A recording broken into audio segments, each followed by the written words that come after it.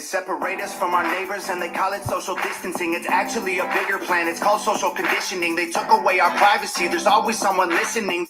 The elections planning riots for the citizens. The government has always lied. It's history repeating. But the problem is the schools dumb you down so you believe them. If you try to speak the truth inside a tweet, then they delete it. Whole administration Satanists who claim they praise in Jesus. Every year there's a new name for enemies that we're facing. It's Al-Qaeda, then ISIS, and now American patriots. Who would have thought those who love the country the most would be hated on by folks who call America home? Both political parties are equally just as evil. They've been working for themselves, don't give a damn about the people. Black, white, yellow, brown, humanity needs you. Because united we stand, divided they will defeat you. Ladies and gentlemen, welcome to the Freedom Forum. It is a beautiful Tuesday afternoon, evening. It's good to see y'all. Glad you're here. Today has been a clusterfuck of crazy. But what can I say? It could have been better. It can always be better. Hi, Debs. Good to see you. Good to see you. Welcome on in. Say hi, everybody. Welcome to the Freedom Forum.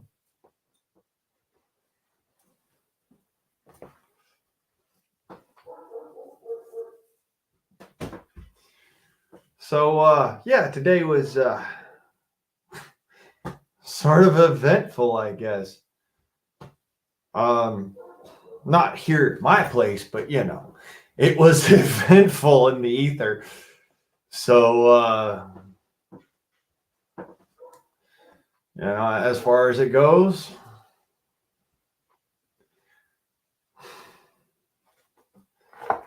what do we do?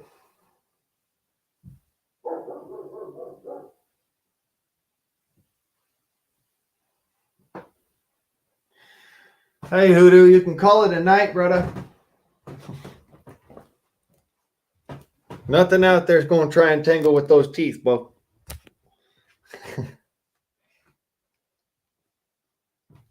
Because why? Because dies mein Hund. I love my dog. Das mein Hund. Oh, wait, let me see here. A little bit of light on the subject. Hey, das mein Hund. It was a big boy. I know. Yeah, use on the interwebs. My boy. I love you, mein Hund. That's the Hoodoo, the big dog, the doggo. That's mein gut Hund.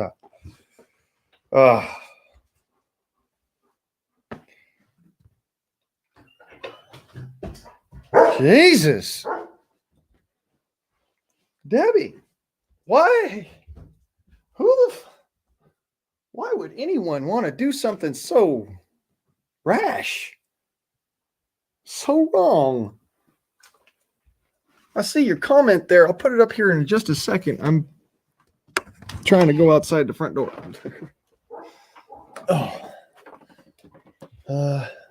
Yes. That can go behind me. This can go over here. Yo, shit. Yeah, this. How? Why? Who would do such a thing? Oh, I got you. Some asshole who just couldn't stand that somebody else made a bad decision. Or that, for that matter, somebody made you make a bad decision because you had to avoid traffic. I mean, I know how it is. Believe it or don't, I've had people attack me in the middle of freaking traffic for that crap.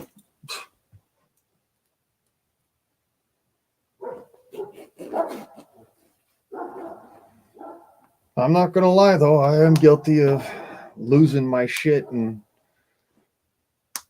not necessarily chasing somebody down and throwing transmission fluid in their fucking passenger seat. I mean, come on. That's just childish. That's childish bullshit. I'll chase somebody down and get their license plate number. Like, this is somebody to avoid in the future. But, who would do such a thing? Jesus, what? He wept over the just the destruction of good and righteousness. And I look at this and I say, this is the connotation for that particular sentence. It's not just a slur, it's Jesus wept.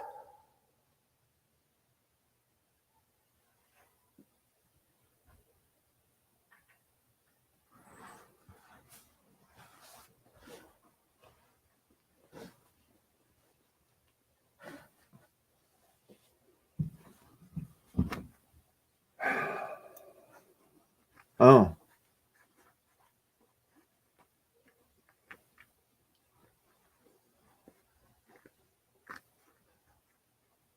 okay. Tranny fluid was separate. Okay. Yeah. Now, like I said, I'm guilty of chasing people down to get their license plate numbers because, like, yeah, dude, you try to run me off the road, I'm gonna find out who you are so that you don't do it to me in the future. That being said, I'm not gonna go and try and run you off the road. Um,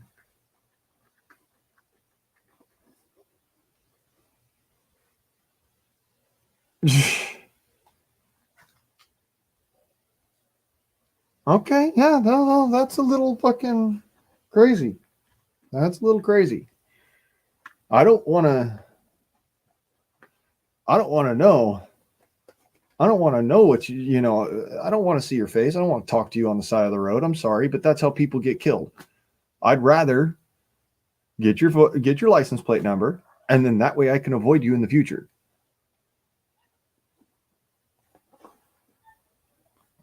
And it's that simple for me.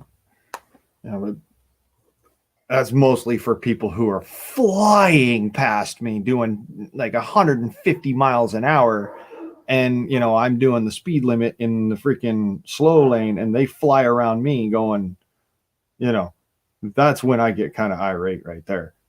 So you can kind of understand I'm a little more conservative than most road ragers. Jesus.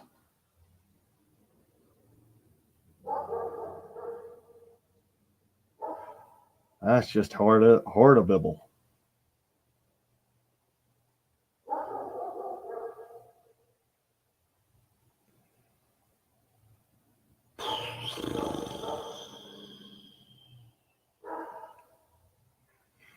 Yeah.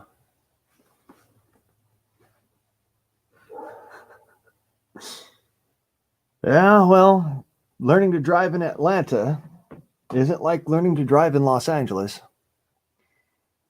Luckily enough, I learned to drive in Los Angeles so that, I can avoid stupid 98% of the time. I've had 2 accidents on my record. Okay, 3, but not a single one of them was my fault. And not only that, but all of those instances were ones that could not be avoided by anyone. A professional could not have avoided those. So I'm really proud of my driving ability. Really proud of it. I mean, yeah, you get run off the road by somebody who's crazy and it gets you killed. Guess what? They're to blame, but if you could have avoided it,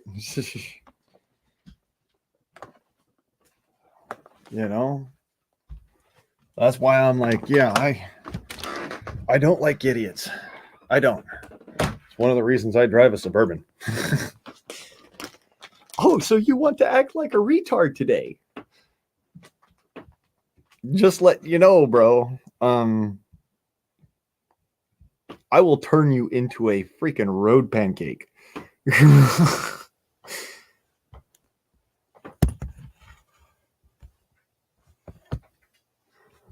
A Dodge Challenger.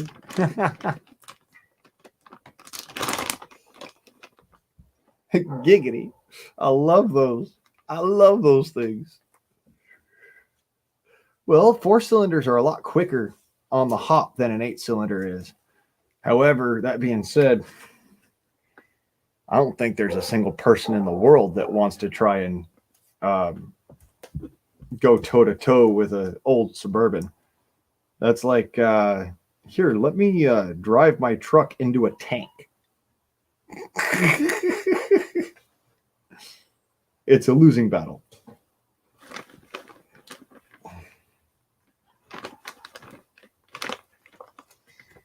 Scat, the only reason why all we see of you is a blur is because you've ratted out your car.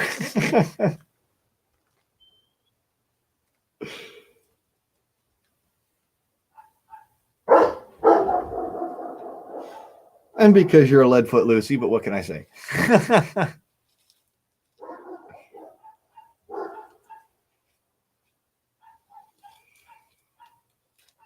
Well, Jeep is known as the country's most dependable vehicle. I mean, designed for a war. That's what that vehicle was designed for, was literally designed for war.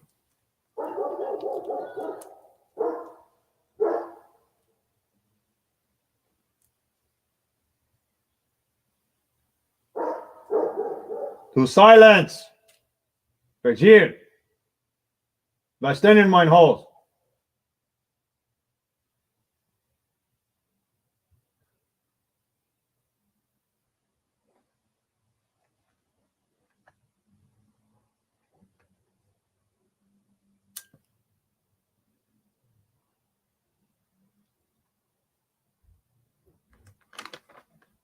Good boy, Hoof. Okay.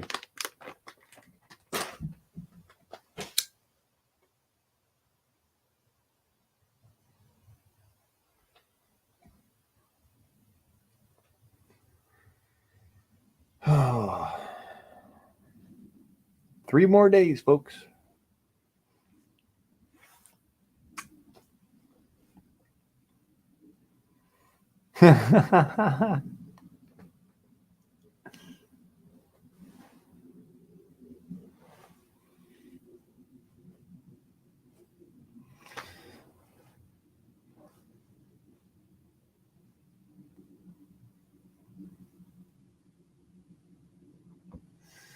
I've always said the world's best car is the driver.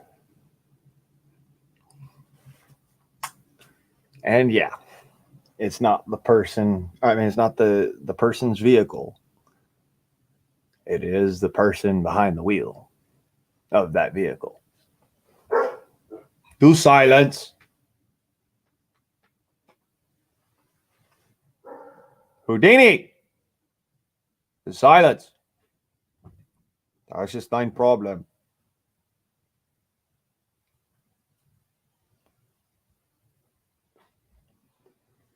Sorry, my dog's setting off the neighbor's dog.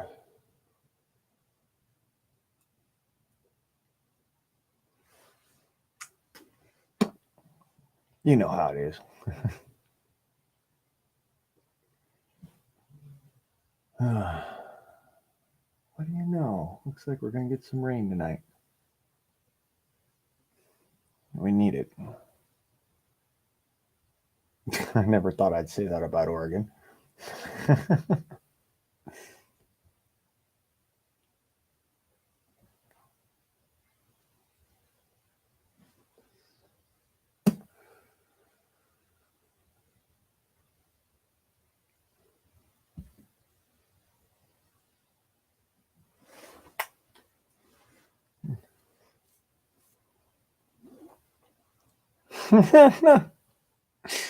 Yeah, me and Nosy on that same level. On that same level. I'm telling you, on that same level.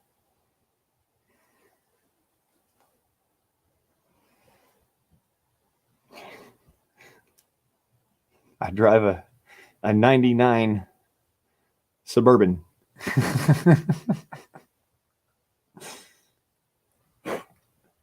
5.7 V8 Vortec engine, and that thing just howls when I step on the gas. Of course, it all sucks gas big time. What can I say?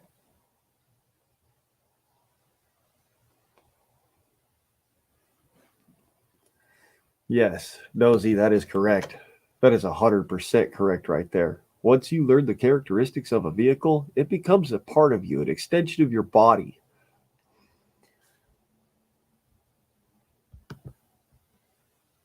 You know? I wouldn't be surprised if that 5.4 liter Triton could outpace my 5.7 liter Vortec. It's just a little bit, though. Just by a little bit.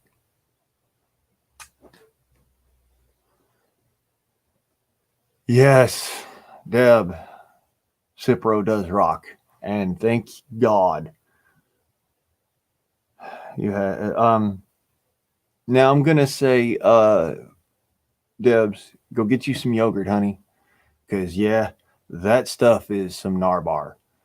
You know, when you talk about some heavy duty antibiotics, yeah, it'll clean you out. It will. Cipro definitely will, but it'll kill off everything in your gut. You're gonna want to. Well, 1,000 milligrams of Cipro a day. Holy shit. What, did you have anthrax poisoning or something?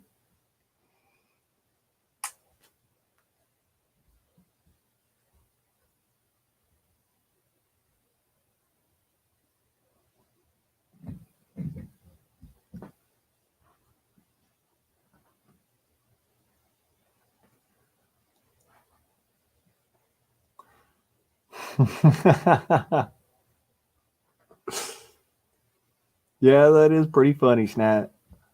There, Scat. That is pretty funny. I used to love doing that with my little Sunfire.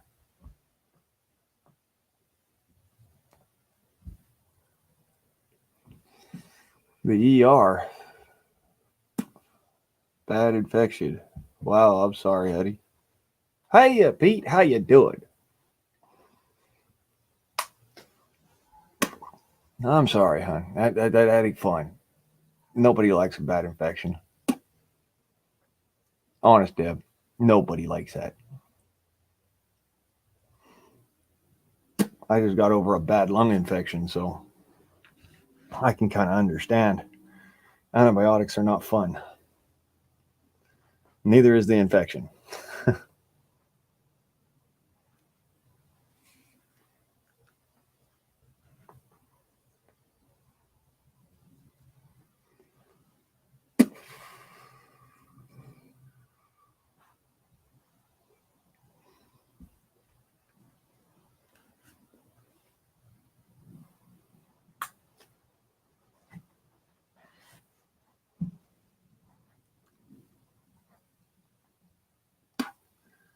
Kidney and them ain't fun neither, especially if they get bad. Oh,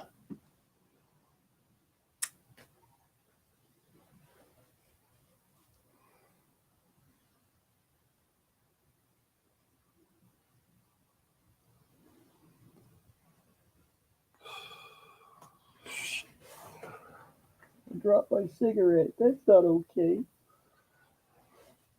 Okay, I got it back. That is okay.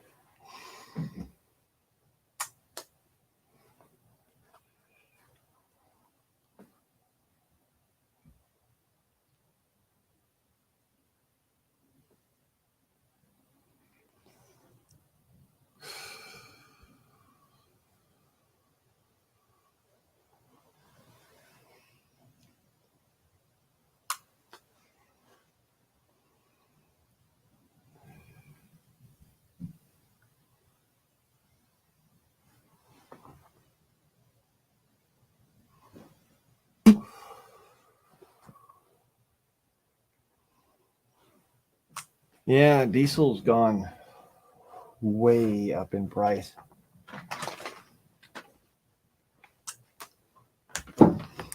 Way up in price there, Pete. It's gotten outrageous. I'm actually kind of glad I didn't buy a diesel vehicle. Honestly, because the price of diesel is just stupid. The price of diesel is stupid. And what are you going to do, right?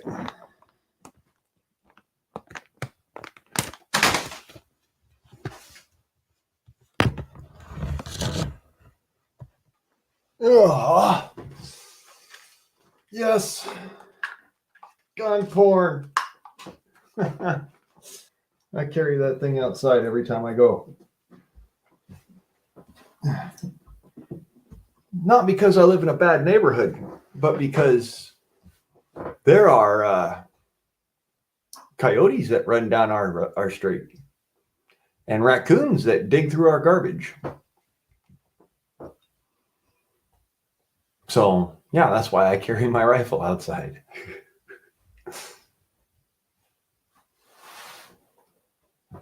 Of course, you know, if stupid decides to show its ugly head, well, can't blame me for being ready, right?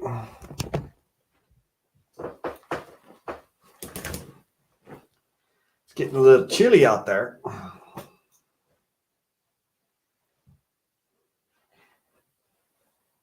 Diesel engine oil.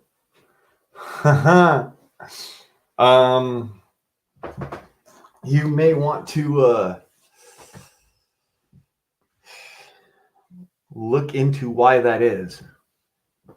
People are buying that stuff up left and fucking right. And also, your vehicle might have an issue that sucks up oil. Diesels normally do anyways. They're leaky sieves, but you know, you might have an issue where it sucks up oil, so you might want to look into that as well. I'm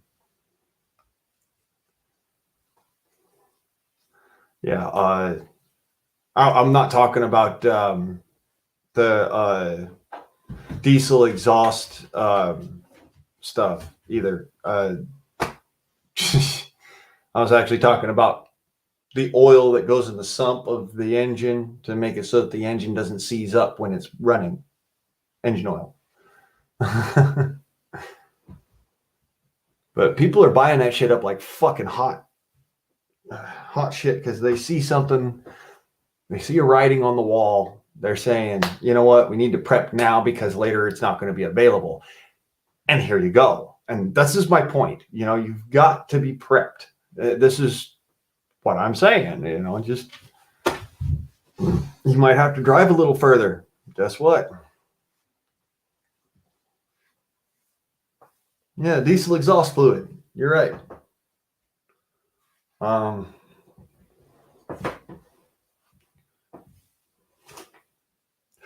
yeah, rear end oil is gear oil is a pain in the ass to come by. It's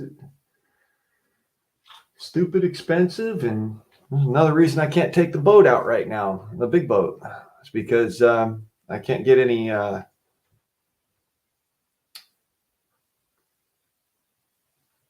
gear oil for that, and I you know, the middle cylinder ain't running right, so.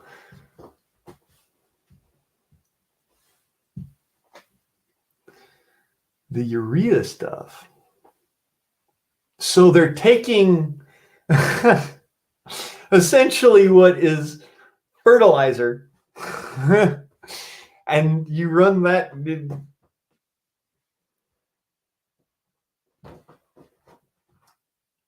And people are wondering why plants won't grow and stuff like this. This is what I keep on saying. You cannot mix certain chemicals and expect to get a good result out of it. And those are those chemicals I'm talking about.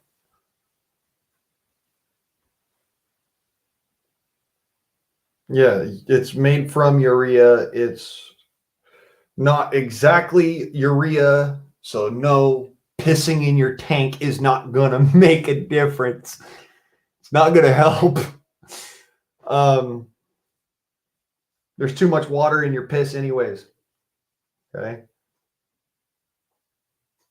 Yes, you actually have to make it. It's not just piss.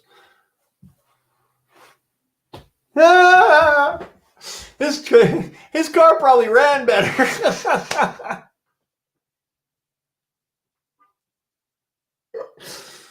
I joke, but you know.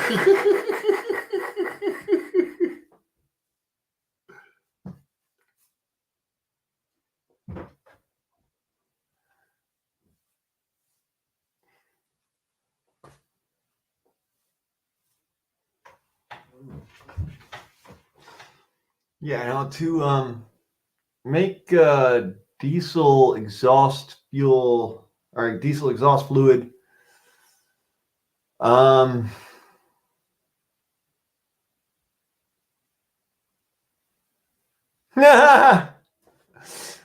diesel exhaust fluid, you have to take urea and desiccate it so that there's no water in it. All right. And then you take that urea and you add it to, I believe,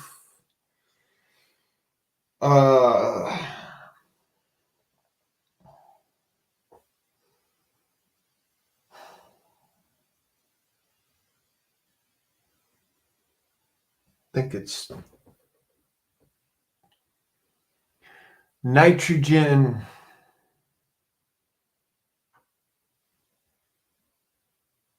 Or no, it's not nitrogen. It's that's fertilizer. I'm not thinking straight. Urea you add to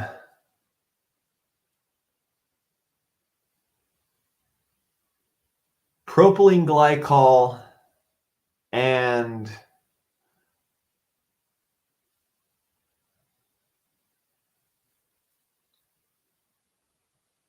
ammonia.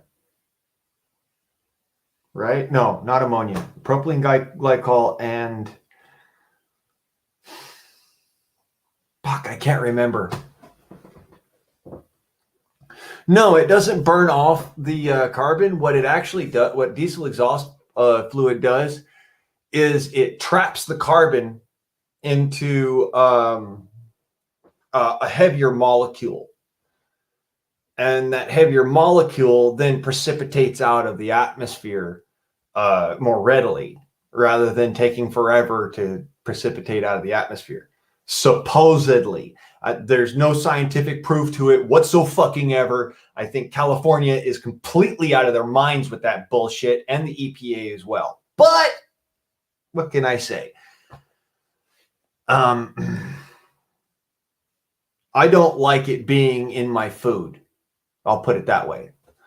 You know, I like my plants to grow without having diesel hydrocarbons, unburnt diesel hydrocarbons being uptaken by the plants,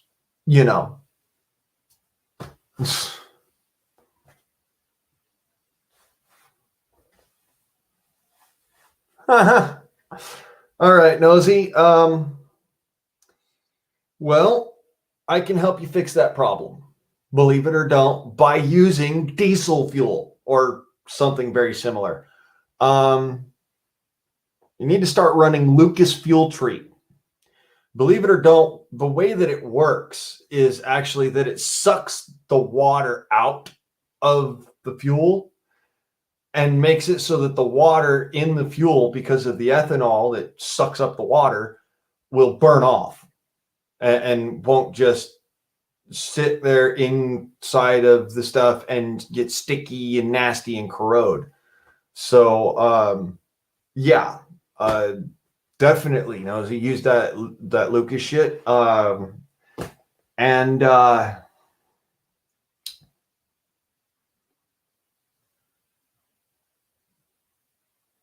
Keep your spark plugs clean.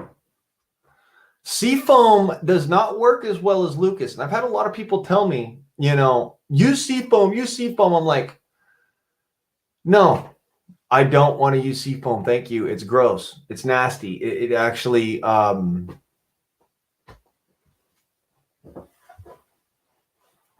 yeah, it stinks. It really does stink. It stinks in a way that, you know, that cannot be good for my motor. I'm smelling things that you normally only smell when you're burning the freaking platinum off of your spark plugs, or burning the catalytic converter up. That's why I don't like seafoam. It actually makes that smell, like that metallic-y kind of smell that you just, it can't be good, in my opinion. That's my opinion. Sure, it might make the motor run a little better, but you know, that's where I'm coming from. I don't use seafoam. I use Lucas only. Only Lucas. And that's because what's in the Lucas that differs from the seafoam is the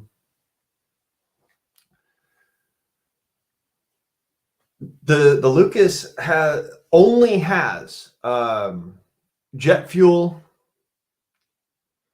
kerosene, and what they call non-corrosive emulsifiers. The seafoam actually has corrosive emulsifiers in it. Yes, it has a little bit of jet fuel in it too. It has a little bit of kerosene in it, but it's not. It's not that great, in my opinion. I've blown up a car using seafoam, and using Lucas, I've never had an engine blow up on me, ever.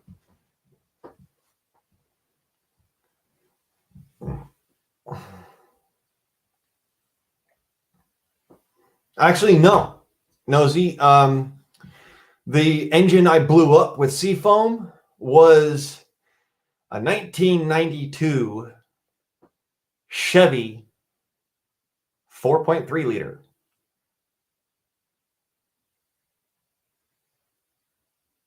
No.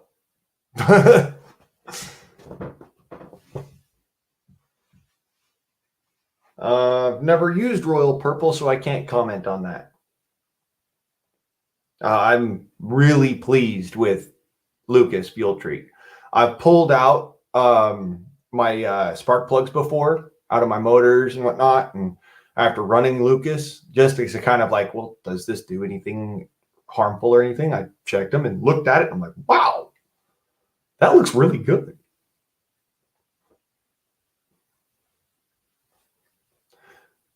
Yeah, the Vortec V6, the original Vortec. That's what I had in my truck. And I blew that up with seafoam.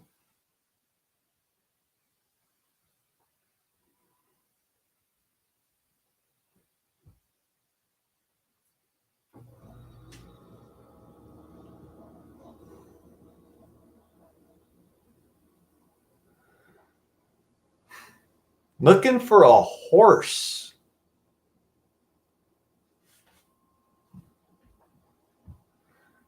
Well, Pete, it's a good investment most of the time. They're expensive upkeep. They're difficult upkeep. And they're dangerous at both ends and crafty around the middle. So, you know, Arabians are a little bit less so. They're more docile to an extent than like an American Mustang. But that being said, I don't like horses anymore. I used to love horses. I can ride horses. Okay, I used to literally ride horses all the time. All right, I rode horses with my cousins. I rode horses with my parents. I rode horses with all sorts of folks. I don't mind riding a horse, but let me tell you something about that upkeep. Holy crap. unless you can do it all yourself, and I mean all of it, the veterinary, the freaking farrier, the feed, the nutritional, the dental health care and dental hygiene, the main hygiene, the hide hygiene. That's a lot. All right. Horses are dirty animals, very, very dirty animals.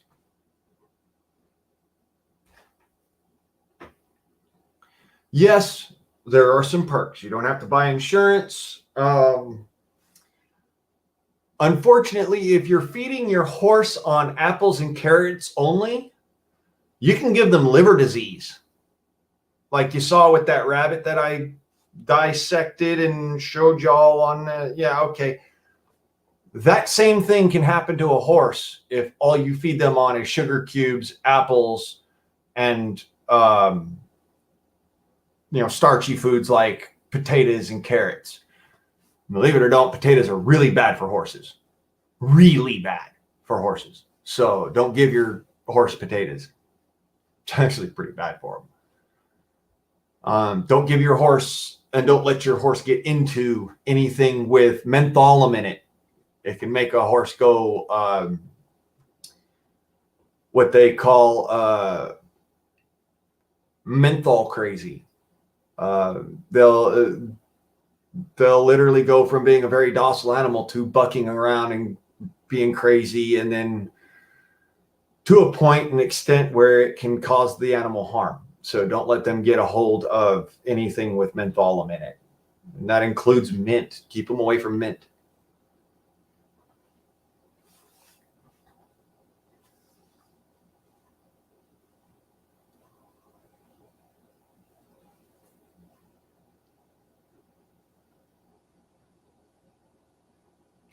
I would not feed a horse kebab.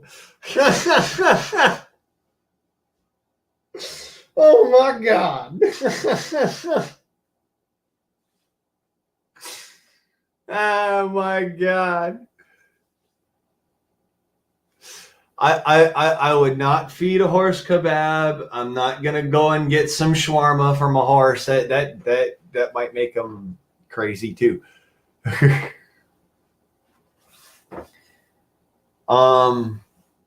Actually, the best thing for horses, believe it or don't, is 20% alfalfa, 10% bed straw or other straw, and about 50%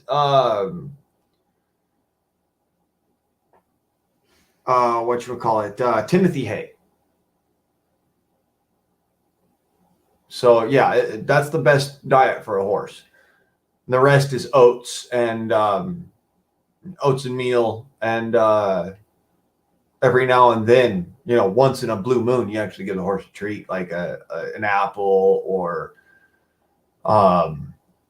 heaven forbid, a sugar cube. I mean, they can digest sugar, so it's not that bad, but sugar has been shown to cause cancer in lab rats, rabbits, dogs, goats, sheep, and cows. There's never been a study on horses, so we don't know.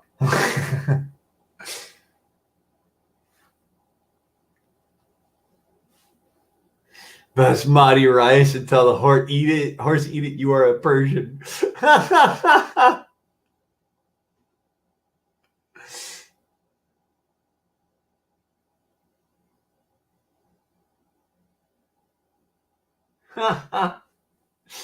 It puts the lotion on its skin, or else it gets the hose again.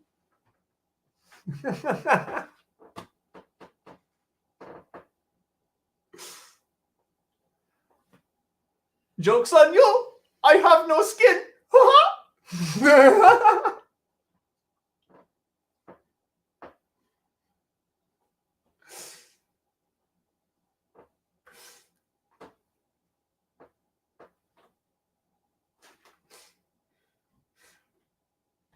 I used to be a bummer, but now I'm just me. Well, why don't you do that anymore, Ahmed? Because I don't have the guts.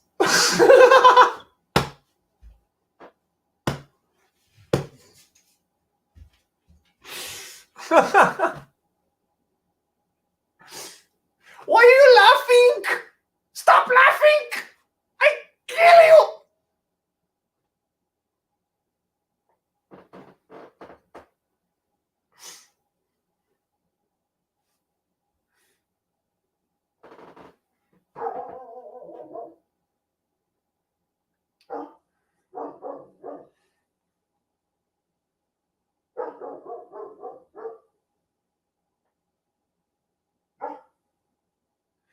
All right, Nose, you have a good night, brother.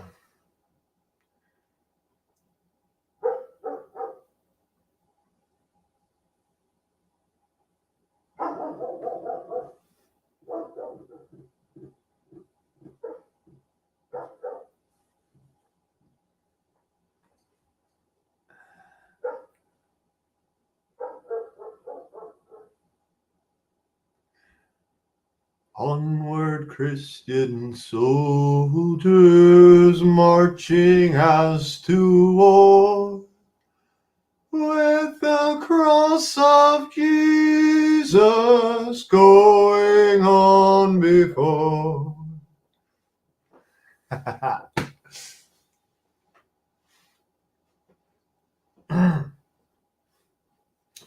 I've forgotten most of the words to that song. Isn't that funny? Like, there's some folks out there, they can remember songs from fucking start to finish. And they're like, you're not singing it right, didn't hear me. And to those people, I have to say, most of us have forgotten more song lyrics than you'll ever learn.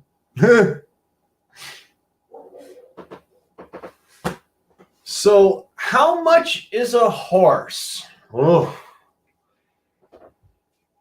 yeah, they ain't cheap. You could sell your house and buy a horse, and you'd still be in debt. I want you to think about that for a second. You could sell your house, $500,000 house, and still be in debt. All depends on the horse.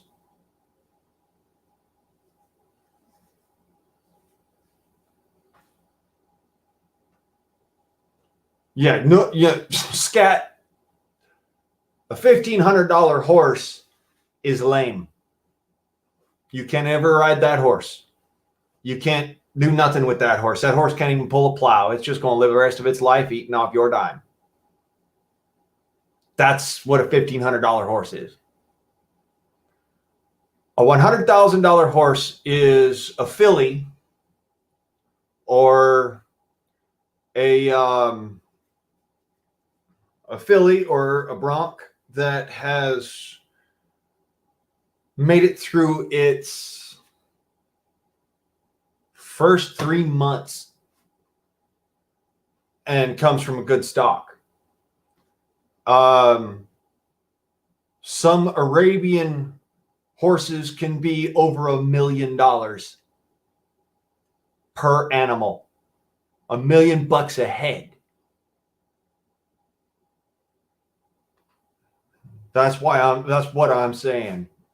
They're not cheap. And that's just the price for the horse. That's not the price for the trailer. That's not the price for the feed. That's not the price for the veterinarian. That's not the price for the farrier. That's not the price for shoeing that horse every couple of weeks. That's not the price for the saddle, which is probably around $1,500. My uncle made a saddle when he was a younger man that I would appraise at around $70,000. Okay. Then it's a roping saddle. It's just basic roping saddle made of bridle leather and soft leathers for the seat. And, you know, it's a nice saddle. I'd put it around $70,000 in this economy.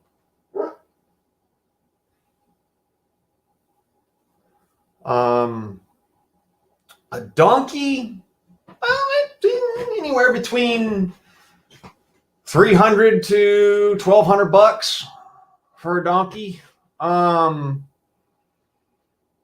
But you'd be better off getting a mule. They're about the same price for an animal that's not even close to as stubborn. So, you know.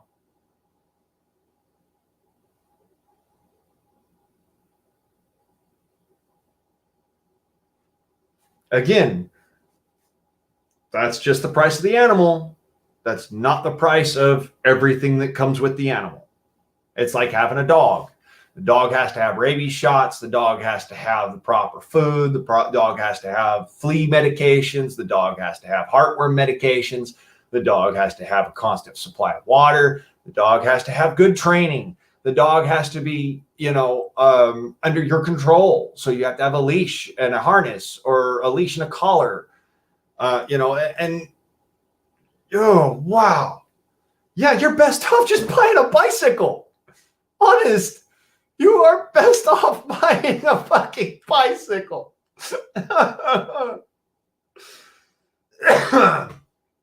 Actually, you're even better off buying a motorcycle. A motorcycle, it's about the same price as a horse. I mean, not even as a horse. You could buy a really fucking nice motorcycle for the price that you would pay for a horse. I'm talking a Harley Electroglide, all right? I'm talking a Harley Road King, and still have some money left over for all the other cool shit that you need to ride the motorcycle and be able to pay the taxes with it. You know, this is my point. Yeah, you could buy some of these. You could buy a quad for like $1,000, man. So that's my point. You can buy a freaking bicycle for $150 at a Walmart, and those are actually, you know, okay bicycles. You could go and buy a really, really, really fucking nice, world-class, top-of-the-line bicycle for the price of a donkey.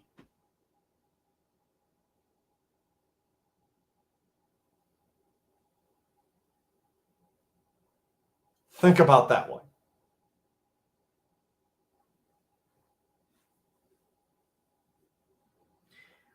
If you traded trees for a horse, let's see here, the going price of felled timber.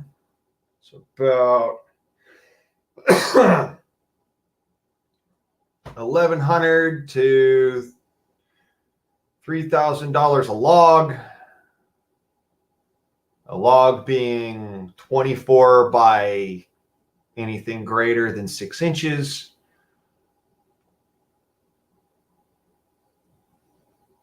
You'd have to trade a truckload of logs for an actual truckload for a horse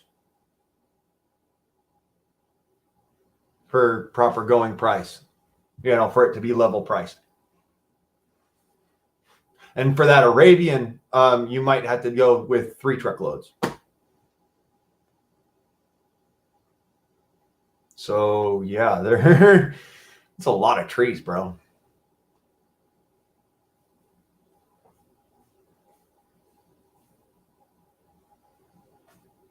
Now, there's a difference, though.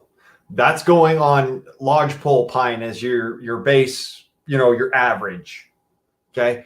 If we're talking something like mesquite, which predominantly grows down there in Texas a lot, so you find a lot of mesquite. If we're talking mesquite, that could be upwards of $10,000 a log. the wood chips are worth money. So, mesquite. If you got enough mesquite to do it, you can do it.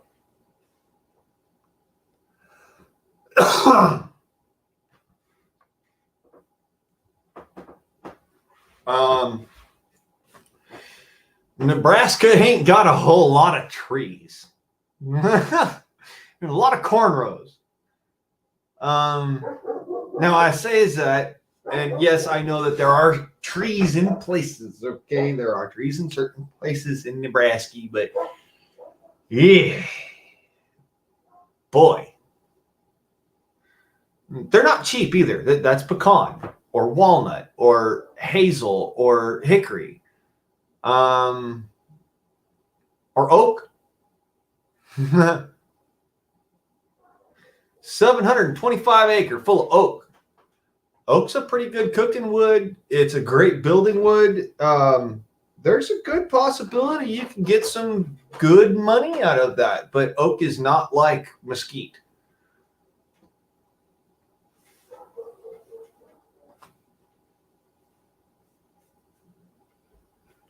Yeah, Nebraska is a Pete stop.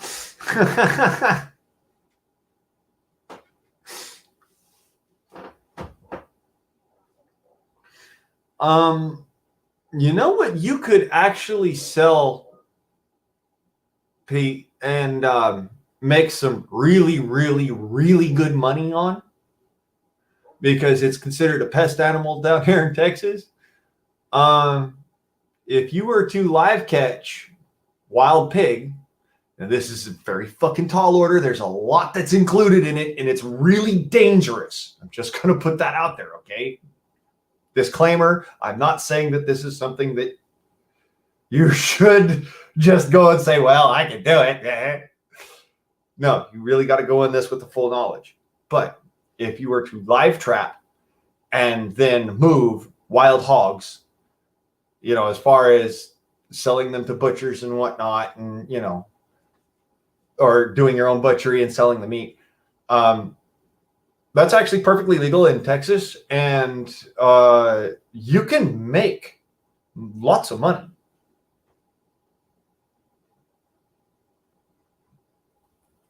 Everybody likes bacon. Some of the best bacon I ever had in my life, I got from a freaking wild pig I shot. So, yeah.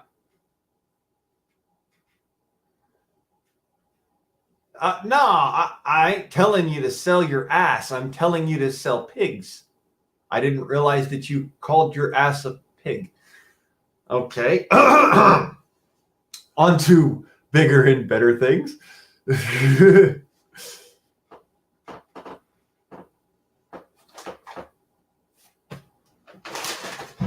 Oh, man. Y'all making me fucking nervous over here. I'm thinking I might have to go shoot something.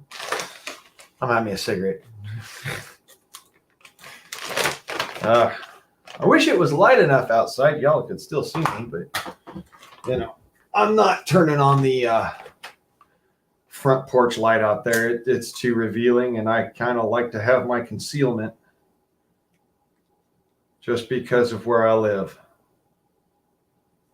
If you don't know, I live, I guess you could say, in Oregon. During the meantime. So, this is just me being, this is me having the ability to have a roof over my head and have guns next to me. Well, my air guns next to me, because my mom doesn't like me around. It doesn't like me having guns at the house out there in California, because she's not big on having guns in her house. That's not to say that she doesn't agree that I should be allowed to have guns. I've got this straight from this woman's mouth. She says she'd be really happy if everybody thought like me. She'd be really happy if everybody had guns and thought like me. because she's seen how I act with a gun. I'm very conservative with it, very down to earth, and only for personal protection and hunting, not for going out and murking motherfuckers. That's what I'm about with a gun. So she's all on my level of like, yeah, you should have a gun, Blaine, but they won't let you have a gun. These other people that are getting guns shouldn't have guns. I'm like, well, actually, they have just the same amount of right to have a firearm as I do. The difference is that they are getting guns and they don't respect that right. I do. I respect that right very, very much so. Let me put it this way. I wish I could have a firearm. I would love to go duck hunting again. That was one of my favorite things to do when I was a child. Me and my dad would go duck hunting every weekend during duck season. Every weekend. I was his best duck dog because I could actually tell you, hey, ducks. It'd be like, that was our code word for everybody down hit the ground so that, dad doesn't hit you with the shotgun. Duck!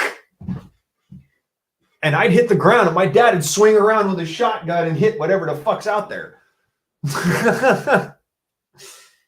So, yeah, we used to love duck hunting together, and I never got to go duck hunting with my dad as an adult.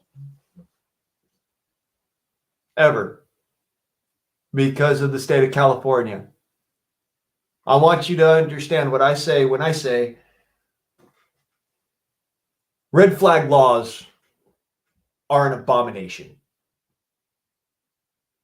They should never even come into a conversation. They should never be a preclusion for anything. They should not exist.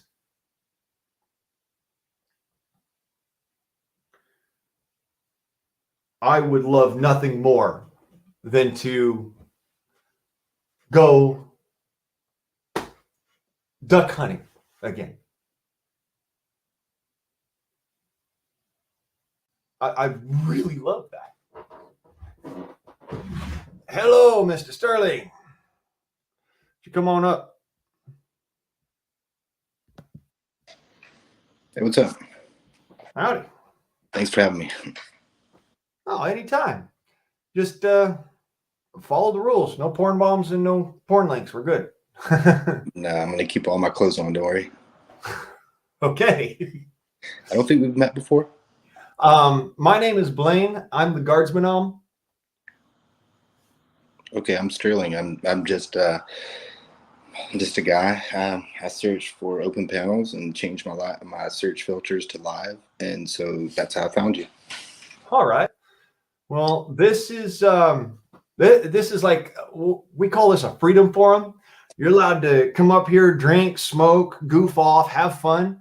Just like I said, no buck ass naked, no dancing on tables. Nobody joke around. Trust me, nobody wants to see that. I get it. Well, yeah. I guess I've been kind of in the mood today, man. I didn't know, but like I've been bouncing off of some of these channels and keep getting into arguments with people. I think maybe I'm having one of those days where I want to argue. Oh, that's all right. Argument is just, another way of saying a good conversation. Maybe, but I want friends, and you can't make friends if you go around arguing with everybody. Yeah, that's why we try to stop. We have our debate. I'll call it a debate, and then when everybody goes to walk away, we all walk away friends. You shake hands. The modern American equivalent of EO redneck at the bar. That's basically what that is. Yeah, I'm from South Carolina, so I know all about that. Yeah.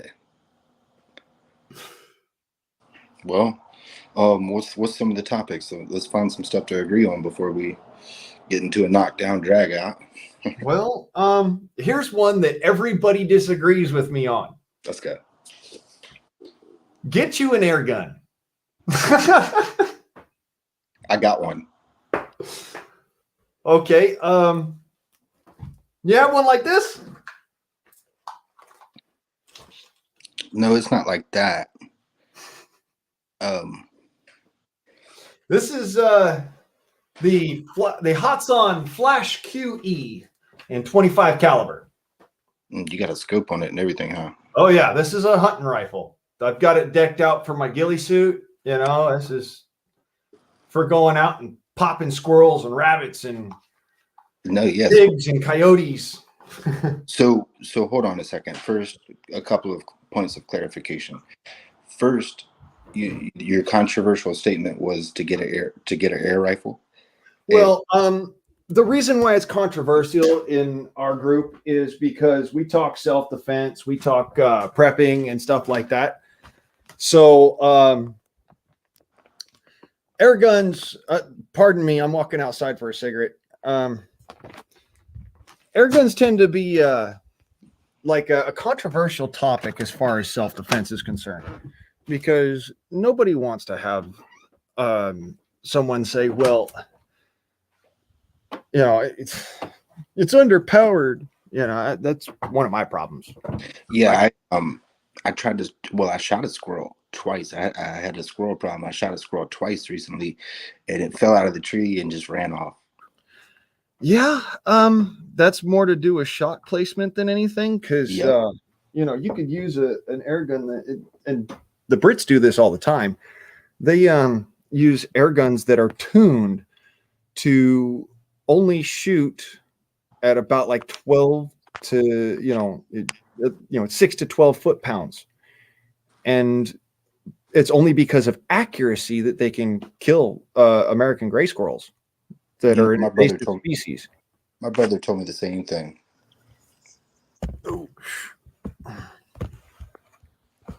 So, and he's right about everything I should have believed in.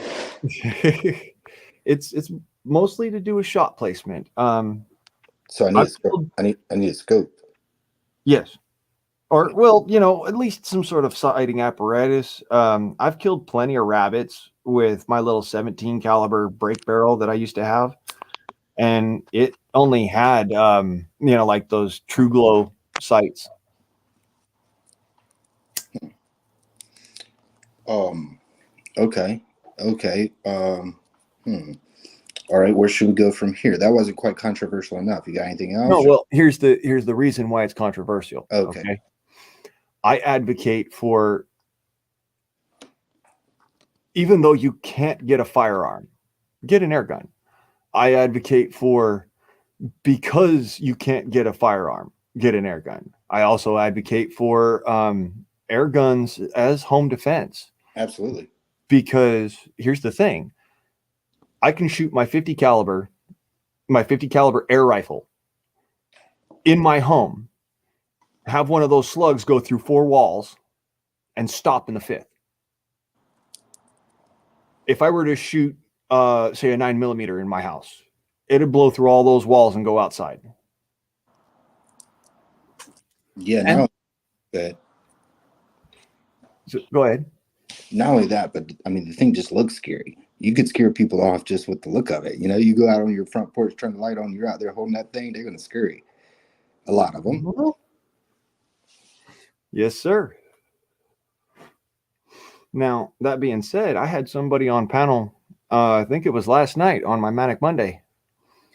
They came up here and was asking, well, but why air guns ain't nothing, it convinced me about an air gun. I said, all right. So I showed them the Hatsan Blitz. And this guy's like, wait a minute, that thing's fully automatic. It can't have any power. And then we start watching the video, and this guy literally tears a watermelon apart. With an air gun? With an air gun. Damn. Yeah, full auto, completely legal for anybody. And, it goes all the way up to 30 caliber. Yeah, and plus some people live in the city, like right here, you couldn't shoot anything more than an air gun off. Like in where I live, like, it would be illegal to discharge something other than probably an air gun, right? Yeah, in a lot of places, it's illegal to discharge a firearm. Certain city ordinances and whatnot, and even for that matter, what's called a fuel jet gun. That includes any break barrel air gun and any air gun, or I mean, sorry, any potato gun is considered a fuel jet gun. It Mm. uses the combustion of the fuel in it to actually cause that projectile to come out the barrel. Well, I never heard of that.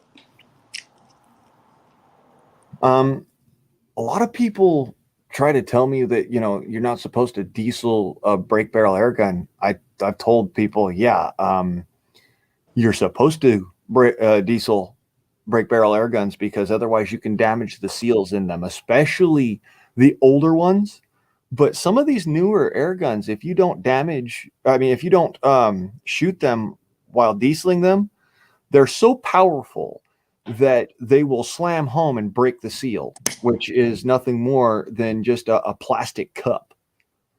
So it's actually very important that you diesel them. Yo, I'm having problems hearing. I'm gonna drop down and come right back. All right.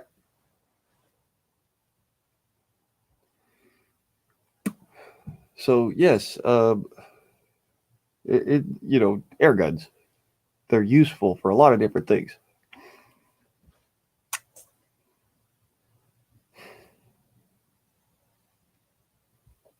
All right, welcome back. Oh yeah, I think I can hear better this time. All right, so I was saying diesel your brake barrels. If you have a brake barrel air gun, a Springer, yeah, those ones you really should be dieseling them. That means you put a little drop of oil behind the pellet, and that's after every pellet, so that it has the ability to have it so the seal, the piston, doesn't slam down every time that you fire it. Did you say y'all also talk about prepping? Yeah, quite a bit. Stack it to the rafters, sort of thing. I'm a little more interested in that subject, if you don't mind. Can we talk about that for a minute? Sure. All right. So, okay. All right. Where do I want to start? Okay. Boom. Let's say I live in the United States. Okay. And, I own no assets, no house, no car, no nothing. And I got $100,000 cash. Well, what should I do right now?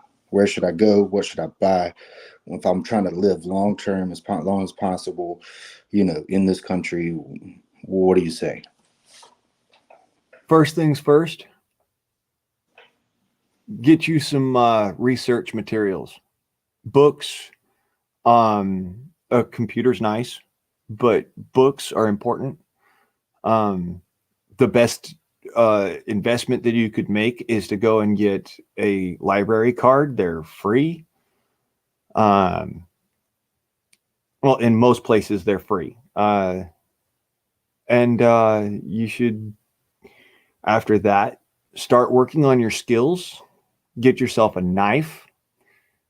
Learn how to make fire. And get yourself a reliable projectile tool. Those are the big ones. Once you've got that taken care of, then you should start working on shelter. Mm-hmm. Some form of a shelter, even if it's, just a pop-up tent, it's shelter. And get you something to carry it all in. Because obviously, you don't have a house, you don't have nothing to store everything, so you're going to need to carry it with you. Should I get a house of some sort, or should I always stay like mobile? Well, you've got $100,000, so you should stay mobile. That's going to give you the best longevity.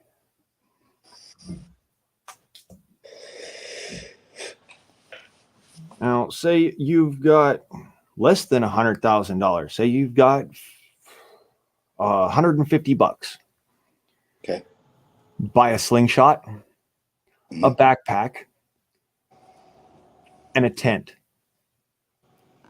and a Bic lighter. Learn how to use them.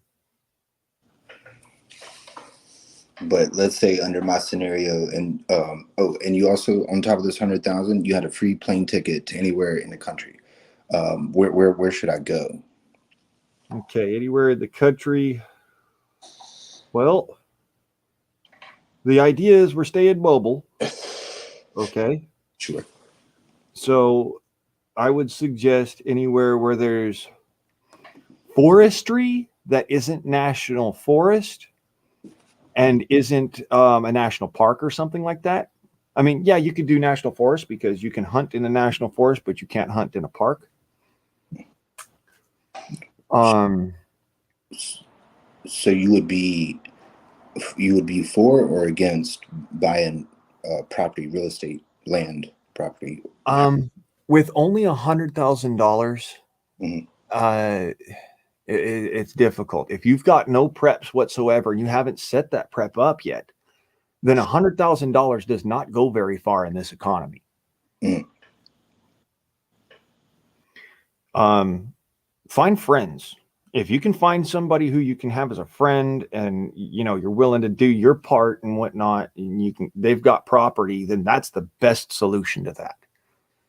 If you can't, then my suggestion is like national forest, desert areas, anywhere where people are not at, because you're going to have a better chance of survivability not being around people. It's just it's a reality. So, and under that where I'm staying, I don't got like how much money I spent, and how much do I still have, and what do I do with my remaining money? Your remaining money should be utilized for those comforts that you need, like a toothbrush, like basic hygiene kits, stuff like that, medical kits. One of the most universal medical kits I've ever seen was a bottle of whiskey. So But and you've already bought all these other things. I would suggest, because even though it's only got about the range of a bow, but it's still more effective than a bow because you can carry more ammunition. I would suggest getting an air gun, a really nice one.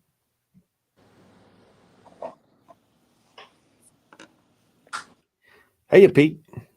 Hey, what's up, Lane? Well, the first question is, that's do you have land, Sterling?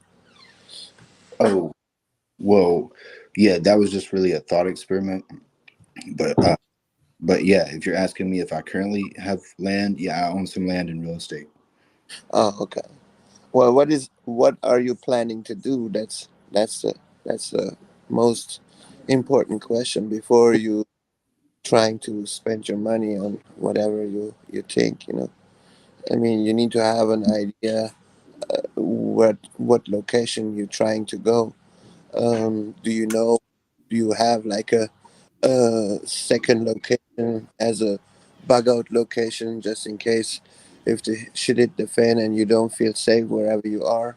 You know, No, these are that's the most important question in my opinion. Oh no. yeah, I forgot. One of the other things that you should get, as far as the thought experiment is concerned, is a form of transportation, even if it's a bicycle. Hmm, hmm. I mean, Trust me, you I'm not can do trying- 20 miles in a day on your feet, but that's only the best of us can do that. You can do 60 miles in a day on a bicycle if you can do 20 miles in a day on your feet. I mean, I'm not trying to advertise, Mhm. even though I am at the same time, but um, you should have at least a group. You shouldn't be by yourself. I don't know if you have. wife, children, or whatever. But I'm staying with my family on 725 acres. We are 16 families, and we're still looking for people with skills. I don't know what kind of skills you have, but you should have definitely a group. Don't listen to these other people. Oh yeah, I don't trust nobody and all that crap. You do need in war. You need a group. You're not gonna survive on your own. I You promise know, that. I, I think I've heard you speak before. I'm not sure if we've interacted directly, but I think this story sounds familiar, and I think I may have heard you speak before. Yeah, I've been probably on other channels. Okay. Well, hopefully we haven't argued too much. Not that I know of. Yeah, I'm not. I don't know. I definitely have heard you speak, but I don't think we've had a back and forth. But thank you for telling me that. And to answer your question about skills, my skills are in modern medicine, if you include that as a skill. Yes, it is. That's a huge skill. But Yeah. but mostly in drugs themselves, pharmaceuticals. Oh, okay. So, like what? You can make pharmaceuticals. You're a pharmacist technician. You're a pharmacist aide. Oh, You're a nurse. yeah, I got a doctorate in pharmacy. Okay, so you are a pharmacist. Correct. Okay. Well, that's a skill we're missing on our land. Well, shit. So yeah, I know all about, virtually every medication that there is, what it uses, what it's used for, what the side effects are, what the dosage should be, well, Right. pretty much everything there is about prescription medication. That's pretty cool, man. I mean, that's not a skill that you hear every day. Yeah. So Like if you get hurt or so, um, you would be probably the one who's able to create those type of medication that anybody needs. I'm guessing. I don't know. well, if there was, any lingering medications, I would certainly know how to administer them and what frequency and how often and what dosages and all that. Could I deliver a baby? No, but Don't feel bad because a lot of us who are actually trained in things like, for instance, animal midwifery, like myself, um, we can't deliver a human baby. I can deliver a cow. sure, yeah, I can't do open heart surgery, but yeah, um, but yeah, I guess my question was really just like, well, what if I wanted to sell all my worldly possessions and start anew, and I wanted to do it in a way that was most advantageous, to me as far as survival, as far as thriving, not just living, but really thriving. But yeah, I was just wondering from a prepper sort of perspective what you would do. Well, I'm gonna actually look something up right quick, and I'm gonna show you what I'm talking about. Fucking shell phone. Um,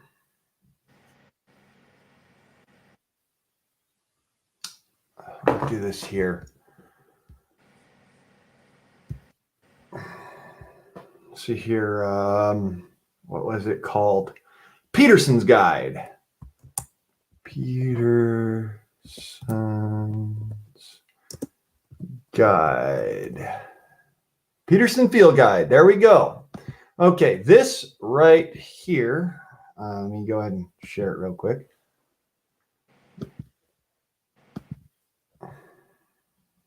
Chrome tab. Peterson's Field Guides. Okay. This right here is the best thing, in my opinion, that you could purchase for survivability. All right. The medicinal plants and herbs right there, top of the freaking list. All right. Peterson's Field Guides are some of the best books. These are actual books, not PDFs, books that you can go and use. And they're references you can use in the field. I don't know if you know this, but in a lot of places in the United States, cell phones do not work. So you can't just look something up on the internet. But if you can pull a book out of your backpack, then you are already ahead of the competition. So yes, definitely Peterson's field guides are awesomeness. Well, especially when the war starts, there will be no phones working anyway. Yeah, that's true. And as far as that's concerned, Sterling, I want to show you this. This is what we were talking about yesterday. The air gun in particular. Let me go ahead and run through this real quick. Back to the air gun. Back to the air gun. And Pete's over there. He's like, dude, you're always touting these air guns. Why don't you tout firearms? Because I can't have firearms, Pete. Well, not everybody is in your boat. I know, but everybody can get everybody can get an air gun. Not everybody can get a firearm.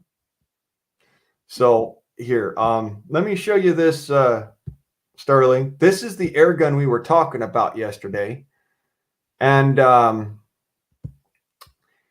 it's the actual gun that I was saying is a fully automatic air gun. Yeah. Yeah, this is that air gun right here. It's the Hatsan Blitz. All right. It comes in all different calibers, 22, 25, and 30 caliber. It goes up to 53 foot-pounds of energy at the target. Okay. And the velocity can be insane with these air guns. How much? 970 feet per second. How much does it cost? Okay. For the refurbished deals, like what I normally look for, you normally get a lax price, a relaxed price. But we'll go back and I'll check you into this one. Where's it? There. The standard Hatsan Blitz comes in at about $1,000. Okay. Wow. Now, yes, it's expensive. This is an expensive air gun. This is the top of the line air gun. Okay. There are people in this country that are fighting over this gun right now. Literally tooth and nail, because for some reason or another, they can't afford it or this or that at the time. And then when they go to buy one, it's not there.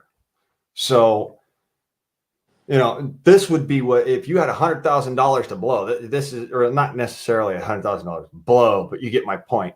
Now, to be honest, Blaine, if I had 100,000, I would get me an RPG.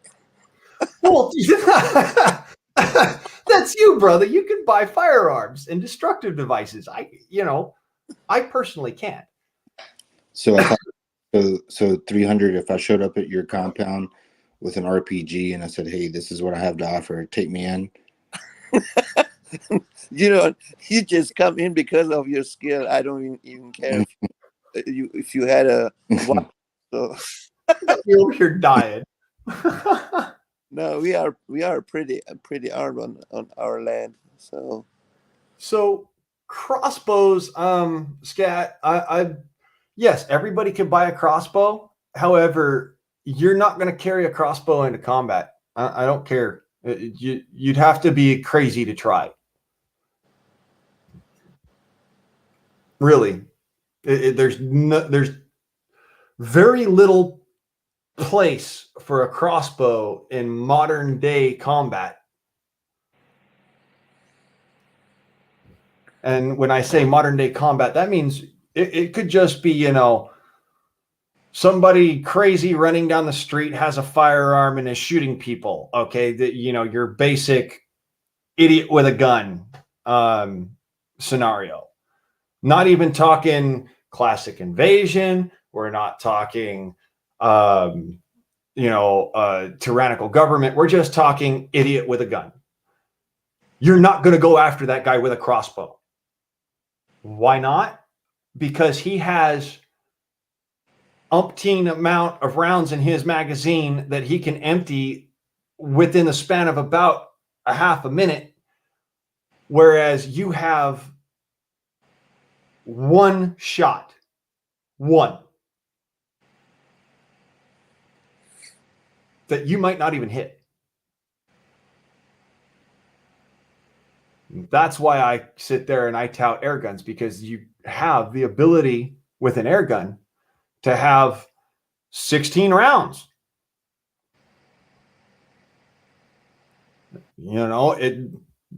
Imagine for a second, you have an air gun like the Blitz here, and it's not just a lunatic with a gun, your basic idiot with a gun idea. It's the classic invasion. Well, you can lay down suppressive fire with this gun. You can't do that with a crossbow. For those who don't know what suppressive fire is, that is accurate, high volume lead downrange. Far as what I'm going to be purchasing for my birthday gun, I want to show you all that one. This is the gun I'm getting in a couple of days, or the gun that I'm buying in a couple of days. Semi-automatic, intimidation factor is there, and it's 25 caliber. I shoot 25 caliber predominantly because that's my favorite caliber in an air gun. It has all the velocity I need, and it still has enough to take down a deer.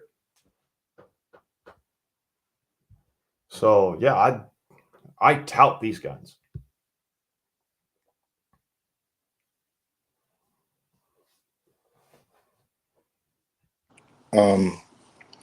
And let's say here in the States, somebody, I don't know your situation, but you said you can't have, you can't own guns. Is that right? I can't own firearms. I can own anything except a firearm, thanks to California's Baker Act. I could still buy any air gun out there. I could still buy any air pistol.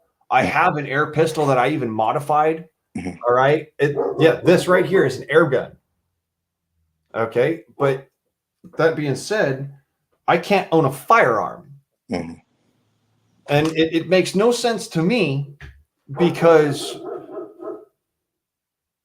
if I really wanted to go and get a firearm and I didn't give a shit about law or anything like that, I could have a gun tomorrow. And I mean that. I know the people that I could get it from. Doesn't mean I'm going to go do it. It just means that if I really desperately wanted that, I could go get it. I don't know. You said, what was the act in California that caused that? It's called the Baker's Act. It's it's the red flag law in California. Basically, if somebody thinks that you might be a danger to yourself or danger to somebody else, and it doesn't have to be your relative, it doesn't have to be your doctor or your lawyer or a police officer or any of that. It could be, Joe Blow down the fucking street. They can actually sit there and call in a 5150 on you, and then the police show up to your house.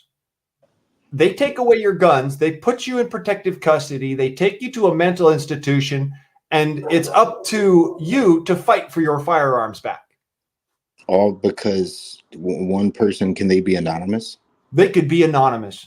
It's And that bad. and It the is that bad. They could be literally Joe Blow down the street calling in an anonymous tip. and so this is fascinating. I've never heard of this, believe it or not. So in this tip, they call and they say what exactly? What's their allegation?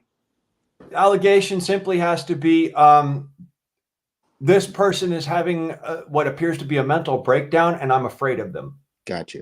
That's all it has to be. It doesn't even have to be, I think this person might be wanting to go kill someone. I think this person might be wanting to go and shoot themselves or kill themselves. It doesn't even have to be that. It's just this person's having a mental breakdown, and or this person appears to be having a mental breakdown, and I'm afraid. Wow. That is actually, and trust me when I say this, if I were such a problem, I would still be in that mental institution. However, I'm not. And still to this day, this is 15 years later, I cannot purchase a firearm. What? Wow.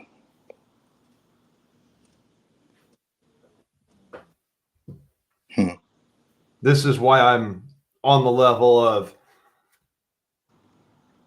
I'm not waiting for my country to tell me I can do something. I'm going to find the workaround.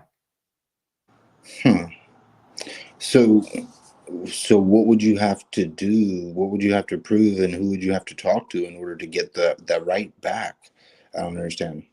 Well, I would have to go back and use every single one of my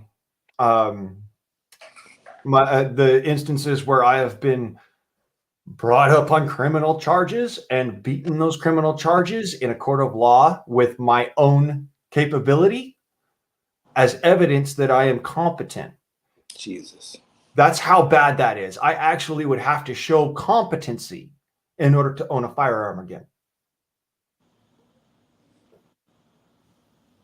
And I've shown competency in a court of law, but that doesn't translate between that court and the mental health courts of the state of California, and for that matter, the United States. Because something that not a lot of people know about as far as the 5150 Bakers Act is concerned, if you have been accused of a Baker Act violation in the state of California or in any other state which holds with the Baker Act, you cannot purchase a firearm in the United States, in any state in the Union. So what if somebody calls and they make this complaint, right? But that person that they complained on doesn't have any weapons registered to them. Like, can the police still come in and look for like? Well, they can't take away anybody else's guns. They can't take anybody else's guns that are locked away and inaccessible to you. So if they're out, like say that you don't have a strong box, or the person who has the guns has a safe, but you have a copy of the key or the code, they'll come and they'll take their guns too.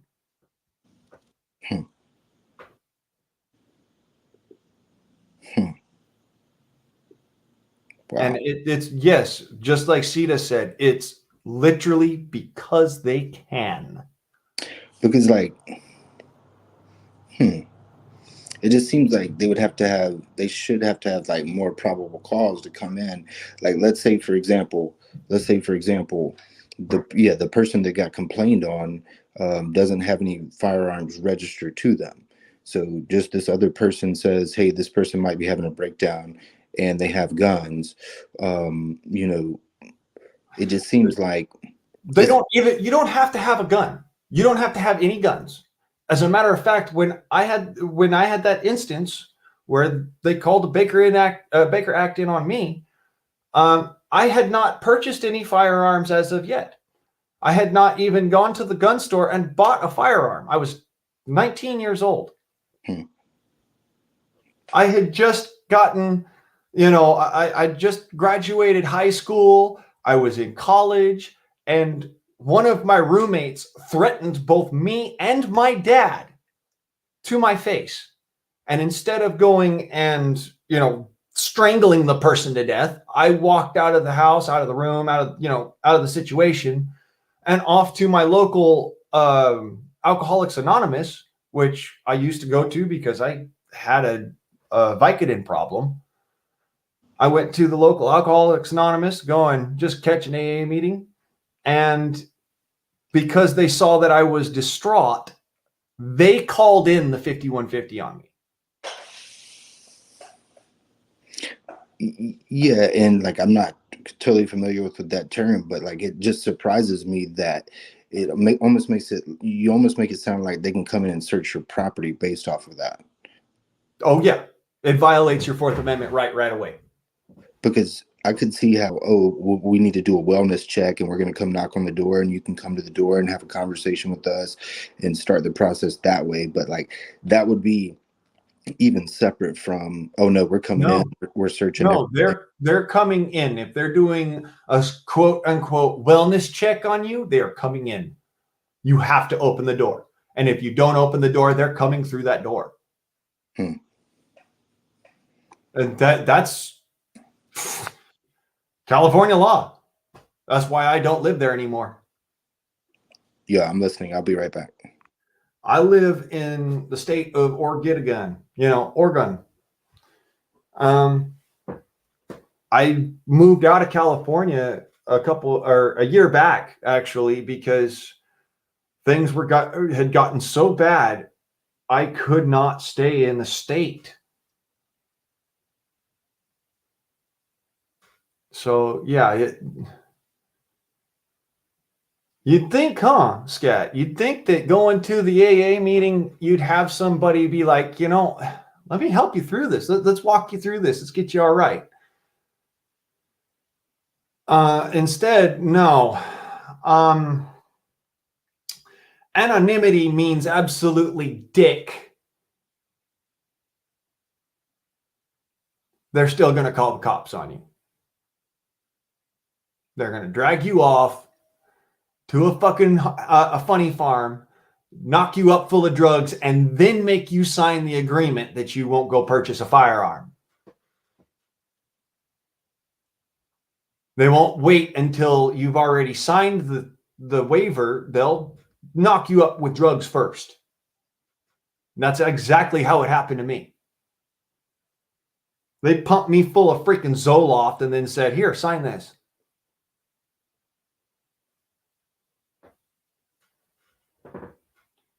So when it comes down to it, I've never actually in my life seen such an abuse, such a flagrant destruction of a constitutional right, or our constitutional rights, plural, as red flag laws. Honest to God, I oh my God, that makes me woosah. You got to imagine that this is a situation where you have no say. You can't tell people, oh, no, I'm not wanting to hurt anybody. I'm not interested in causing harm to anyone. That's not who I am. You say that and they still take your ass to the fucking funny farm. This is why I can't say red flag law good.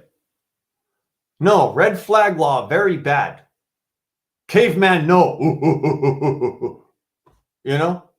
It's a lot of people would actually use the term, it's not rocket surgery. It's not brain surgery. It's not rocket science.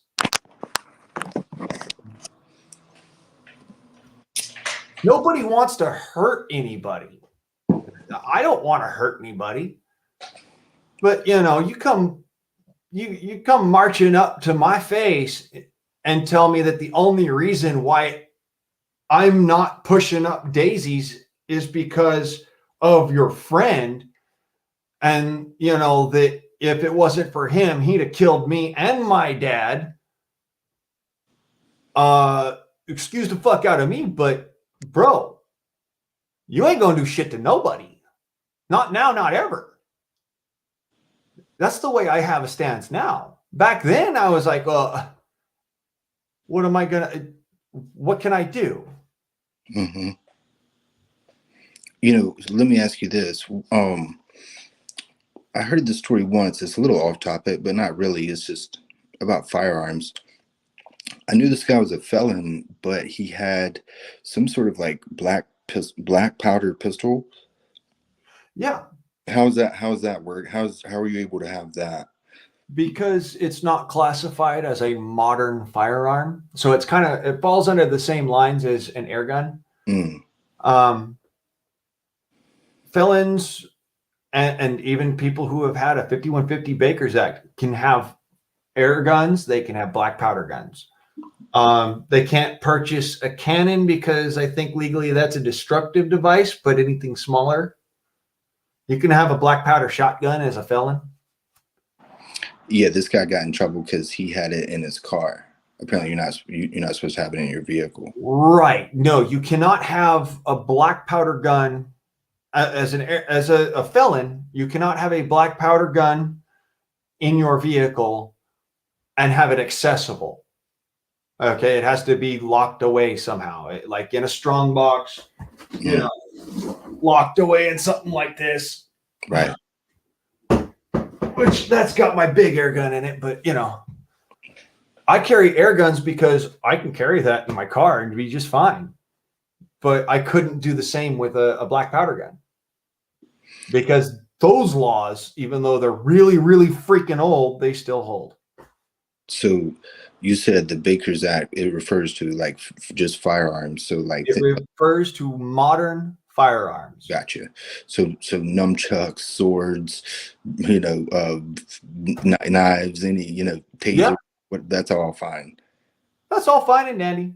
Gotcha. I mean, let me put it this way. This was the knife that my dad gave to me when that gentleman threatened me and him. My dad gave me this knife. That's a lot bigger than just 4 inches. Mm-hmm. Legally, as a felon, you're not allowed to carry that. Oh, I didn't know that. As somebody who's been through a Baker's Act, you can still have that. Okay. Wait, so I could probably Google this. Another dumb question. Did I ask this already? So can felons have like tasers? No. Okay. You can't have as a felon. I don't think you're allowed to have. I'm not sure of this, but I'm almost. You're not allowed to carry projectile weapons. You're not allowed to carry. Okay, that's the thing about the felon side of it. That's not the same as somebody who has had what's called a 5150 or a Baker's Act call. Gotcha. The Baker's Act is simply, it comes after Baker, California. There was a shooting where an individual shot his 3 children, his wife, and then himself with his 1911 and just a 45 caliber pistol. And he had been in and out of mental institutions several times in the months prior. Mm. And so they decided, well, if you've had a mental institution instance or, had mental health problems, you can't have a firearm. And since you can't have a firearm, we're going to take away all your firearms. But you can keep your black powder guns. You can keep your bow and arrow. You can keep your swords. You can keep your knives. You can keep your nunchucks. You can keep your throwing stars. You can keep your slingshot. You just can't have a firearm. I got you. Well, I got you. How long are your streams usually? Are you about to hop down, or should I hop down? No, dude, I go until the wheels fall off. That's how we do this. Well, The cool. Freedom Forum goes until nobody else can. Well, cool. Well, yeah, I hate to ask you all the questions, so I didn't want you to feel like it's an interrogation, but I didn't. No, dude, I've been interrogated before. If I thought you were interrogating me, you'd see me shut down right like that. I just wanted to say I'm open for questions too. Yeah, if actually, let me be honest. If I thought you were interrogating me, I would redirect. That's how I was trained to do it, to deal with it. I wouldn't call it former because I can't be former until I'm 65 years old. I'm a Minuteman. I'm a voluntarily serving militiaman. I've heard of Minutemen. And imagine I can't have a firearm. Right. But I'm a Minuteman. Well, that black powder pistol might be similar. I'm not sure to what they had. I don't know. Yeah, no, the Minutemen of the Minutemen of yore, the Minutemen from back in the day, they carried single shot rifles, single shot pistols, all of them black powder. A couple of Minutemen carried air guns, believe it or don't. There's an air gun out there called the Girardoni air rifle. It was originally designed, I believe, in the early 1700s. And it was designed by an Italian man and sold all over the world. It was utilized by the Prussian giants, the Prussian military unit back in the 1700s, is the 1760s. And a lot of, or not a lot, but a couple of Minutemen actually had air guns. They don't go and put that out there for, everybody to learn in history because it's not the pretty side of it. They're saying, well, it's an air gun, so it can't have the power. I don't know if you've ever heard of this, but Lewis and Clark carried 2 of those air rifles with them on their expedition. And because they had those 2 air rifles, they were able to hold off an Indian attack for 3 days. I didn't know that. Yeah, all because of 2 air rifles. Their black powder had gotten wet by trying to cross a river. So they didn't have any powder for working their black powder rifles. And so all that they had was those 2 air rifles. Mm.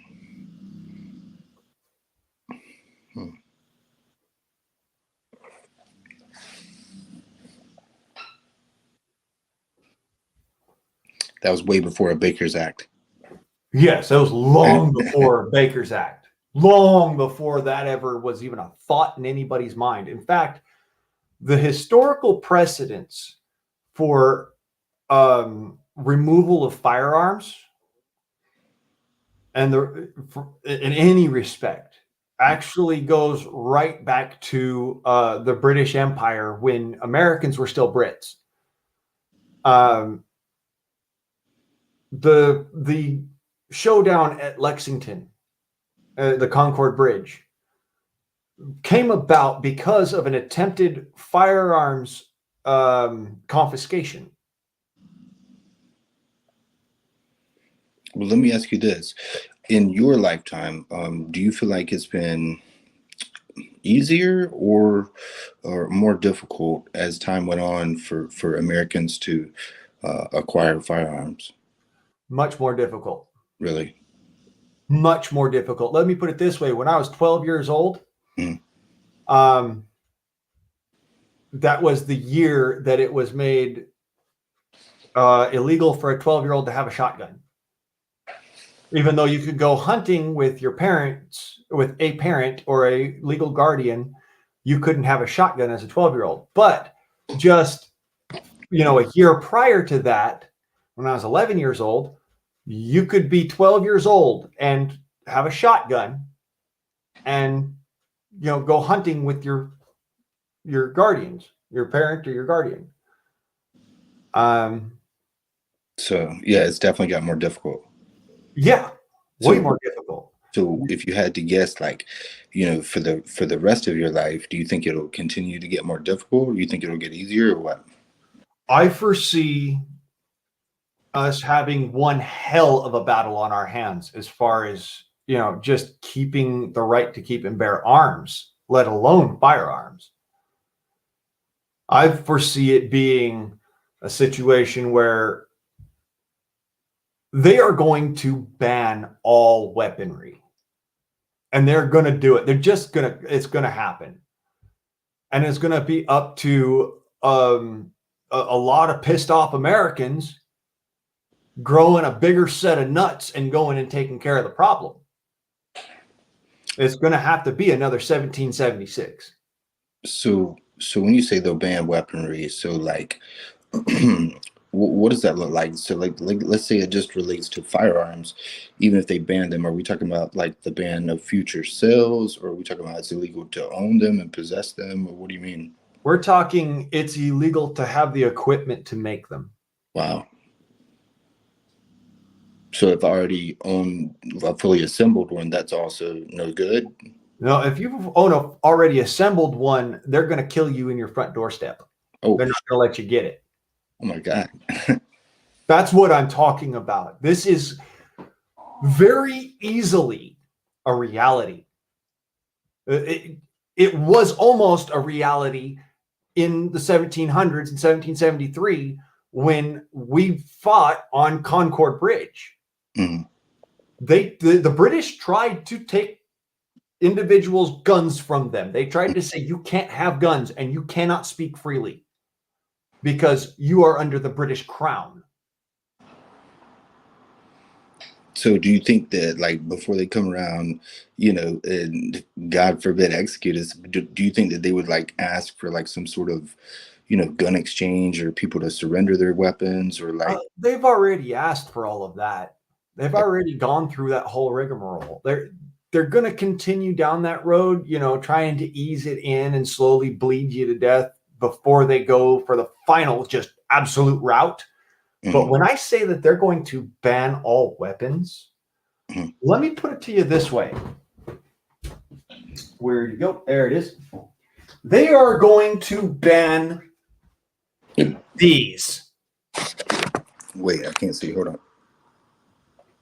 I'm sorry. I'm not even sure. I'm sorry. Okay. Pocket it's knife. A freaking Swiss Army knife. Okay. Yeah. I see it now. Sorry. They're going to ban that. Really? You think you said in your lifetime? Is that what you said? Or? I believe. Wow. I don't think that you'll be able to carry one of these on your hip. Just a regular old bushcrafting knife. The size is legal right now for even a felon to carry. Uh-huh.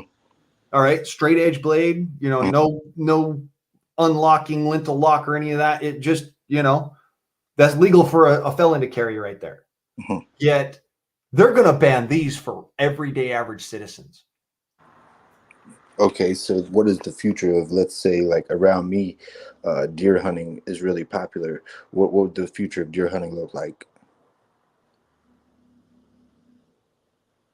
Imagine before the Magna Carta, the king's deer. No, I'm not familiar with it. Sorry. Okay. You are not allowed to hunt without explicit and special permissions to go and take that animal, and you cannot do so in any method or manner that the king does not decree as being allowed by your permit. It's kind of like now with, our already existing hunting laws and the way that, you can only go and hunt for deer with a center fire rifle cartridge or a bow or if you're disabled, you can have a crossbow. No, it's going to be entirely different from that. It's going to be to the point where you can't hunt unless you have a permit, which you had to pay an outrageous amount of money for.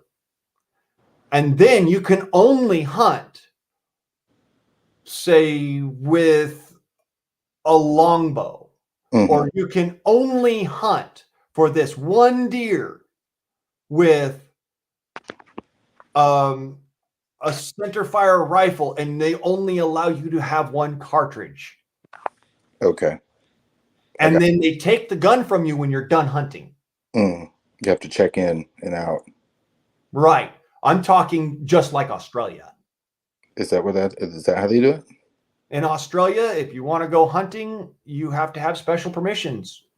In Canada, if you want to go hunting, you can own a firearm if you want to go hunting, but you can only hunt according to what they tell you.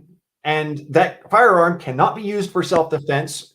If an animal attacks you, you have to let it just attack you. Say you're out hunting for deer and you get mauled by a bear. You can't shoot that bear. Right. That's what I'm saying. That's what I'm saying. This is what they're going towards. That's what they're trying for. They want you to be powerless. In America, if you are out hunting, in the United States at least, if you're out hunting and you got your hunting license, you got your tags and everything, and you get mauled by a bear or you get attacked by a bear, and you have, a deer rifle with you, you can shoot the bear. Yes, you have to report it and all that fun shit, and you might not get to have the bear, but you're allowed to shoot that bear before it eats you. So, like, in that scenario, does the police that are walking around the streets, do they have guns, or is it like some other countries where they don't? In that scenario, the only people who are armed are the police. Gotcha. And it's very scary. Trust me. That is a very scary idea. The only people that are allowed to have any kind of weapons whatsoever are police. How do they do it? And I'm not trying to trick you up or nothing. I don't know anything about this, so thanks for taking my questions. But like in Australia, did the police have guns, or how's that work? Yes, the police have guns. Okay. They don't have them all the time, but they have guns. Okay.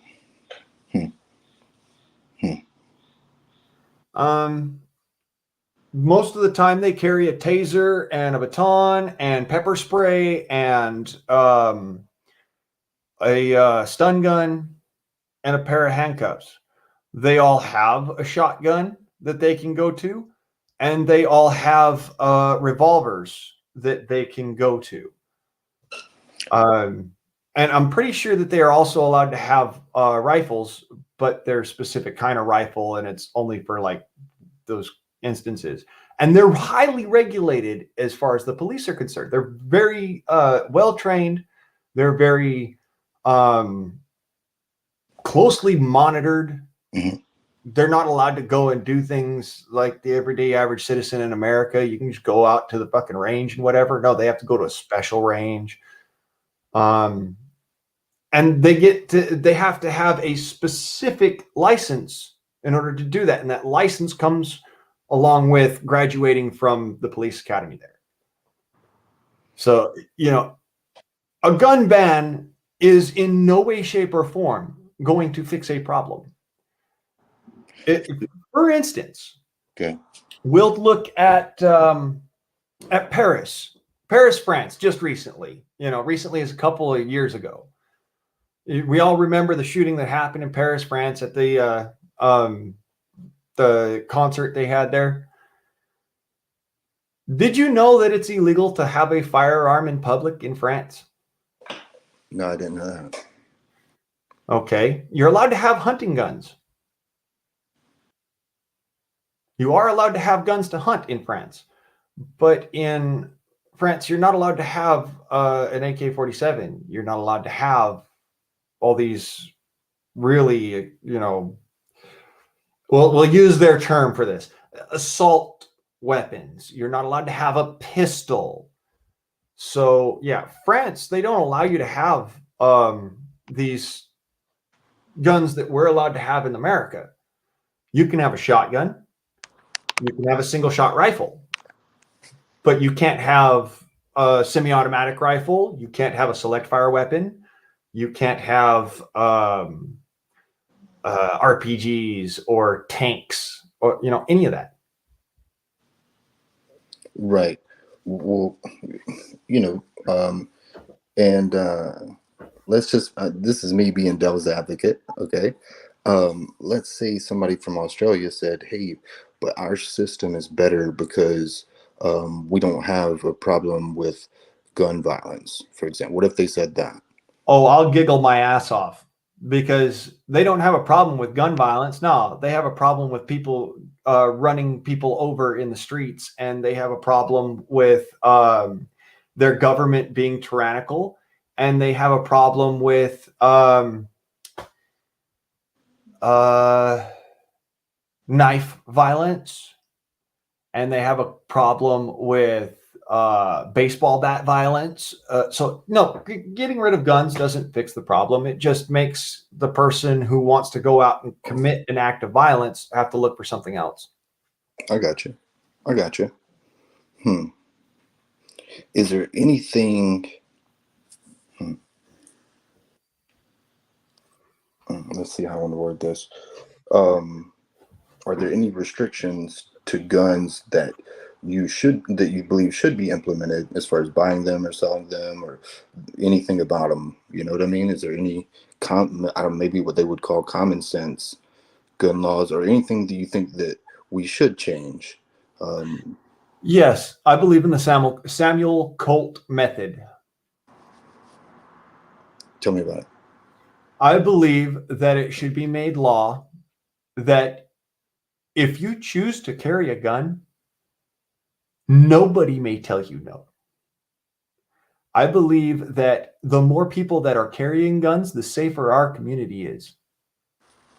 And so, as far as common sense gun legislation is concerned, I would bring back the mandatory militia, meaning that you must serve at least 3 years, whether that be expeditionary or on American soil, in an active role in the United States militia, not the Army, Navy, Marine Corps, any of that.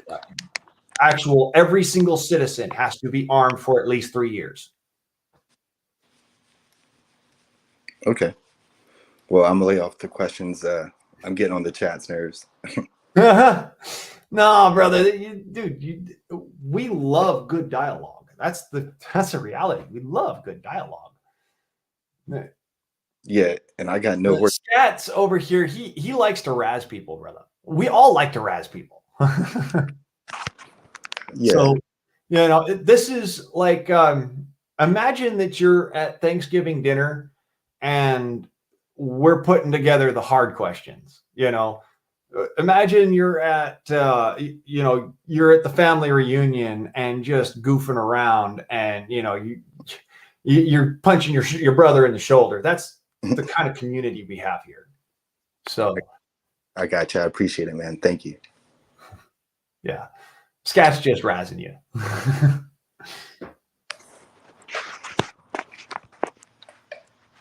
Well, I opened myself up for questions. You don't have to ask me anything, but again, I'm an open book, so we can take I it. have a dumb question.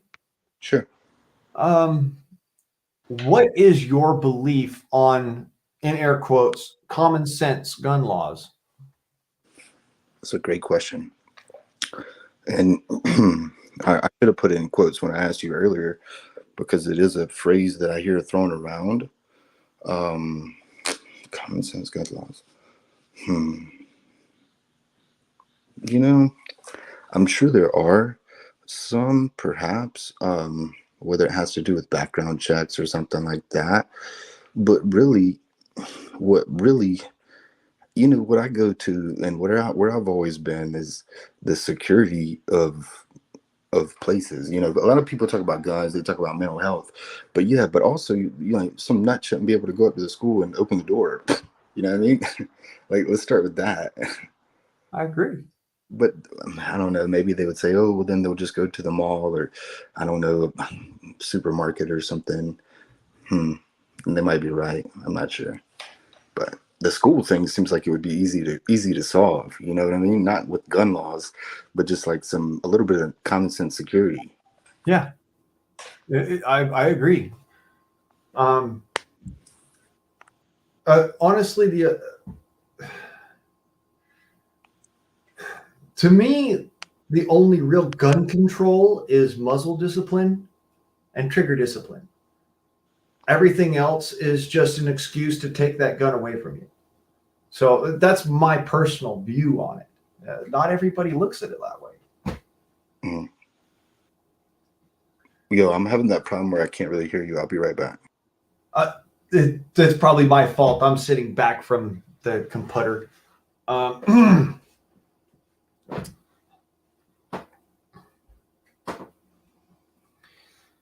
Yeah, Sita, you're right.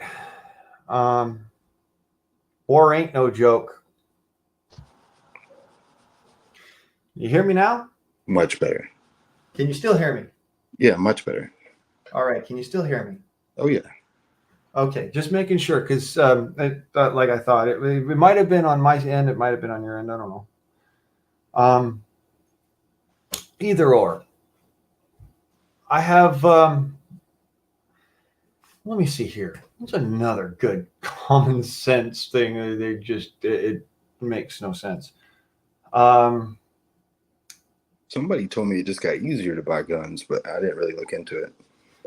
Oh well, it's not necessarily easier. It's just that we dodged a hell of a bullet a couple weeks ago. So that's more what they were talking about. Oh, okay.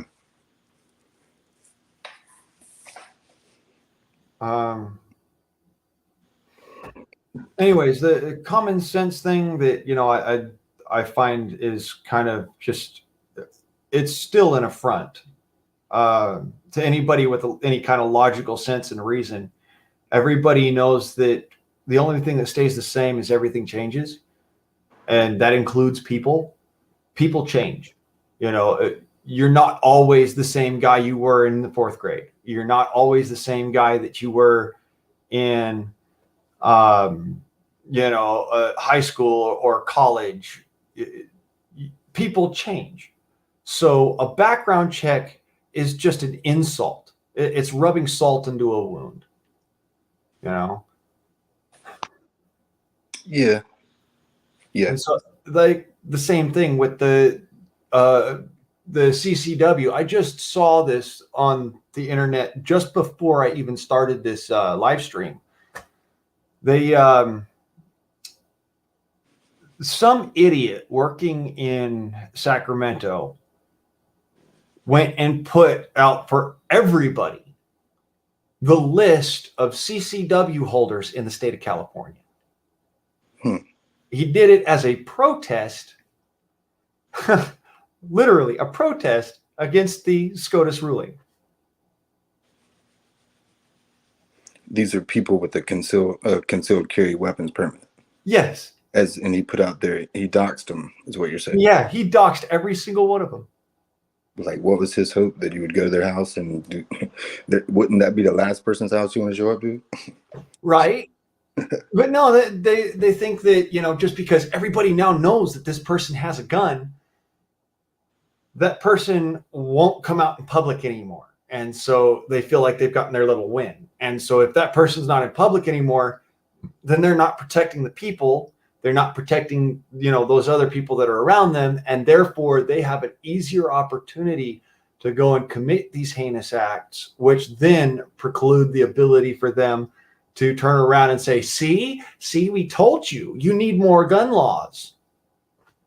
Mm-hmm. Mm-hmm. And that's what all of this is just a feedback loop. Okay. Well, let me take another shot at being devil's advocate. Okay. What if somebody said, The way we need to approach it is the amount of projectiles fired per minute. You see where I'm going with that? Like we need to, so any excuse me, firearm that fires more than X per minute should be banned, and any little trick or that you can alter it to make it fire more than that, that should also be banned, and so forth. Is that a dumb idea? Okay. For this, I'm going to take us back to the Vietnam War. It's another video I just actually saw on YouTube, and it's where I get the 134 in my name, my channel name from. It's one of the parts of where I get that from. That would be the M134 minigun.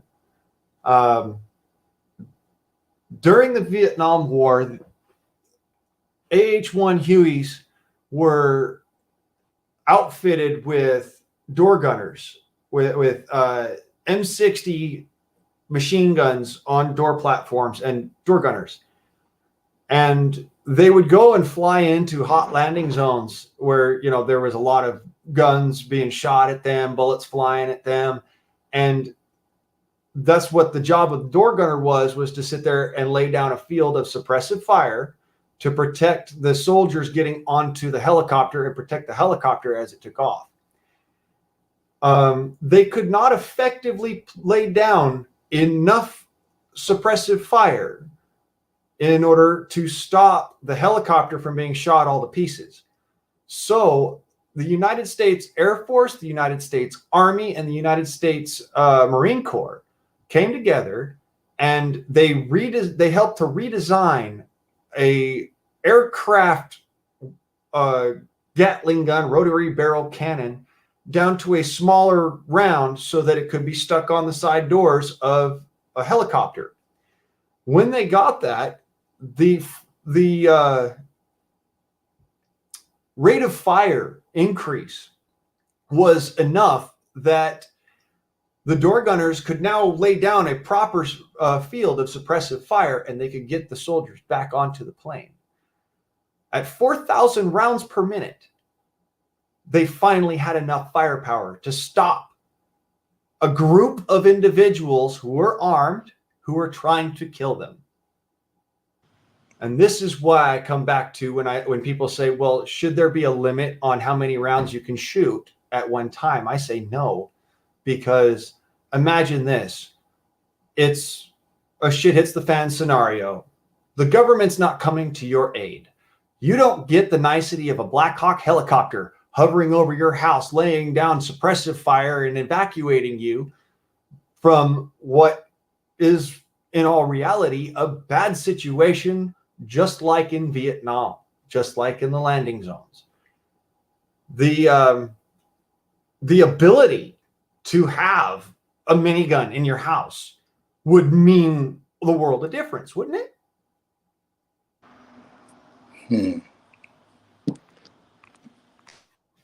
I think I see what you're saying. I think I see your point. I'm thinking about it. I mean, you got to remember now, as an American, you are the militia, which means that even if you do not acquiesce, you are still a soldier on a field of combat.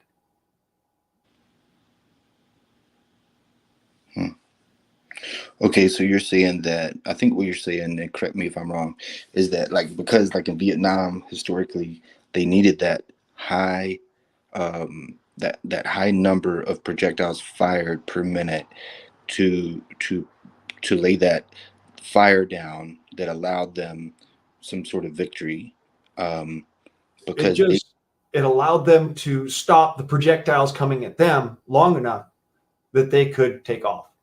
Right, and because that's what they needed and they required and help them, then we should believe that if we're going to be a militia, we should also have that sort of firepower. Yes. Okay. We should have the ability. It doesn't necessarily mean that you have to have one. Okay, you don't have to have one if you choose not to. However, if you need one and you can't have it, so you don't have it, and none of your neighbors have it, and they don't have guns because they agree with you that you shouldn't have guns, or you shouldn't have that kind of gun. Mhm. So they don't have one too. And there's a whole bunch of, say, foreign troops that have invaded America, and they are marching down your street. And now you need that gun, Mhm. but you can't have it because there's laws in place that tell you can't have it. The only person that suffers is you and everyone around you. Okay. Well, should I be able to have like some sort of like surface to air missile? Sure. Okay. That's what in my understanding of what the Second Amendment is, if the military has it, or the military has created it, or it has been seen on a field of combat, you have a right to have it. Hmm. That doesn't mean you have to have it. That means you have the right to have it if you so choose. So that would include nuclear, right? Yeah. Got it. Well, you may not believe in this, but being that I was I do as a hobby, I put this out there a lot. I do as a hobby astrophysics. Part of that is having a good understanding of nuclear physics. Because I can do all of that, I know how to make a nuclear bomb. And if I could get my hands on the materials, I could make it right in my backyard. And legally so, because of the Second Amendment. Because it's military arms.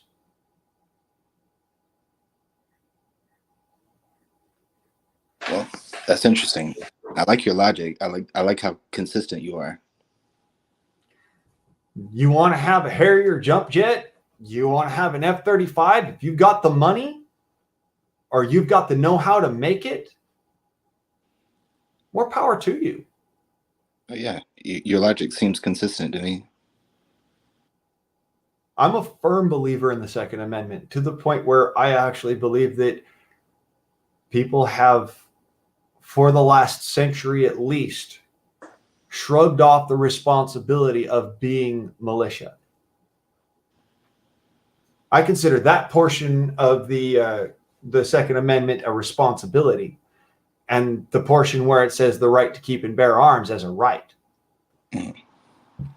Is there any country that has gun rights figured out like better than we do? Like, is there a better system that you would point to?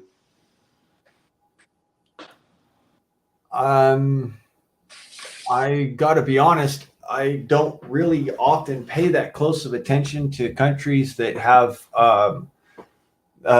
like the right to keep and bear arms, because a lot of there's only like 2 or 3 in existence that actually have that in their founding documents, that you have the right to keep and bear arms. So there's not a lot to go on as far as that's concerned. So I don't really pay that close of attention to that. I pay really close attention to American history for that reason. Mm.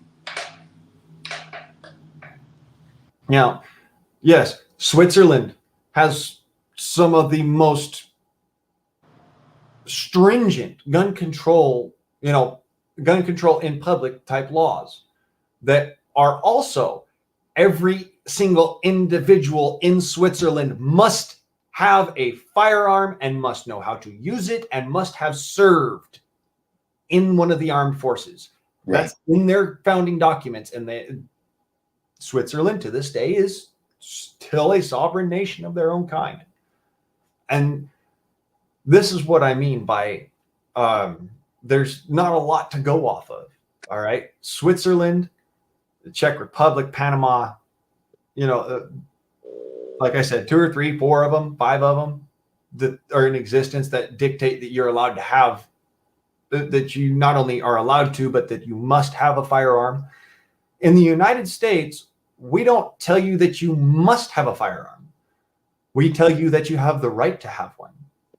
And originally, this country was founded on the same principles as Switzerland, and their their principle of firearms ownership and carry and use and whatnot, every American man above the age of 16 and beneath the age of 65 was expected to serve in the militia when called to arms. So let me ask you a question. Do you believe, let's say, felons, like once they come out of their serving their time, should they be allowed to own firearms? If you've done the crime and you've then done the time, however you do that time, and you show that, you're not interested in harming others, so they feel capable to allow you out of a jail cell, yeah, you should be allowed to walk out of that jail, walk down to the freaking gun store and purchase a firearm that day, in my opinion. Is there any like age that would be too young or age that would be too old? Any sort of those restrictions that should be in place? Well, historically, it was between the age of 16 and 65 for the militia. However, I was taught how to shoot a gun when I was 3 years old. Many people that that are in my family that I know of were sat down as children and taught to use a firearm and owned their own firearms before the age of 16. So, I mean, my first deer rifle I had when I was 7 years old. This is why I keep on coming back to, yeah, everybody should be allowed to have a firearm. Yeah. Everybody. So what if, for example, there was no age restrictions as far as how young you were, but you had to come in and like pass some sort of test? Would you be okay with that? That precludes it from being a right. Gotcha. I don't see my right to keep and bear arms as a privilege. Gotcha. So yeah, it would be a matter of, should you have to come in and pass like a basic pistol handling class in order to have unrestricted use of that pistol? Yes. Should you have to come in and pass that same class in order to purchase a pistol? No. Okay. So, but there, and I want to check you for consistency here. There's other things that I guess a young person doesn't have the right to do, right? The vote, for example. So would you say that everyone should have the right to vote the way that we should owning firearms, or is it different for some reason? I will put it this way. If you can go overseas and die in one of the armed forces, or you can serve here in the United States in the U.S. militia, you should have the right to own firearms, to keep them on your person, and to have them on your person in public. And you should also be allowed to drink alcohol or other fermented spirits. You should be allowed to utilize any drugs that you see so fit. Even though I'm not a big fan of cocaine or crack or methamphetamines or all those hard drugs, I don't approve of them, but that's just me. Other people are other people. And I believe that you should be allowed to smoke tobacco if you choose at the age that you go into the military, not the age that they say, oh, well, you're out of the military now, so I guess you've proven yourself. But just so I understand, like, don't you have to be 18 to go in the military, right? So are you saying that? No, you don't have to be 18 to go into the military. You have to be emancipated. Believe it or don't, I could, if my mom and dad were willing to allow me to do so, back when I was only 14 years old, I could have joined the United States military. I didn't know that. Yes, anybody above the age of 14 years old with an emancipation. Meaning from your parents. Meaning that it's a specific document that says you can make your own decisions. Okay, interesting. Wow, man, I'm learning all kind of things, man. Thank you.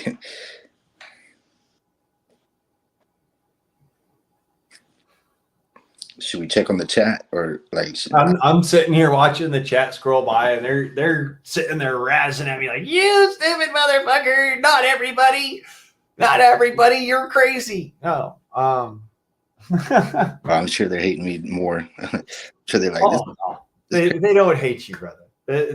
This is what I love about good dialogue, good conversation.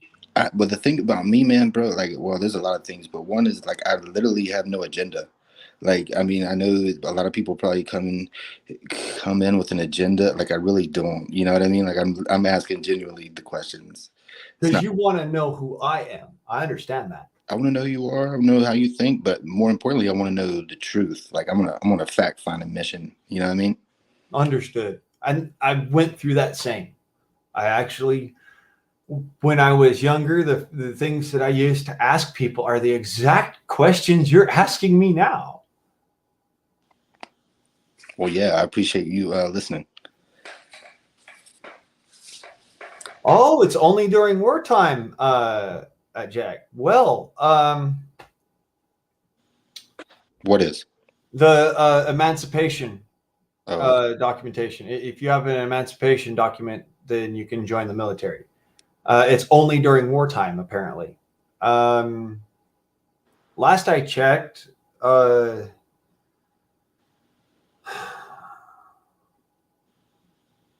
it's a yes and no sort of thing. We have not been in a quote unquote peacetime since the foundation of this country. If we're going to actually look at the facts, we have been fighting our own government for 245 years. So really, we're still fighting the revolution, the first one. yeah. I mean, I don't know about that, but I mean, I see your point. But yeah, there's always, I mean, hell, for the last 20 years, you know, it was Afghanistan just for one, you know, right? So I mean, Yeah. I wonder if that would count. Yeah. If you want to look at the wars, the so-called wars, and then you want to go and look at the difference between the connotation of wars and wartime. Wars are an on again, off again situation. That's an honest to God truth. Most of the time in other countries, wartime is during those wars. During a war, it is considered a wartime. But in America, any time where our nation is at conflict with any other nation, and at any time where our people are in conflict with our government, is a time of war. Well, that's always and forever. That has been since the very beginning of our country.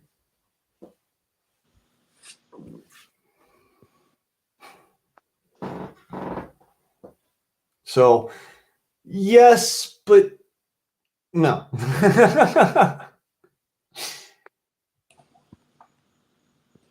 Yeah, they seem to be talking a lot about war in the chat. Yeah.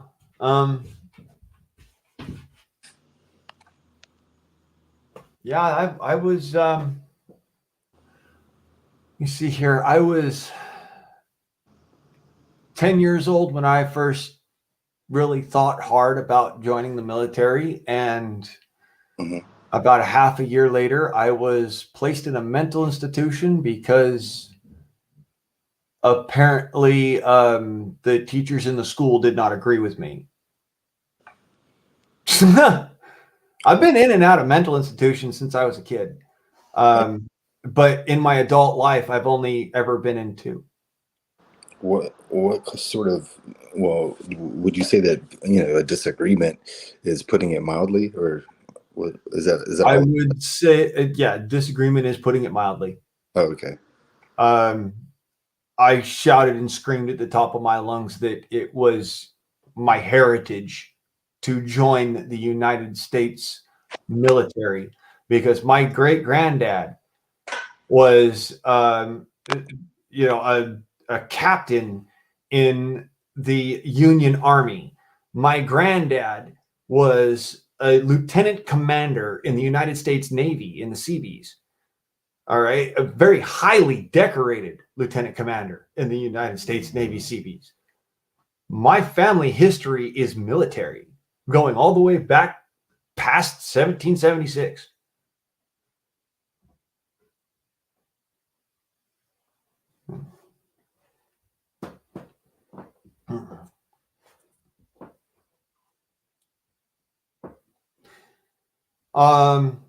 Jack, that's wrong. Iraq and Afghanistan were declared, and Vietnam was finally declared as a war. Otherwise, they wouldn't have been saying it was a war in office. Okay, they actually the connotation and denotation they used in speeches while in office in those times was the Vietnam War, not the Vietnam conflict. So while some countries, and in fact our own historians might call Vietnam a conflict or a police action, they were not. They were war. Are there any wars in your lifetime that you either disagree with or agree with? Do you feel like it's your place to agree, or how you feel about that?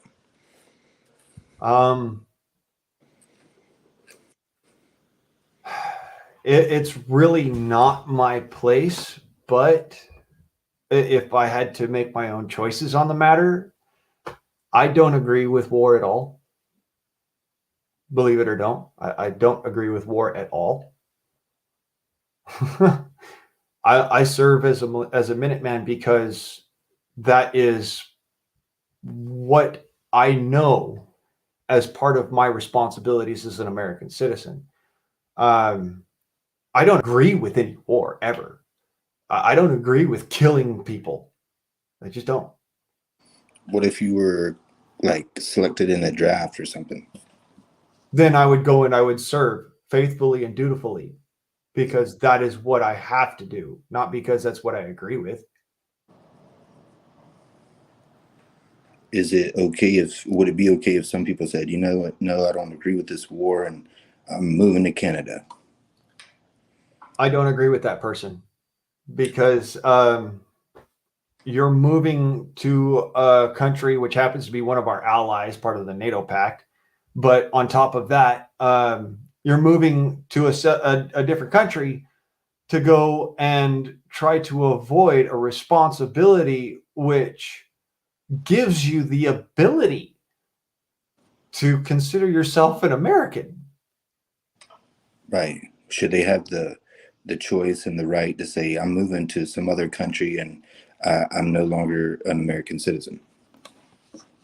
Well, you choose not to be an American citizen. Don't be flip-flop on it. If you're going to move to another country, stay there. Mm-hmm. If you're going to move out of the United States because you don't agree with the United States, and you go to a different country, sleep in the bed you made. I don't agree that you should be allowed to jump over the border and then jump back just because you don't agree with something. No. I believe you should stay here if you don't agree with it and fight it out. Right. Or leave for good. I get it. Yeah. I know that's horrible. That's really mean. But guess what? My granddad didn't take a fucking bullet in the ribs and a bullet in the leg so you could sit there and be butthurt about your duties. I'm not saying you particularly. I'm just saying, generalization. I don't think it's harsh. I think you should have the choice. Do you want to, your country is requiring you to do it, or get the fuck out and renounce your citizenship? And, you can leave peacefully, no problem. But, if you're going to stay here, we need you to fight. I mean, I get it. Like, but yeah, the person should be given a choice, and yeah, whatever. Now, if somebody decided that they wanted, say even Biden oh my God, I hate the guy. But if Biden signed back into being the draft, all right, and that as a what have you, just because that's the way that it would actually be able to be done is either by um, presidential, whatchamacallit. Fuck, I can't remember the word off the top of my head now. If the president signed it into being or the Congress signed it into being, the draft came back and they said, Mr. Price, we expect you to do this. I would say, okay, where to? When do you expect me? I will be there. Mm.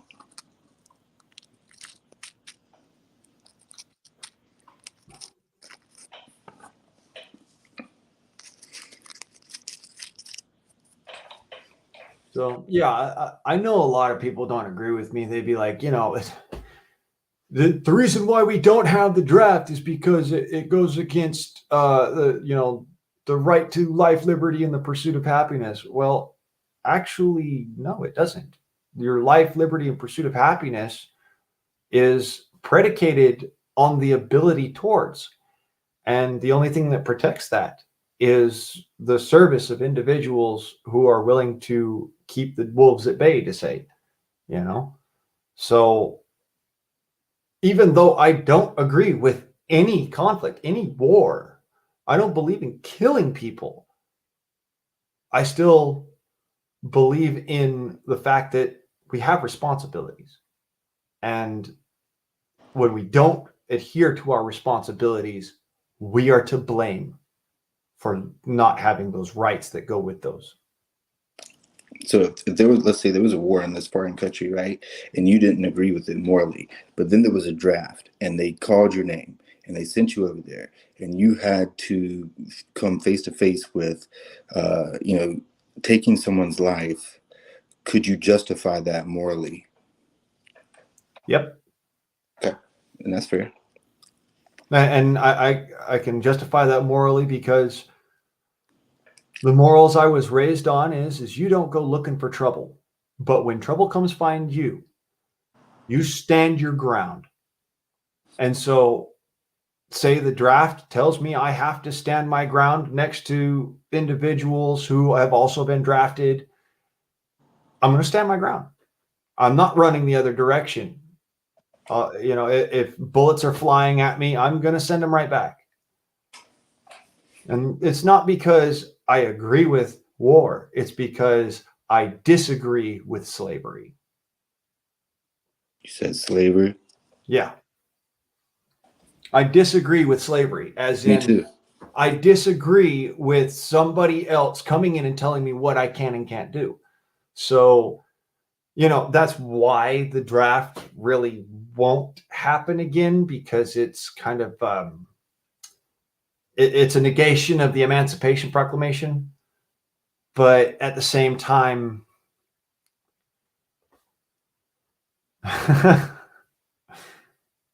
it's still, legally speaking, it's still something that's allowed to be brought in. In a time of desperate need, the United States Congress and the United States President may call upon the individual American citizens in the respect of the militia to stand to our defense in a time of war, or any time of need, as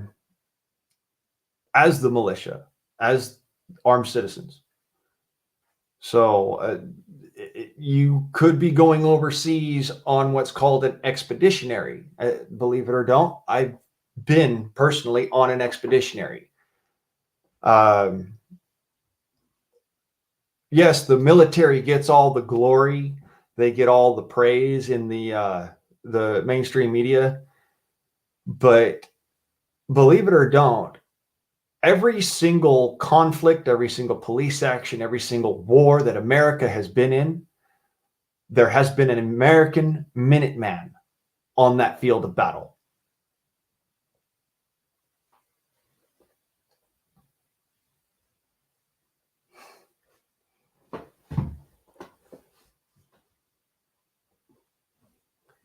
I didn't know that.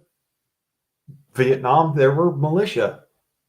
There were militiamen on that battle, in that war. In Korea, there were militiamen in that war. They weren't in Korea, but they were in that war. In the Cold War, there were militiamen in that war. My grandpa was one of those militiamen. He served in the United States Army Homeland Division, which was the fancy way of saying the militia back then.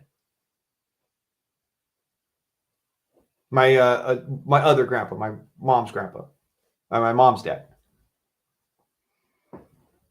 My dad's dad is the one that was in the Navy and went over to Vietnam and manned a 50 caliber on Dung Island and took a bullet in the shoulder and in the leg. Wow.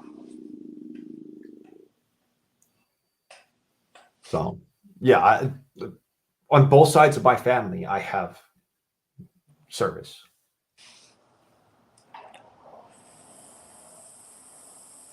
See, nowadays, what we would call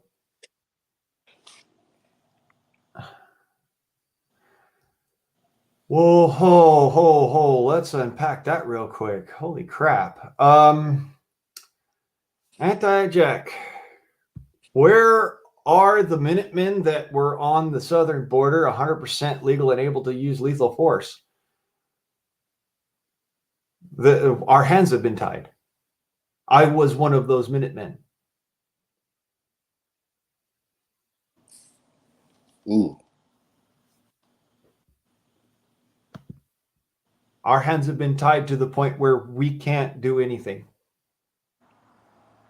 I think I remember seeing some of those groups, like some videos about that. They were saying, the Border Patrol won't do it, or they're not able to do it, or we'll go down there, we'll do it ourselves. Yep. Is that what we're talking about? Yes, sir. I used to patrol the California, Arizona, and Mexico border right there on the Colorado River. And so tell me about that. That sounds interesting. This is an interesting topic. I helped to track down and stop at least, I kind of lost count after, the early hundreds, but more than 120 crossing parties. Mm-hmm. And turn them over to law enforcement. I also was shot at while on the border, protecting our border. Wow. By cartel members. So, wow. So, what, they were in a vehicle? You were in a vehicle? Like, what do you mean? Like, I would drive around in my Suburban. I used to have another Suburban before this one. I'd drive around and on walkie-talkies and whatnot, and we'd talk back and forth to the guys who were, boots on the ground, walking around, and they'd stay in contact with us, and we'd stay in contact with the Border Patrol. The Border Patrol would listen to us and be like, okay, we need to be there, or we need to be there, or this, that, and the other. And, we actually worked organized with the Border Patrol. It wasn't, oh, we're going down there, we're going to do their job for them. No, we worked with them. We helped them to do their job. It wasn't, we're doing their job for them. That's one of the misconceptions, and I guess a miscommunication on a lot of Minutemen part, that we never went and did their job for them. mm. We helped them. You helped them because why? Because there was not enough of them to cover the, like, I don't want to put words in your mouth though, because why did they need help? A lot of the time their hands are tied too. In fact, the times that we were down there and we were having a lot of problems, like the militiamen were getting shot at and this and that and the other, that was because the Border Patrol wasn't allowed to do their job by corporate, federal mandate, whatever. And so we were the only ones who could do that portion, you know, keep calm and fire back because we're being fired upon. So we were literally their guns. That's how it worked out. I mean, a lot of the time, they could only come in and effect an arrest after we had gone and fixed the problem, you know, taking out the people who were shooting at us.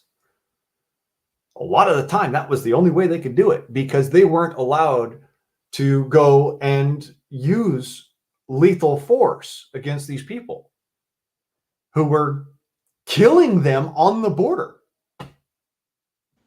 If they were being shot at, they couldn't shoot back. Yeah, that was actually something that really pissed me off and made it so that I was like, no. Very soon they're going to tell the militia they can't do it either. And that's why, in a nutshell, I asked for a reposting. I asked to be reposted up here in Oregon because I saw the writing on the wall. And now you won't find very many militiamen down on the border because if you are down on the border and you're armed and say, you know, there's an armed cartel member comes across and you shoot that armed cartel member, because they are a foreigner and because they have been granted asylum, I guess you could call it, in the United States by our loverly government. Yeah,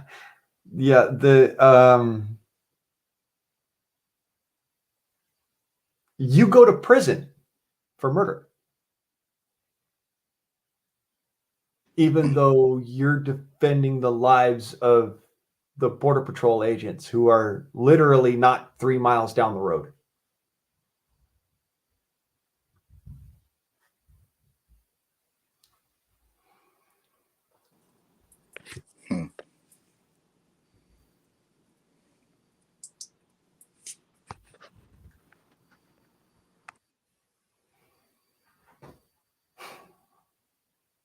Yeah, you want to know how bad it is and how much shit Minutemen go through.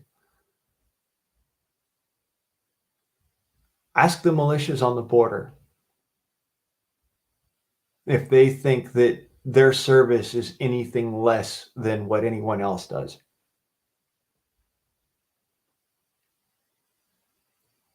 I took a bullet across my kneecap because of those instances. What? Hold up, I'll be right back. Yeah, I had one skin me. Went through my my fatigues and blew a hole through my fatigues and barely skinned the cap of my knee, and very lucky about that one, but it hurt for several days. And that's literally the case. We got shot at a lot. Yeah, that's why it's so messed up down there, Scat, is because unless they deputize you, you now cannot engage as a Minuteman. Before you could. So even being shot or being shot at, you couldn't fire back because you're not a deputized border control guard officer, what have you. And yes, it needs to be done.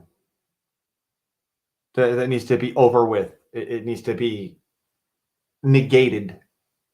American militia should have the right to defend our borders against all borders. Um,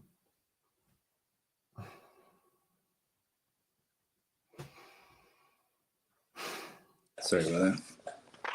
in the instance of a foreign invasion, according to the rules of engagement for the invasionary clause to take portion and part in the actual field of combat, the enemy must have already overtaken our border and have penetrated at least 16 miles into the United States before action can be taken. So let me ask you this. What would the naysayers, the haters, what would they say? Hey, listen, this is what we really have to worry about with these militias. This is what could happen, and here's what they're not telling you, and here's what you'd have to look out for. You know what I mean? Like, what would they say? Well, the naysayers, as far as the militia is concerned, I've heard this all too much. They're, a bunch of fuddy-duddies out there LARPing in their body armor, with their AR-15s and AK-47s, and they're really not doing anything. I was not down there with any body armor on because we were not allowed to wear body armor and serve. That's not even an instance. The 16 miles is in the MSOP. But anyways, we weren't allowed to wear body armor. We were not allowed to engage an individual that was firing upon us until such time as we were given the go-ahead by law enforcement. And we were not allowed to, at least I was not allowed to carry a AK-47 or an M16. I carried an air gun.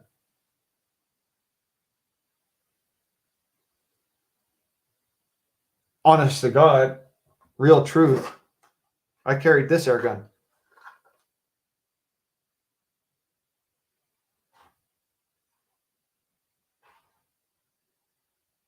So I've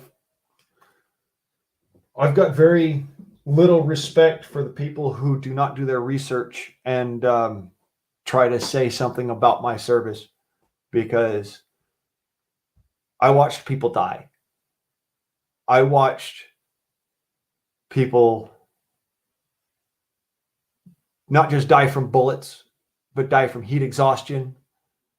I watched people go missing for months on end, and we would find their bones. And these are militiamen. These are men who are trained to fight, to survive in that environment.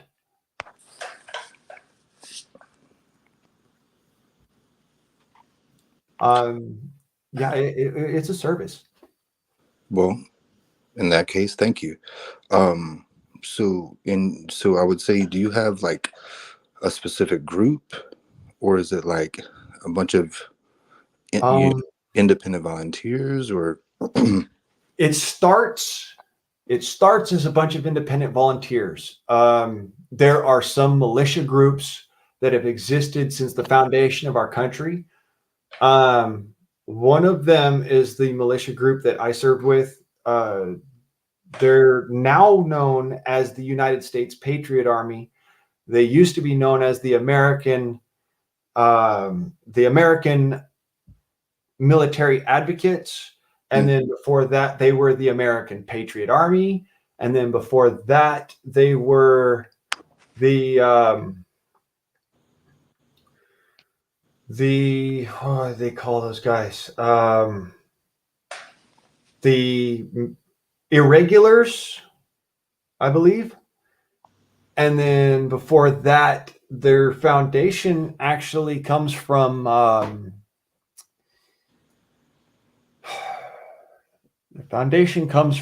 Pennsylvania, and the Pennsylvania Dutch Minutemen.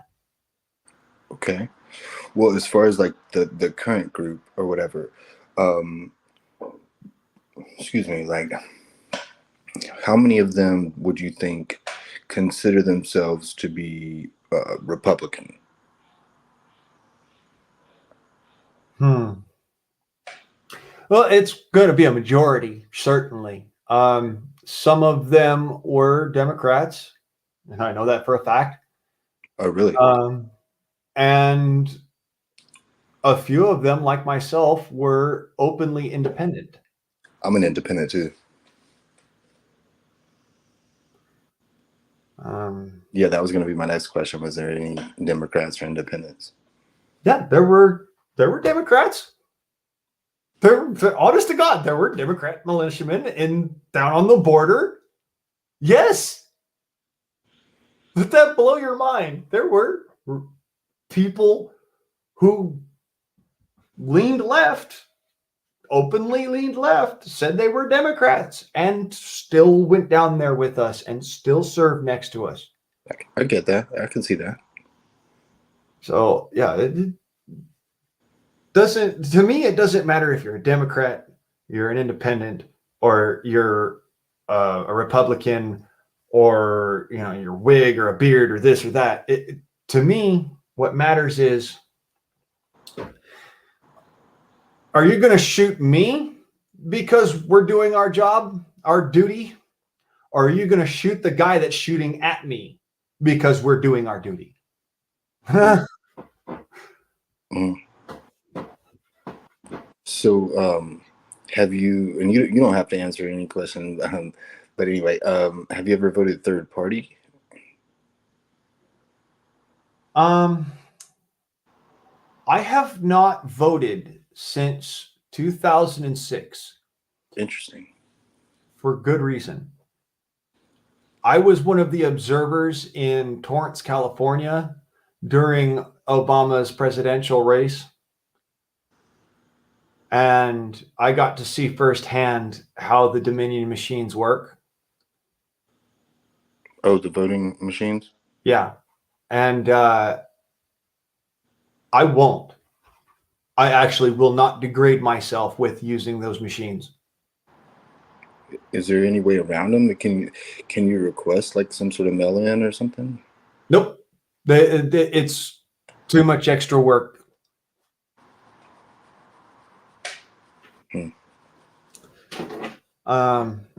Supposed to be that at least the presidential election was supposed to be handwritten ballots.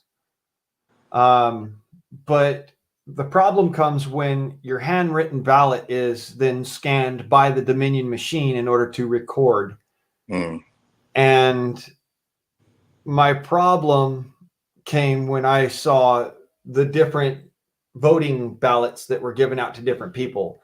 Democrats got a voting ballot that looked like the ballot, all right, but it was just a blank ballot with no special markers, no filigree, no nothing on it. Then the independents and the Republicans got a ballot with a little red strip at the top. Mm-hmm. I asked the technician for the Dominion machines, what's this little red strip about? And he said, oh, that's a calibration ballot. Don't worry, they'll swap those out before the actual vote. And I said, what? This is the ballot that got sent to my house. Mm. And so I watched them as they would put these calibration ballots in, and it would flip the vote to the opposing party. So, they'd go in with the Democrat ballot, and their ballot would count as a Democrat vote. And then a Republican would come in right after them, and they'd put their ballot in, and it would count as a Democrat vote. So let me ask you this. Could you audit the machine and, count it by hand? Yes, but that would have to be a requested audit from way up there. And we saw how well that worked out with the Trump-Biden administration thing. Mm-hmm. They went and they counted a bunch of ballots, but they didn't count all these other ballots. They found mail vans parked in obscure locations, chock full of ballots. They found they actually have it on camera, or they had it on camera, of a ballot auditor counting through ballots and placing a stack of ballots on one side and a stack of ballots on the other, and then putting that one stack of ballots in a box and then the other stack of ballots up underneath of the table in another box, and that box being taken out through another side door. And somebody followed them with a cell phone, where they took those ballots out to the back to the dumpster. Hmm. So how would it have to go down? Is there any way it could go down the electoral, like on a federal level, like for a president or whatever, to where you would believe it was, authentic and accurate to a high degree? At this point, it would take a lot of doing. It would take a lot of work. And the biggest portion of it would be removing the machine itself from the equation. And secondarily, but more importantly, keeping the ballots for the entirety of the term of office.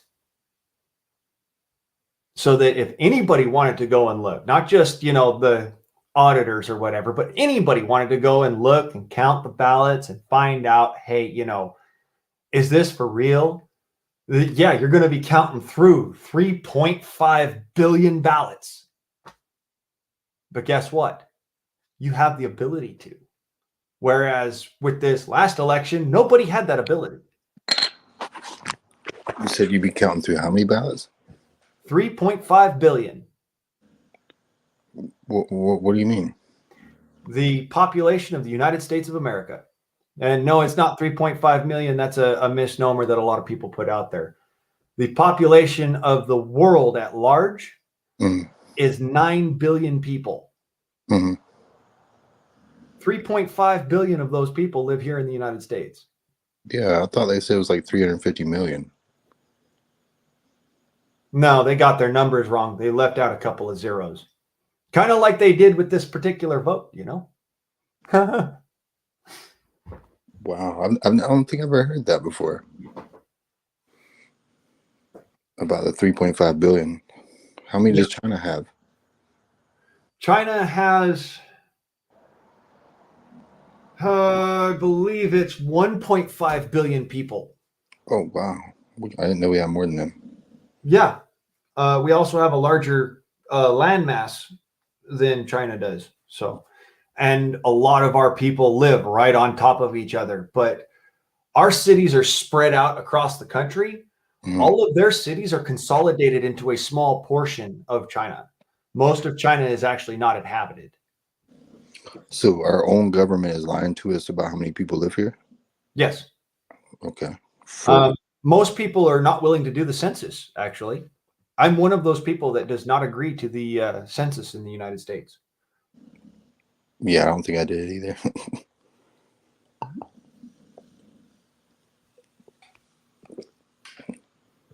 And that's actually the reason that they gave for using the Dominion machines, was that we have 350 million people in the United States. So 0.35 billion people in the United States. 0.35 billion. Yeah, that's right. That's what they used. The government, the Census Bureau, used as a reason for the Dominion machines. However, they were off by a couple of zeros. There are more people in the United States than that. Most of them actually do not agree to a census, and most of them do not vote. Where do you get the 3.5 number from? From actually driving around and seeing most of this country. I've been to, if you name the city, I could probably tell you how long I've been there.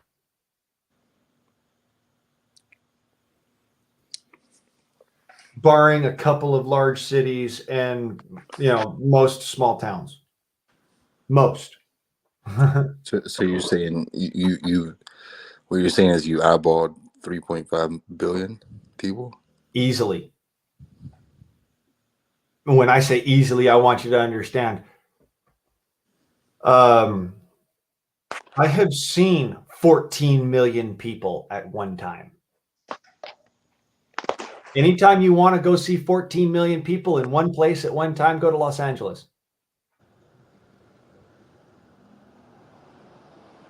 And then I want you to take into account that the 14 million people in Los Angeles are those who actually signed the census.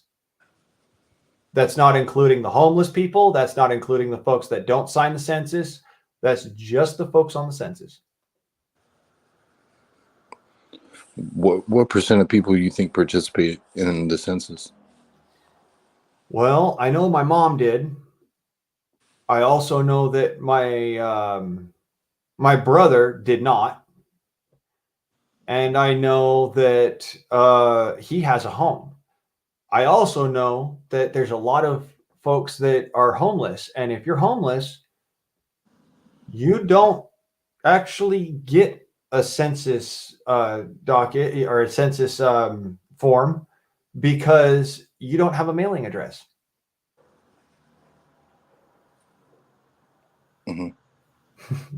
So they said that there's roughly 400,000 homeless people in Los Angeles.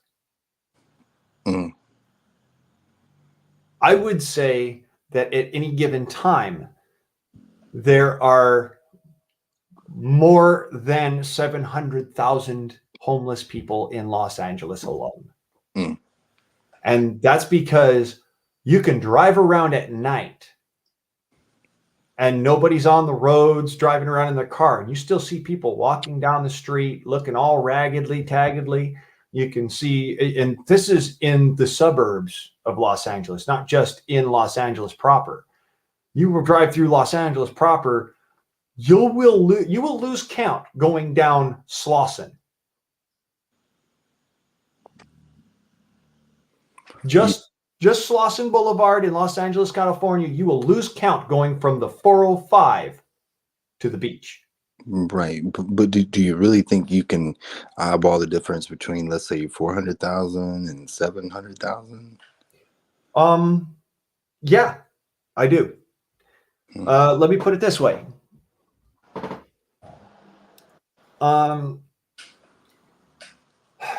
Most ant colonies have between 700,000 and 1 million members. And most roach colonies have between 100,000 and 500,000 members. But you would think that the ant colony is smaller because it has smaller individuals. Now, if you actually went there and counted each individual one, you'd probably see that there's that many, okay? But just by looking at the two colonies in a couple of acrylic boxes, you could tell that because this one's much bigger, even though it looks like there's that many more in there, this one has to have more. And you can vary based on logic. In California, down in Los Angeles particularly, you can tell that there are a lot of people. You basically the only thing you really have to do is just drive around for 4 or 5 days, and you will see that there are so many people there that you can't count that high, even with a calculator. You can't count that high with a computer. Exactly. So when you drive down the road, you could drive down just Slauson Boulevard alone, and you will not see the same face unless, of course, they're getting in a car and driving around. That's a reality. You won't see the same person from one end of the boulevard to the other And unless they are getting into a car and driving around, because most of them are actually homeless. That's just Slauson. That's not talking about like what was it? Bowling Heights or Baldwin Park, or we're not talking the suburbs. We're talking literally going through the business sector. Yeah, what's the solution?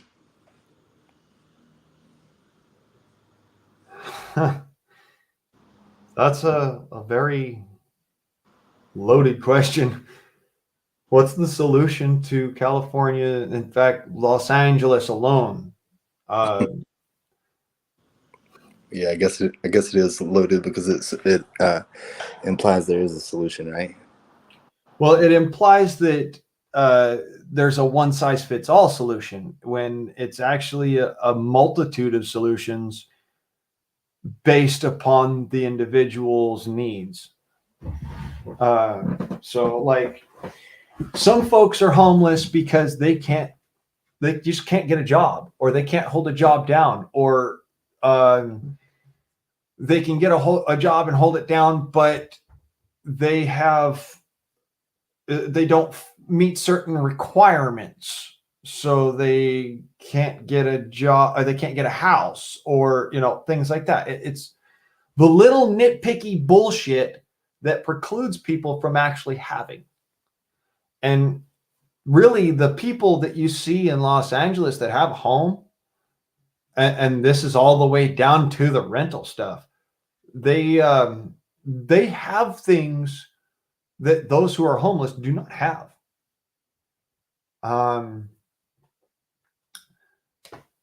Let me put it this way.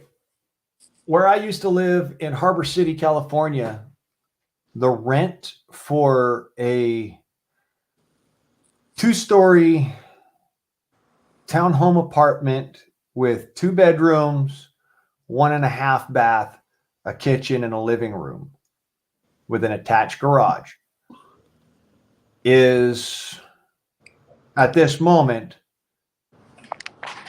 $2,700 a month. Wow. Not including utilities. Right. And that's in Harbor City, California. That's not exactly Sunset Strip. That's not Philadelphia Parkway. That's Frampton Avenue in Harbor City. So what percent of America you think is homeless? I would say a large percentage of Americans are homeless. And when I say that, I want you to understand, it's really a big leap of assumption to say that, such a large percentage of Americans are homeless. But if I had to go for a number, I would say it's somewheres in the 60s and 70s. Wow. More people are homeless than have homes. No. I would say that there are not enough homes for the people who can afford them. Which means that for the people who can't afford homes, it's doubly so.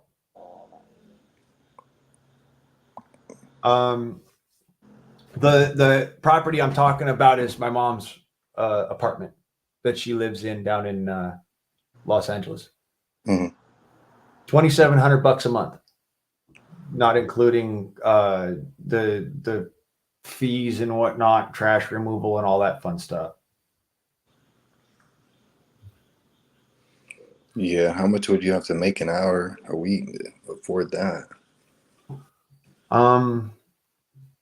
Well, let me put it this way. My mom is a private financial advisor, or was a private financial advisor it's like a CPA, but they can actually get better prices for their services. She was making anywhere between $1,000 and $5,000 a day. And in order to afford that apartment, mind you, and still be able to afford other things like a car, groceries, other stuff, she was having to gouge her customers. She can actually charge $5,000 a day for her services. She doesn't like to, and so she doesn't normally, but she could. Should there be a federal minimum wage? And if so, what should it be?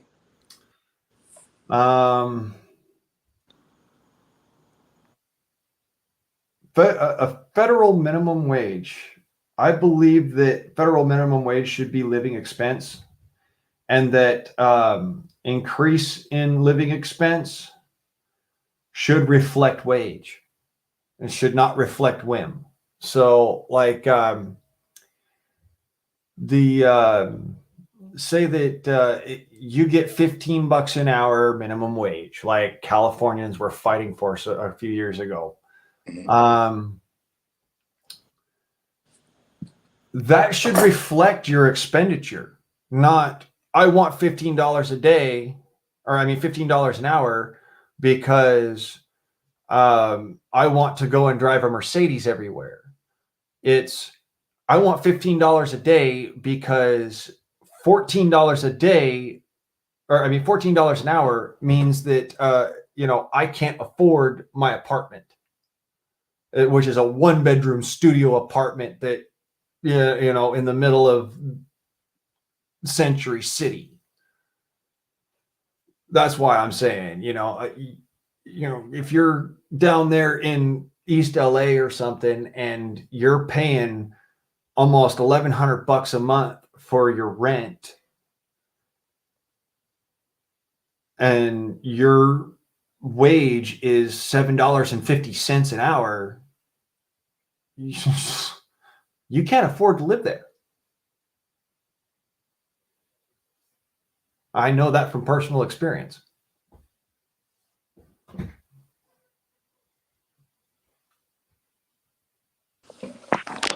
Yeah, I think kind of like what you said, there should be a formula, Yeah. And maybe not a set number wage, but it should be like, here's the formula and here's how you compute it.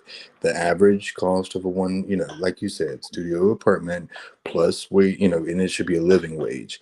You should be able to have that little apartment, you should be able to pay for it based off of where you live. And yeah, I think your wage should reflect that.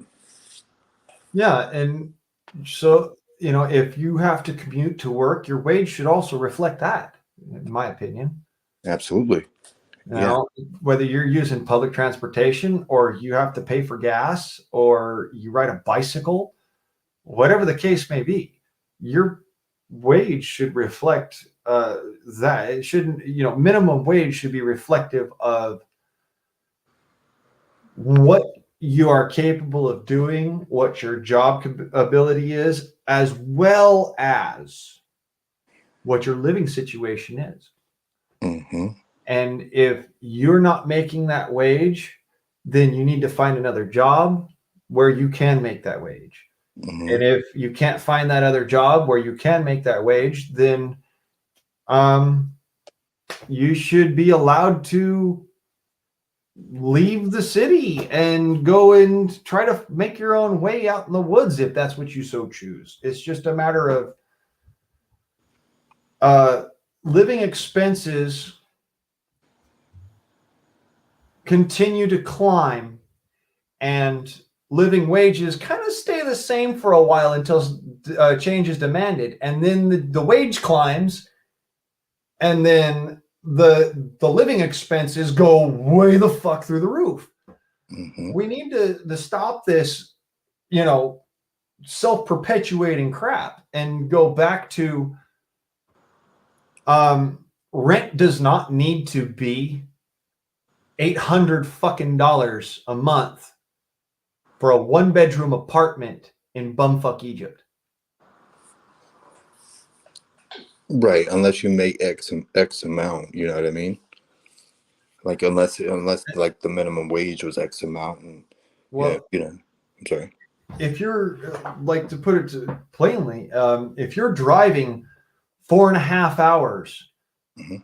to go from a place where you can afford to live to your job because your job will only pay you so much and it doesn't cover your gas,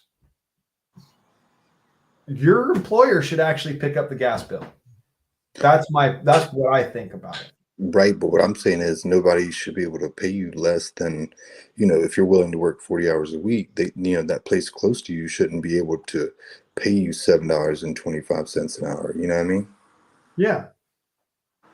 Yeah, that's I agree. You know, if you could get a job that's close to you and that person's willing to give you a job and you know they have so much of a profit margin over, you know, they should not be sitting there going, well, I'm only going to pay you this much and I'm sorry that it's not enough. It should be, wait a minute, no, dude, you have a profit margin that makes it so that you're driving around in a freaking Cadillac. You've Exactly. got a yacht in the fucking local marina, and your employees are coming to work on bicycles. Yep. No, absolutely. Oh yeah, and that's why it's kind of silly to put a number on it. Maybe the more I think about it, like it should, like I said, it should be an equation that takes into account like average rent cost in your area, average transportation cost in your area. You know what I mean? Because it would be maybe a little bit silly to put, you know, say that someone living in bumfuck Idaho should be paid the same as someone living in Brooklyn. Well, there again, you know, you live in New York City, New York, you should be able to afford your apartment. And real estate there is fucking outrageous. I mean, Oh yeah, everywhere. And you know, that's like the one place where like corporations haven't taken a stronghold. You know what I mean? Like it seems like everywhere else in our life, corporations, you know, got their foot in the door, but now they're starting to buy real estate. They want everybody to rent in the future. oh yeah, there's something else too. Speaking of buying real estate, I went to go and purchase a just a portion of timber property up in Idaho, up near Coeur d'Alene, and I had the money to do it at the time. And I went to go make a bid on the property, and within the week that it took me to get the money to go and get the property had risen in price threefold. Oh wow. And that was because Bill Gates went and bought all the properties around where I wanted to buy. Oh yeah, I heard something about that. He drove the price of the property up so far that I can't purchase in that state now.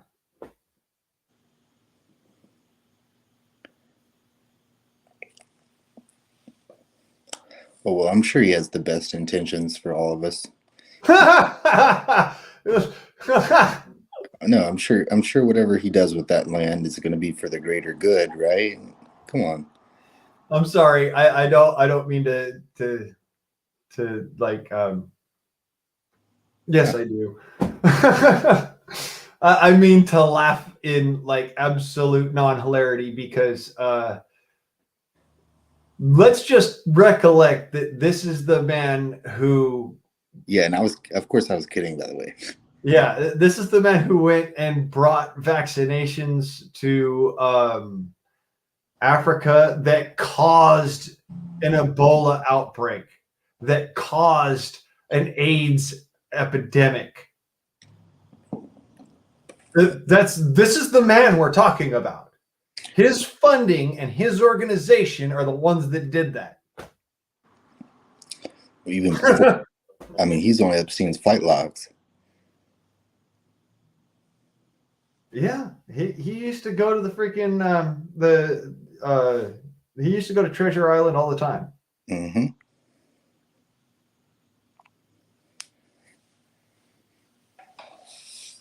You want to talk about something that makes me sick? I mean, I have not been nor will ever be to that place. Yeah, me neither. You'd have to be stupid because all they were doing is getting it on videotape and then making you do whatever they wanted you to. You know what I mean? Like for forever and ever and ever. You know, they got leverage on you.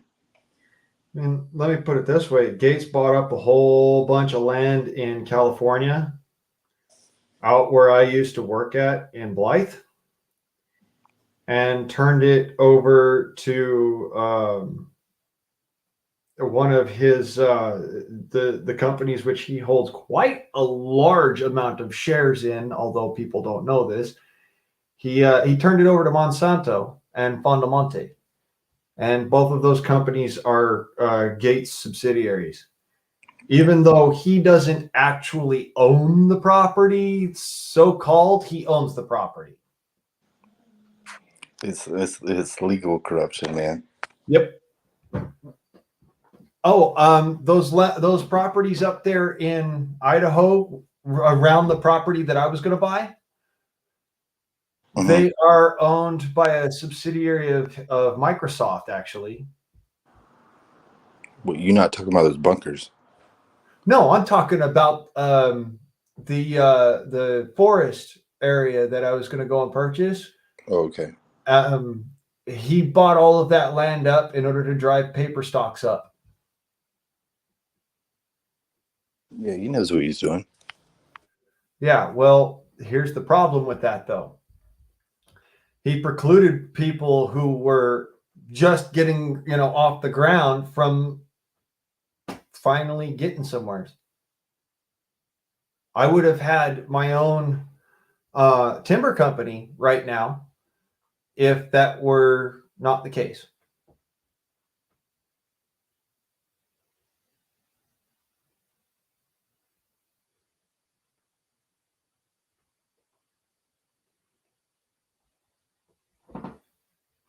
So imagine for a second, you've got,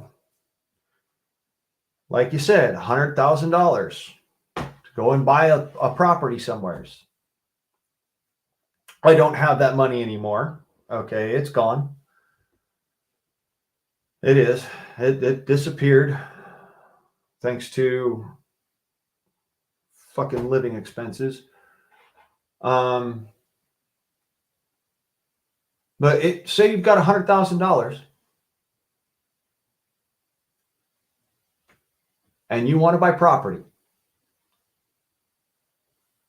Where do you buy property? Keep in mind that for me personally, I don't like people. I mean, I like people at arm's length. Okay.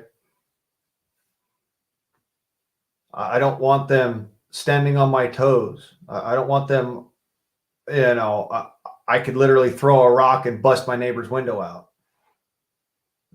That's what I mean. I kind of personally need to have that space of, 10 acres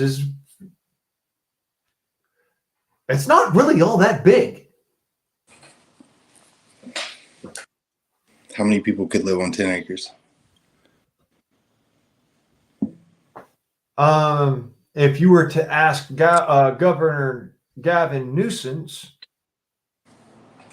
apparently 100,000 people.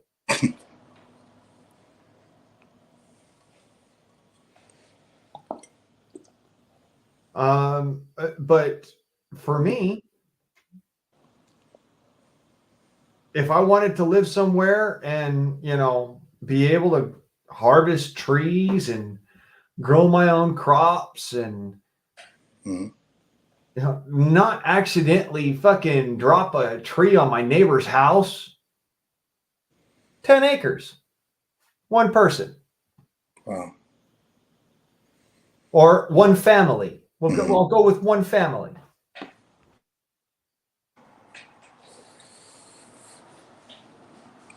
Yeah, but my family's gonna be like 300 because I'm gonna have like 37 wives. No, I'm kidding. Moose! There's a moose on the loose. How you doing, brother? Good to see you. Good to see you. Well, what about the other guy? 300. 750 acres is a lot of land. That's what I heard him say.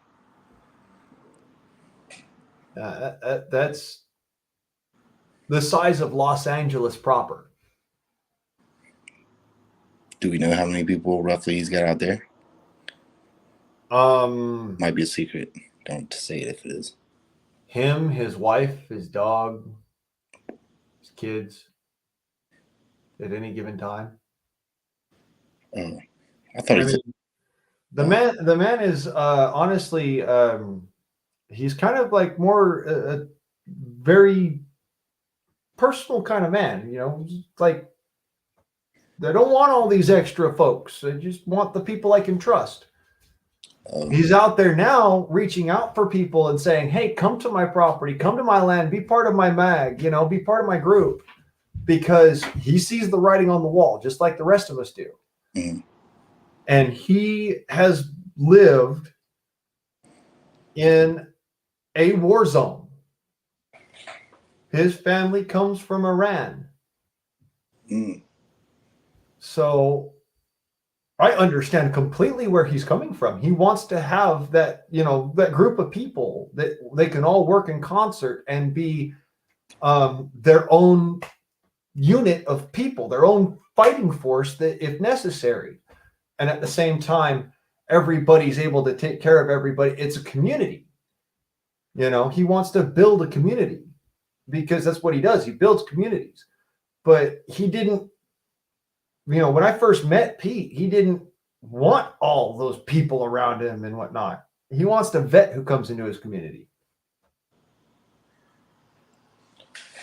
Yeah, I would think it might be difficult to protect all, 750 acres just with one family. Am I wrong? No, you're not wrong. It would be pretty difficult.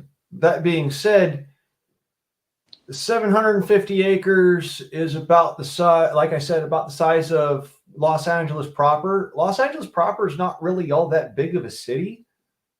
I mean, its population is fucking outrageously huge. But if you think about the ranch that Los Angeles was built on, it wasn't very big. As far as a ranch is concerned, it was rather small.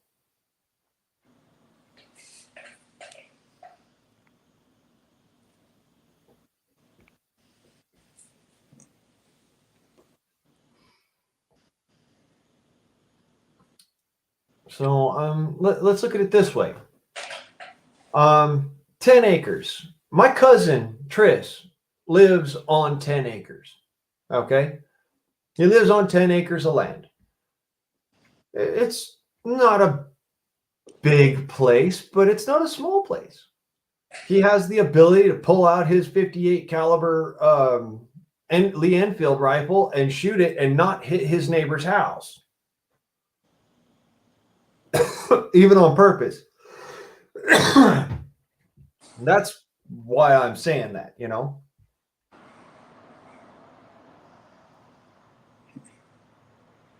$10 acres is a large parcel of land, but it's not massively huge. It's you know, it's a good size. I live right now on, I believe it's 3/4 acre. Okay. It's got a house, a backyard, and a front yard. Standard suburban, suburbanite kind of place. Sure. Probably around 38,000 square feet. There's no way you could fence in 10 acres, could you? I mean, Yeah, sure you could. People did it all the time. would you? I wouldn't need to. 10 acres is actually that is the same size as a domesticated dog's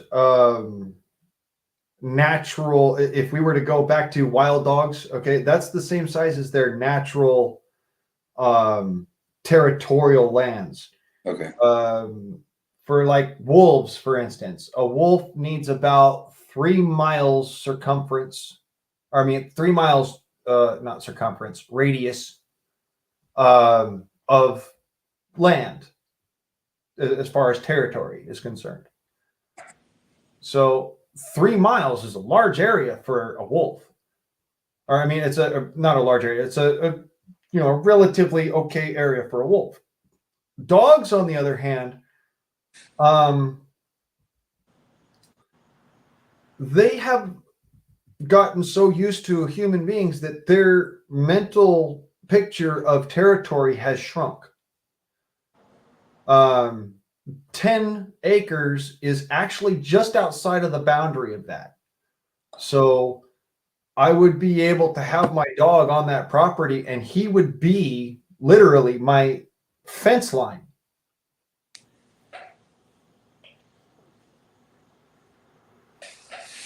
Yeah, I got you.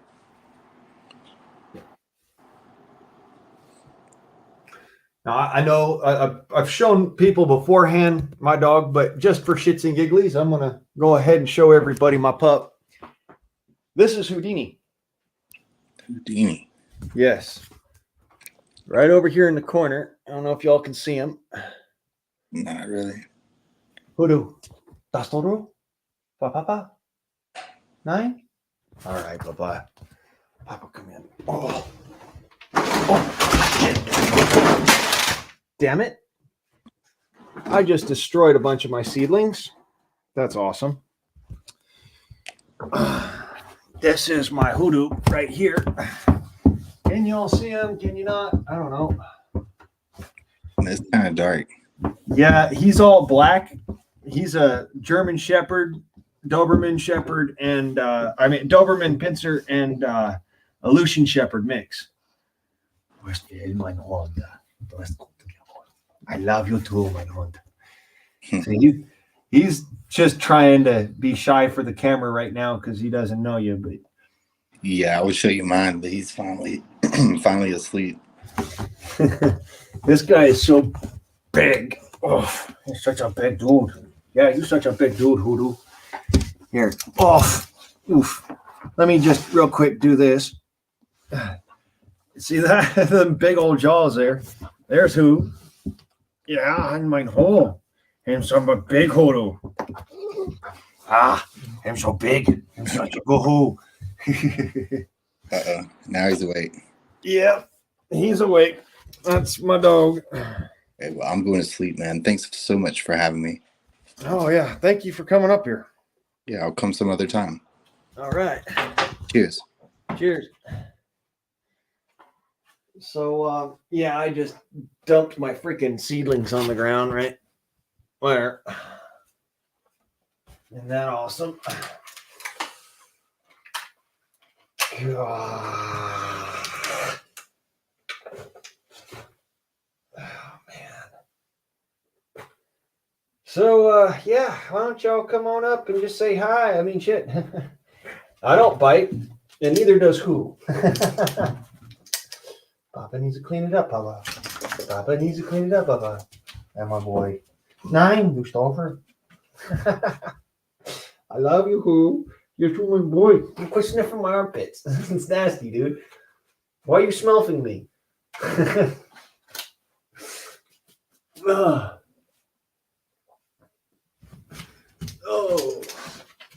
Yeah, Hoodoo. 9, du Stoffer. Du throw for my nose. This is mine. That's helping. I love you too. Yeah, I didn't mean to do that, buddy. You're still a good boy, though.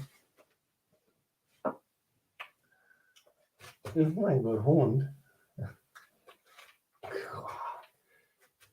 Yeah, I think this one might have been empty, but still, it's fucking expensive ass dirt.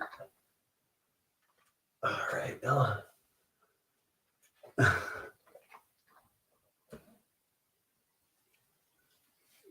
Mm-hmm. Yeah. This is it right here. This is the fucking deal. I'm trying to climb in and out of this puppy pen so that, who's not getting out and mussing up the rest of the house. And it's not his fault. It's just a matter of, that's why we got the puppy pen. All right. Good Lord. Lordy, help me out now. Wow. Oh, I didn't mean to dirty up your spot, bud. I'm sorry. See if I can get some back in there.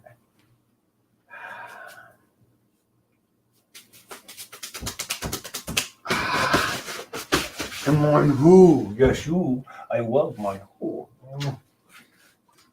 All right, buddy. I'll get you some chow. Just a second. Oof. All right. Yeah, this is good. Thank you. And my who? Yeah, I'm a big hole. Oof. Yeah, I know. I'm getting out of your room. I'm leaving your room, buddy. I know. Oof. Okay. Raw.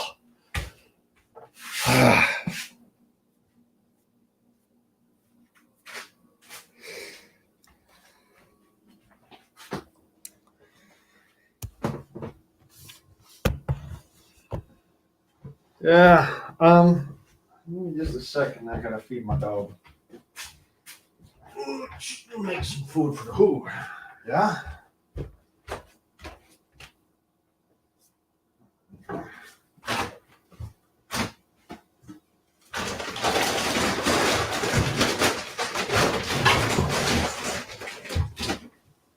Okay. Because I woke you up, bud.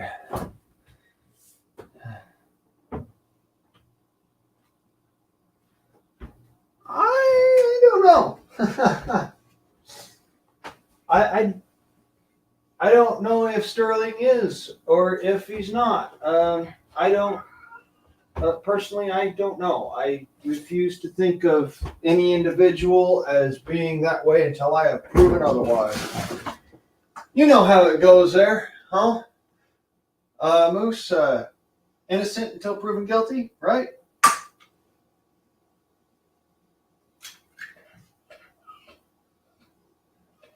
I mean, of course, we're not in a court of law, but.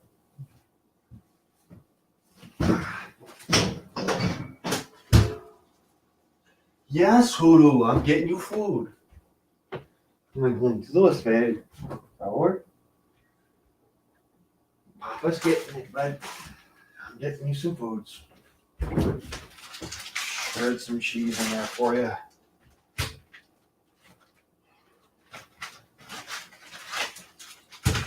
An egg. Some cheese. Yes, I feed my dog well. He eats well enough that I'm sure that some folks would call that spoiling your dog, and some folks would actually call that a waste of good food. I would say, I know for a fact that my dog eats well and is healthy because I feed him well. I feed him good food. I feed him good probiotics. The same stuff I would eat. And if I wouldn't eat it, I probably wouldn't feed it to him.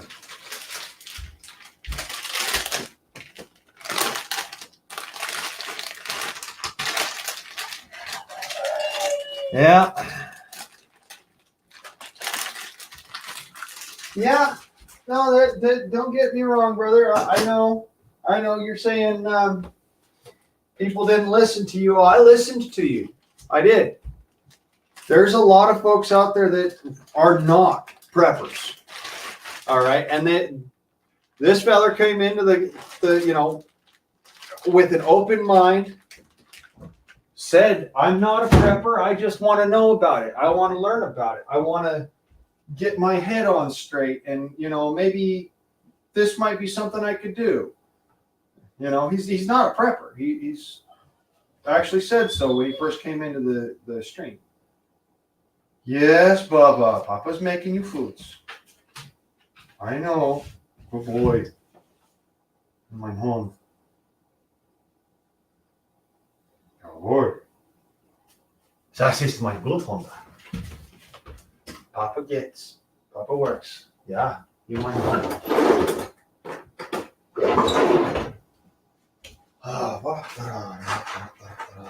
Scramble in the egg and the cheese because otherwise he'll just sit there and lap at the egg the whole time and not actually eat anything. So I stir it in, I get it all homogenized, and he gets a healthy, fulfilling meal. And I've got a dog that doesn't want to eat my arm.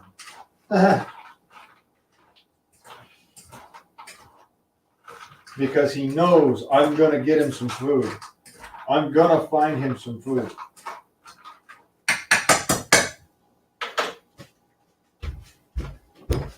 It's my home. There you go, buddy. Let's talk. Good boy. Let's talk. I love you, my home.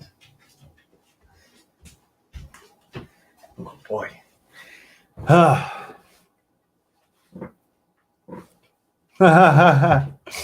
Yeah, Moose is the MacGyver of YouTube. Yeah, and you are a homesteader.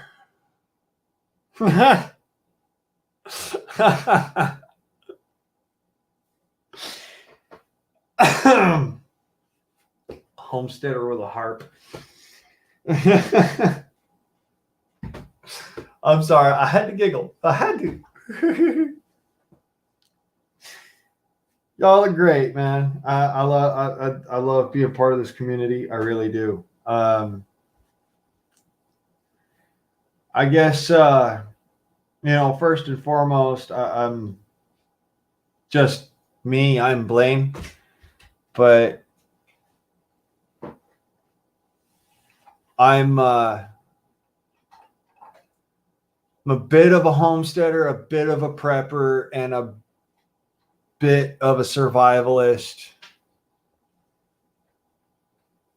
and a bit of a Minuteman, and a bit of this and a bit of that. But I am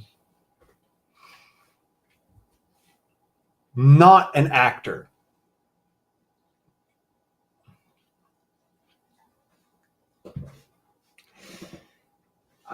I am also not running harp. Nor have I ever run harp. I just understand a lot of the physics behind how things like that work. And I didn't always used to.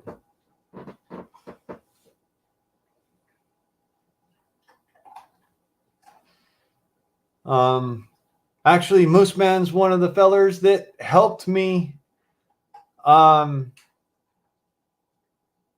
completely understand harp. Believe it or don't. Me and him had an argument. In fact, that's where Moose Man and I met originally, was me and him had an argument on some person's something or other about first it was chemtrails, and then it was harp, and then something else in physics. And we didn't really argue so much as we went back and forth a little bit. And so finally I turned around, came back, and I don't know if I had said it to him in that comment stream or that comment thread or something, But I know I said it later, like, dude, yeah, you're right. You are correct. And I was wrong. And I apologize. And if I didn't say it then, I'm saying it now. I do apologize. I was wrong. And you are correct. HARP does not manipulate the weather. HARP cannot create a gigantic bubble in the atmosphere that then smacks down and causes an earthquake, across the fucking ocean. It doesn't work like that. That being said, there are things that can do that. The sun, for one, a gigantic ball of fusing plasma, 92 million miles away from Earth. It's one astronomical unit from Earth. I giggle so fucking hard when people say, so how many astronomical units from Earth is the sun? And I go,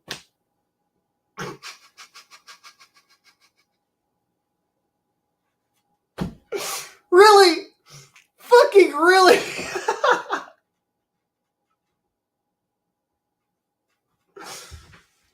Oh, shit.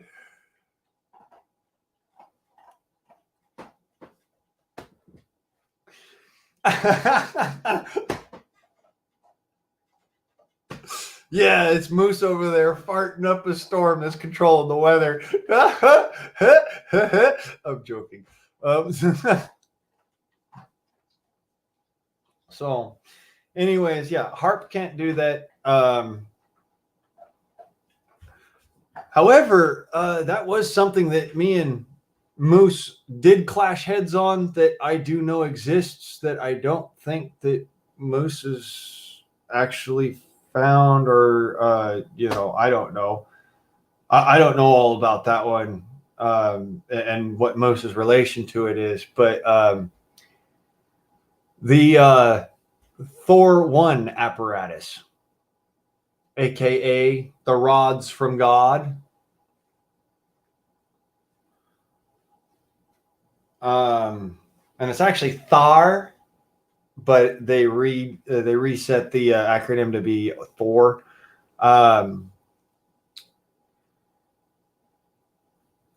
Tungsten heavy atmospheric return vehicle.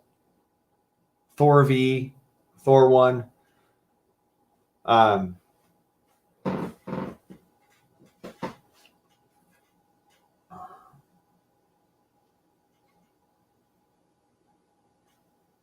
Yeah, everybody knows about the rods from God, but I went and I was sitting there saying, the rods from God, there's no reason why we even need something like HARP, and so, and that was, of course, back when I was younger and dumber and did not know what HARP was about.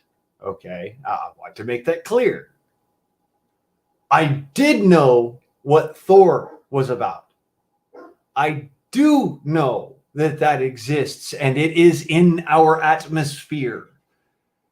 It took a long time to get it up there.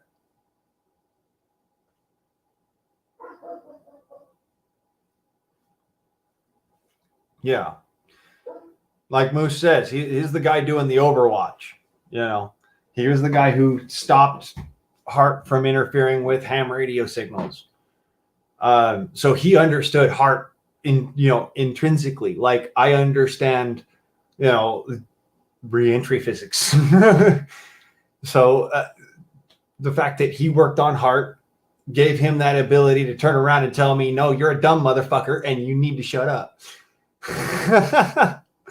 And I was a dumb motherfucker and I did need to shut up.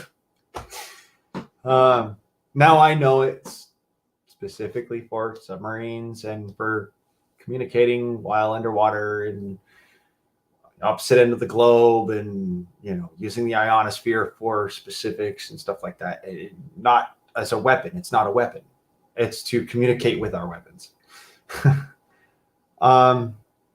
Yes, Thor V is on a satellite, which is controlled by, well, it's not the Pentagon though. It's somebody at the Pentagon for certain. Yeah, it is somebody who's at the Pentagon, but it's not controlled by the Pentagon. It's controlled by, believe it or don't, no, that's still giving away secrets. Never mind, I can't say that. But yes, Thorvi is the rods from God weapon. It is the tungsten heavy atmospheric return vehicle.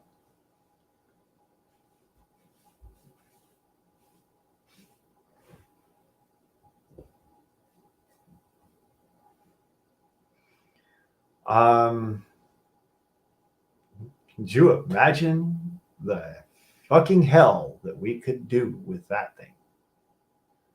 And it's just up there all the time, just passes right overhead all the fucking time. You see it all the time. It looks like a regular old communication satellite just across the sky.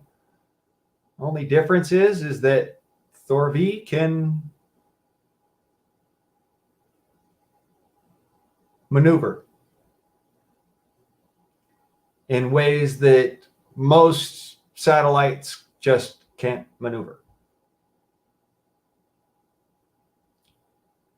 Oh no, it's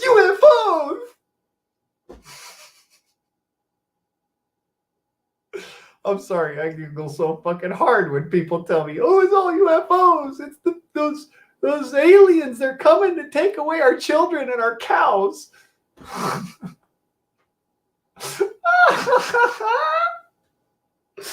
You understand how far an extraterrestrial species of a sentient capability and mindset would actually have to go to get here? I do. That's why it's funny to me. Are there extraterrestrials? Are there extraterrestrial sentient species? Yeah, sure. Are they zooming around Earth in special super technology things? No. No. Mm-mm.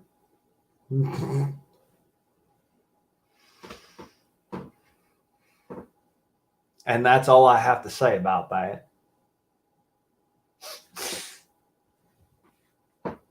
And just like that, we laughed.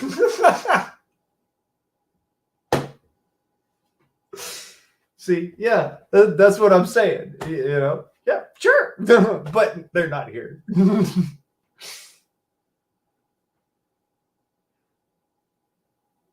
Not sure about extra testicles.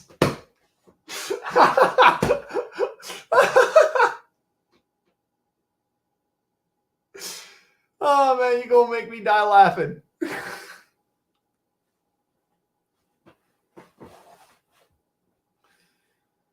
Bigfoots do exist. Yes, they do. I would agree. However, hoaxers do exist as well.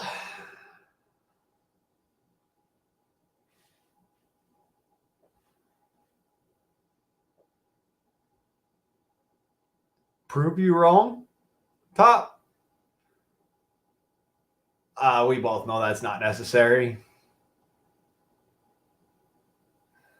Because it's already happened a long time ago.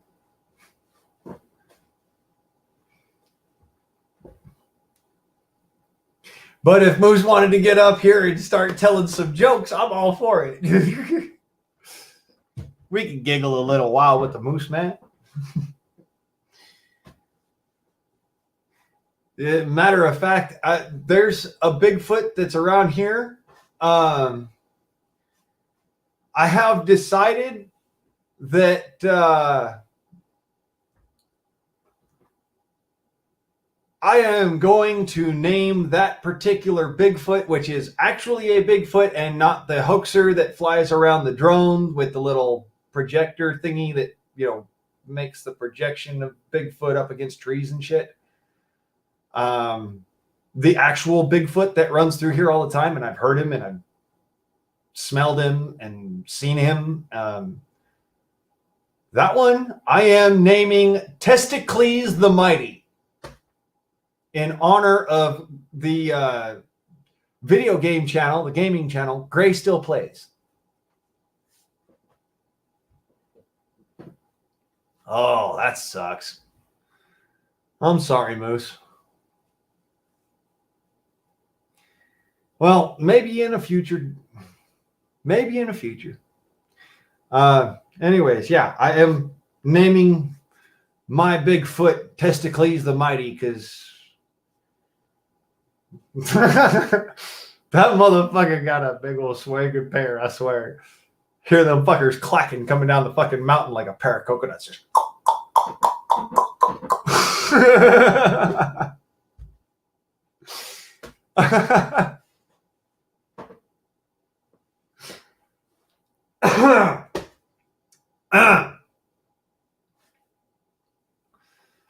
apparently, I am not the biggest swinging pair of nuts in this particular town.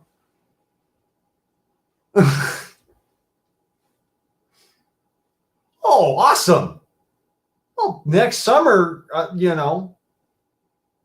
if you're still here with us and you're still around and, knocking bears down with big old 30-06 and 50 caliber Alaskan, then tell you what, come on over, hang on out, shit, say hi. I don't know, twerking your body armor.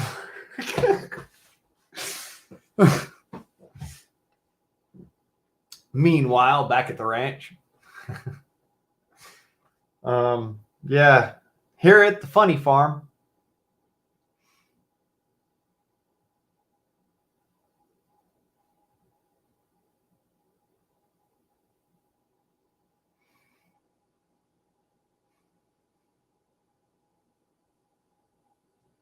Well, holy heck, how y'all doing? Welcome. Matt Dillahunty, Dirt Farmer, welcome to the Freedom Forum. Thank you for coming by, brother. It was good seeing you over there at Big Tim. And I am ye old guardsman. I am Blaine Price, the crazy son of a bitch with too many air guns and not enough time on his hands.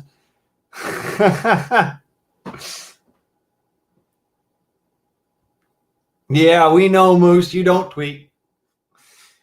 But ladies and gentlemen, shout out to poor Dirt Farmer, newest to the guard. And here we go. Let me see here. I'm going to fix some shit real quick. Hey, Dirt Farmer, I hope you enjoy your dress blues, brother. I really do.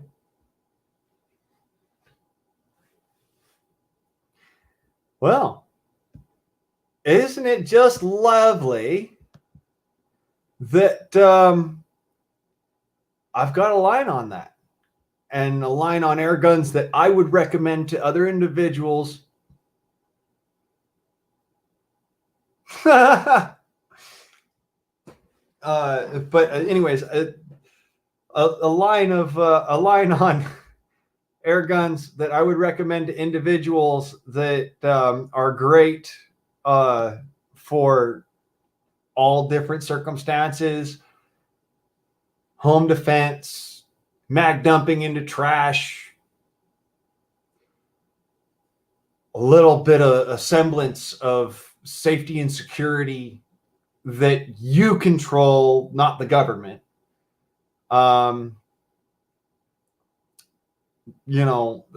Just that awesomeness, that lead down range that we can all get behind.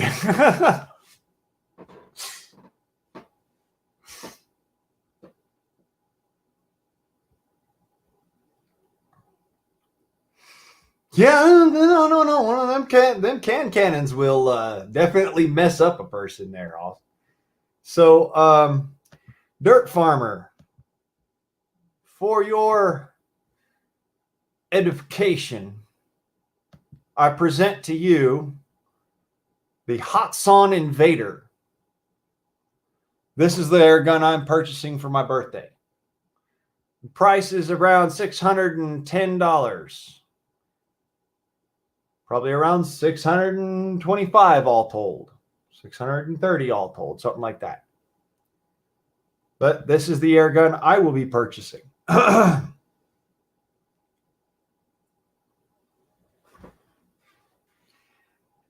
full beer at 800 FPS, Moose, is enough to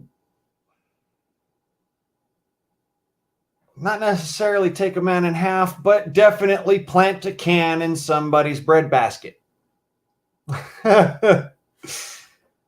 Firmly.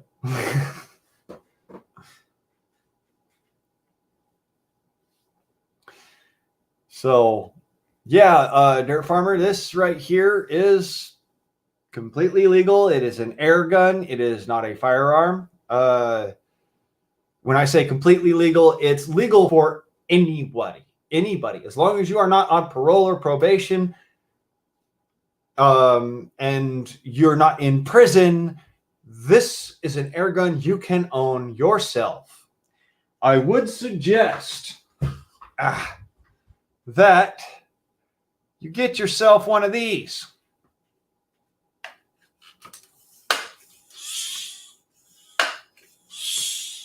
Three-stage air pump if you're going to get yourself an air gun like that.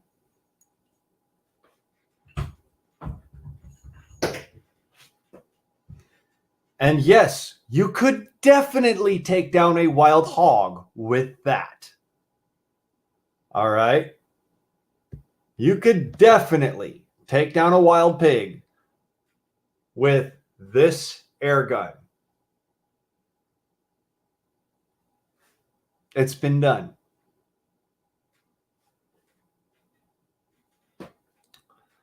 Yeah, Moose, you could definitely turn their family jewels into worthless heirlooms. This air gun here is an air gun that, believe it or don't, has thereabouts the same knockdown power as this one that I have in my hand. This is the Hatsan Flash QE Quiet Energy 25 caliber bolt action air rifle. And it's about 40 foot-pounds of energy with a pellet. So flinging slugs, we're up there in the 60 foot-pound range already. Okay. If you wanted to see the flash, let me see if I could pull that up right quick without a fight.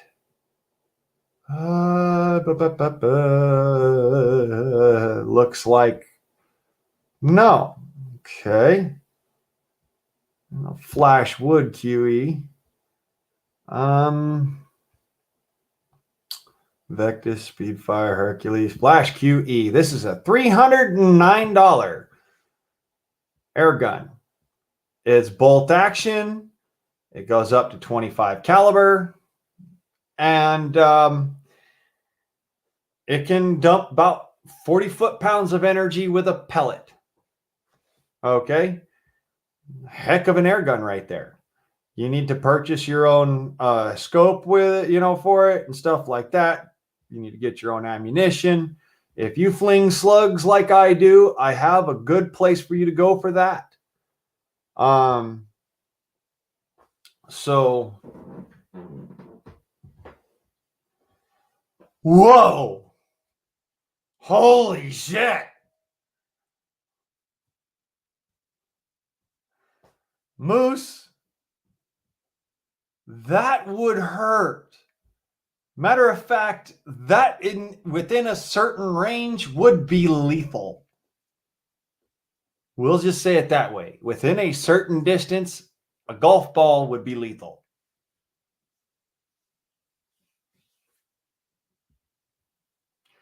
So anyways, this is the Flash QE for anybody who doesn't need to have semi-automatic power and, they're not willing to spend $700 on an air rifle. This is a $400 air rifle, a $300 air rifle, mind you. And it's strong enough to take a deer down. Proper shot placement. It has taken a coyote for moi. So there's an idea for you.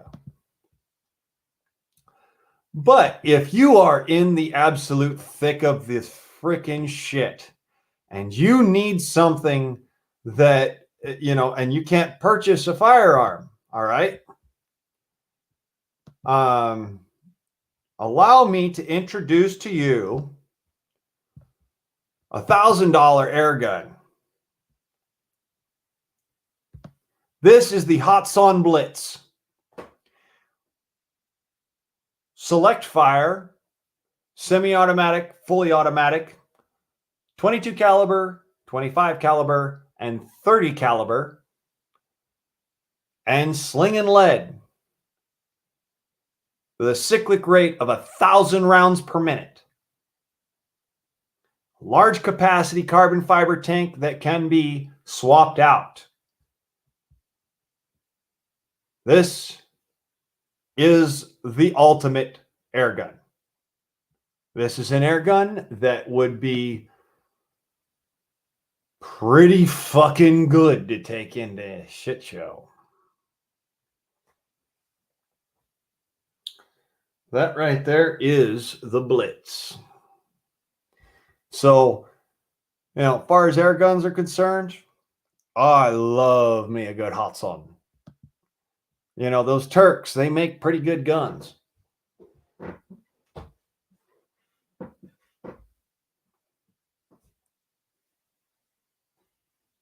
The Blitzkrieg Bop. Oh, wait, I got to be careful about that word. I can't say the Krieg word. My dog will go nuts. He'll think I'm telling him to go kill something.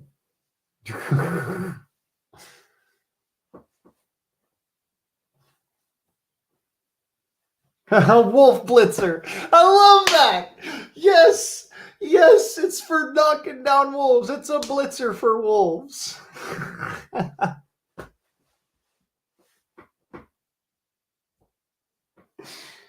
Yes.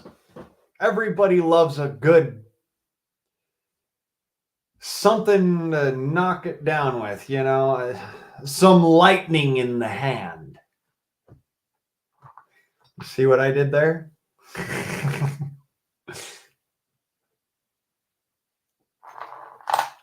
Anyways, so yeah.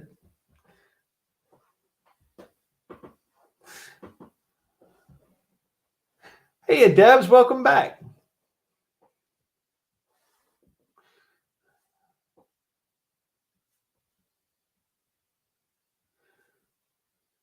Well, the digital flesh.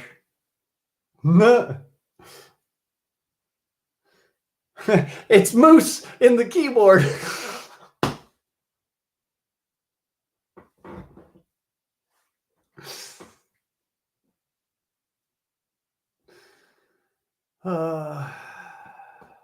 Someone said Moose 3 times and he appeared. Yeah, I guess he must have heard about me going and talking up the 50 caliber Sam Yang, the Moose gun. Oh, speaking of which, Dirt Farmer, if you've got a bear problem, might I recommend the 50 caliber Sam Yang. Mine is named Samantha.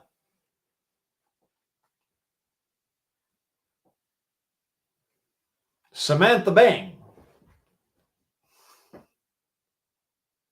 I love this gun.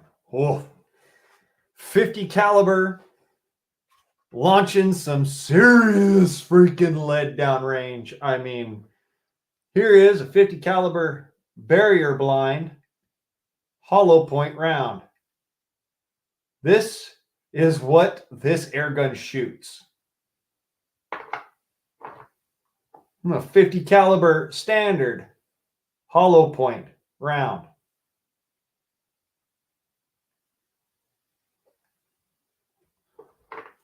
So yeah, this is my beautiful little gun. I love this gun. This thing will kill a freaking bull moose.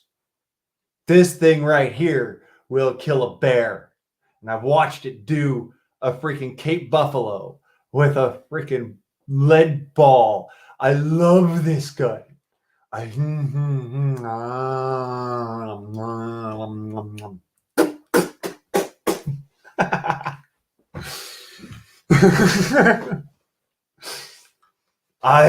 love this gun. Oh my God, I love this gun. 50 caliber. This gun has got a lot of hatred to lend. All right. And I'm not joking when I says it's a 50 caliber and it shoots those slugs. Look, here's the slug out of my 50 cal that I keep loaded because I'm at home. I so love this gun. This is a beautiful air gun. Sailing went and said something about air pistols now. See, people are getting on they're getting on the knowledge wagon with me and they're saying, wait a minute. You know, it's not a firearm. Legally speaking, this is a toy.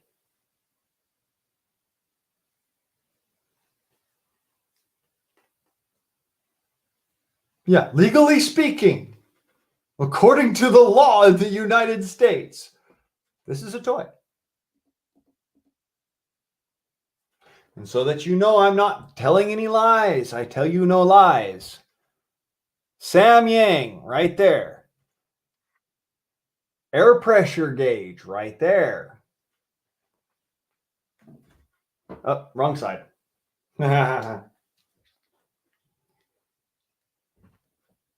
Dragon Claw, 50 caliber, 12.7 millimeter.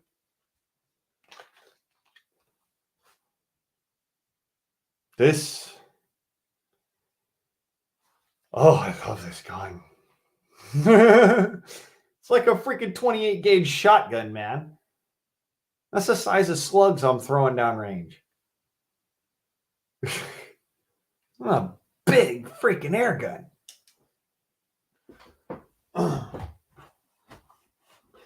So yeah, for my birthday, I will be purchasing a semi-automatic air rifle.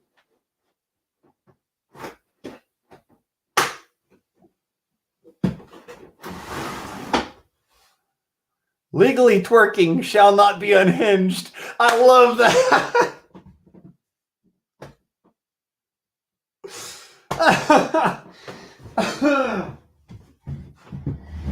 Okay. So, air pistols, real quick.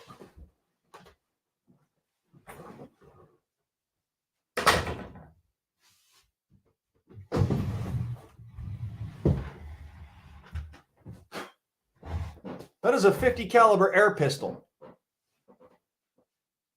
In case you were wondering, yes, that is an air pistol. 50 caliber.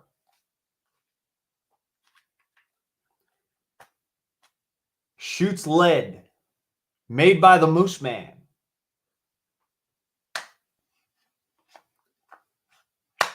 Changeable magazines.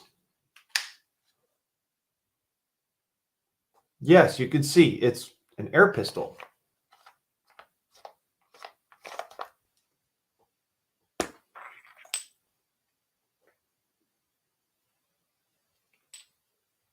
Like I said, air pistol.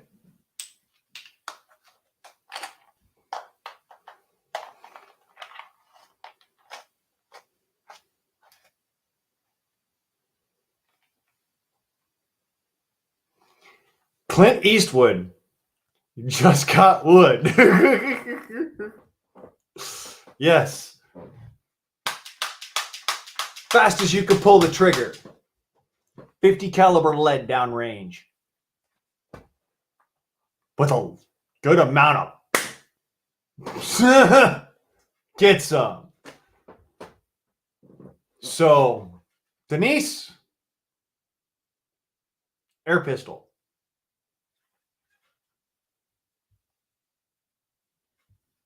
Do you feel lucky, skunk?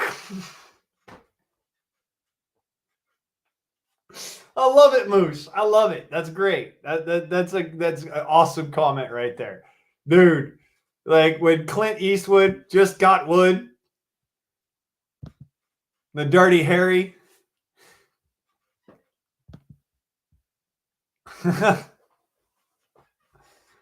Okay, which one? This one, the 50 caliber air pistol. There is see if I can get that in the shot here. T4E. HDR 50, I believe. TR 50. See here. Come on. There we go.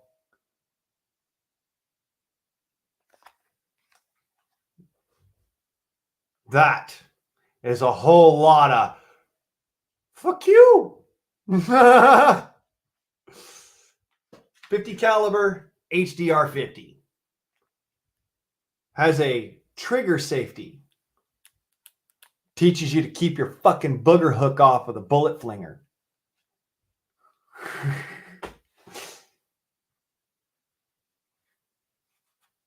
So, in some countries, this is known as the HDR 50. In the United States, it's the TR 50.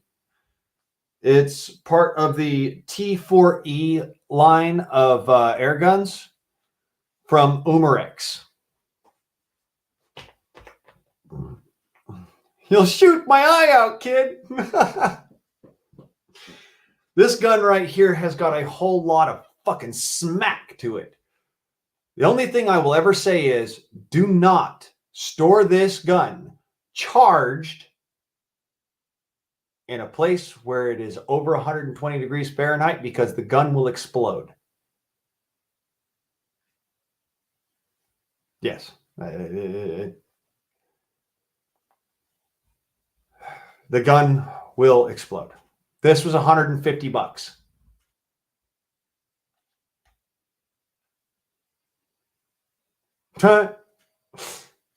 $150. 50 caliber air pistol that shoots lead. Need I say more?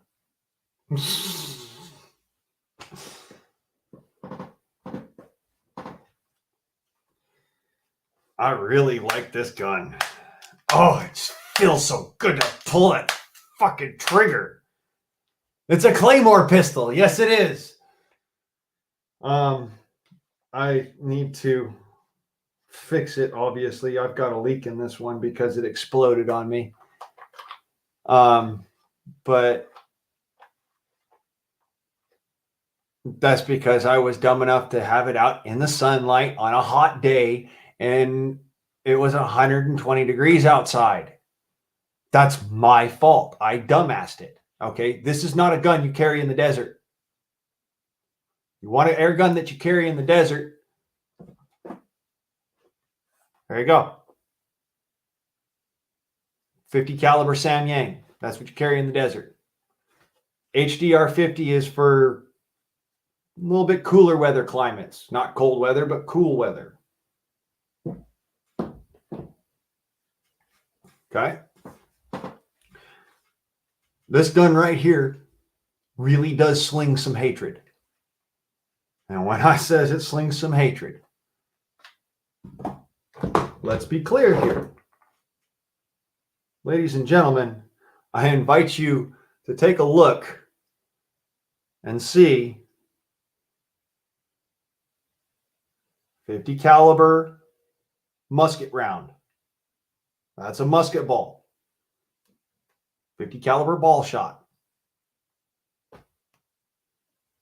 Fits right in there, snaps right in. This gun can shoot paintballs, can shoot pepper balls, can shoot steel, it can shoot lead. So, and it comes with several magazines. This is not the only magazine for this air gun. It comes with 5 of them for a reason. Quick interchangeable air power. Runs off of basic 12 gram CO2 cartridges. Slings a 50 caliber ball about 450 feet per second.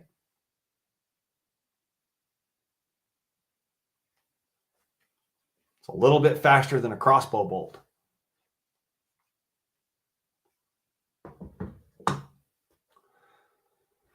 When I'm out in public and you don't see me carrying a pistol on my hip, that air gun is on my chest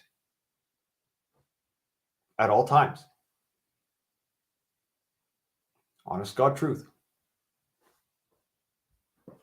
Yes, I have lead balls.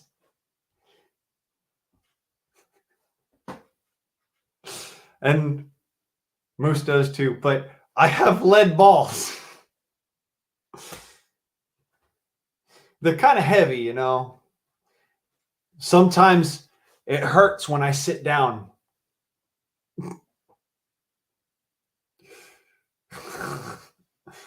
But it feels so good when I get the weight off of my... Okay, we're not going to go there anymore. Anyways, yes, lead. I like to shoot lead because what it comes out the barrel with is pretty much the same as what it smacks down with.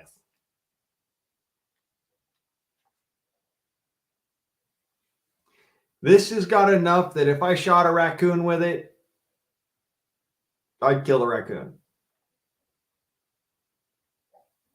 This has got enough to it where if I, heaven forbid, had to shoot somebody who's wearing a jacket, this is going to fucking hurt. This is going to make sure that they stop and look at you and go, "Why'd you do that?" before they hit their knees. 50 caliber power. And when all else fails and you've run out of bullets, you can still use that end really well, really effectively.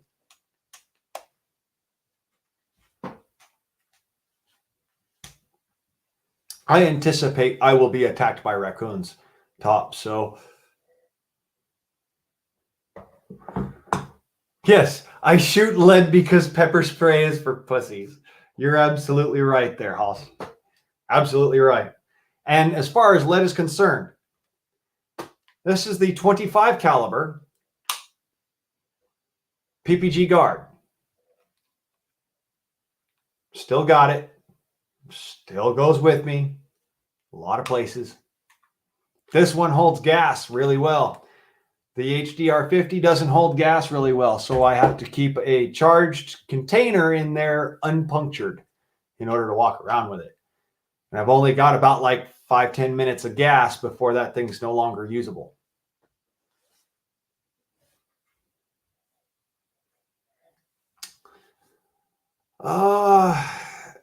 It's easier to just buy ball bearings, Deb.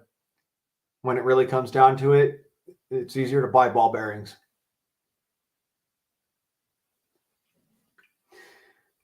They make special bullets or special ball shot for the HDR50 that is is steel. It's from Poland. It's called the I think they're called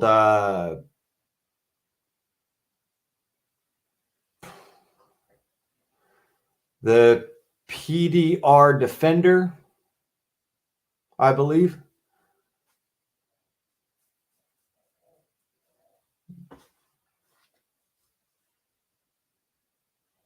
Yeah, iron and steel don't work well sealing inside of a gun barrel. It's just a reality. So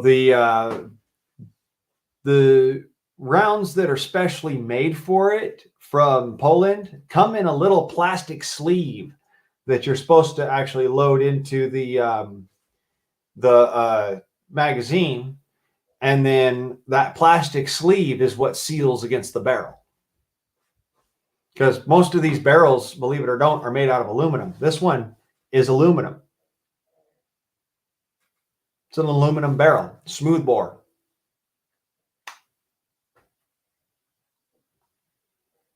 And it's got a hell of a lot of Jimsky. But I've done a video with this particular pistol when I was out there in Blythe, and you can see it does some serious freaking damage. I shot some milk jugs with it, with a t-shirt over the milk jug, kind of like an analog. It's doing some damage. It's going to hurt. Yeah, Moose Man, you're right. Sabo. It's a plastic Sabo that goes around the steel. But yeah, I totally advocate for lead in that gun. Sure. This right here is what I was trying to do with this. Okay? This air gun is what I was trying to accomplish with this air gun.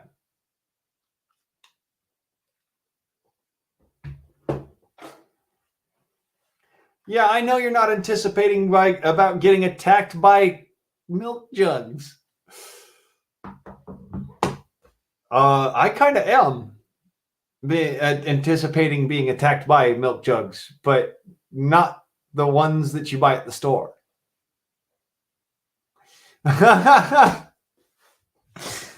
I'm joking. Of course.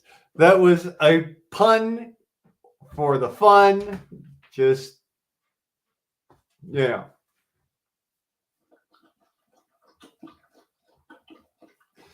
Yeah, I don't want to see the jugs around here. If let me put it this way, if they're going to be like what I am afraid of, the ones where it's a nice rack, but it's topped by blue hair and it happens to have a baseball bat between its legs. I don't want none of that. Thank you very much.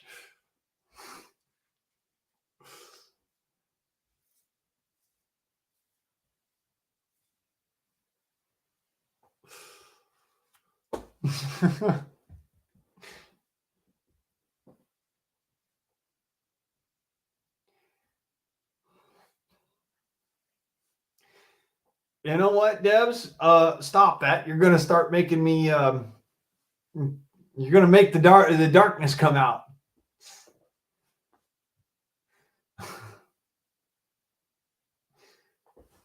Ouch. Ouch. Okay. Oh.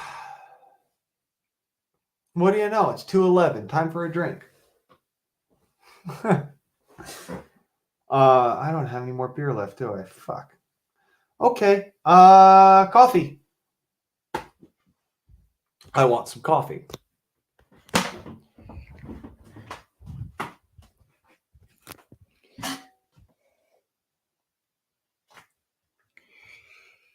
I shouldn't have done that one.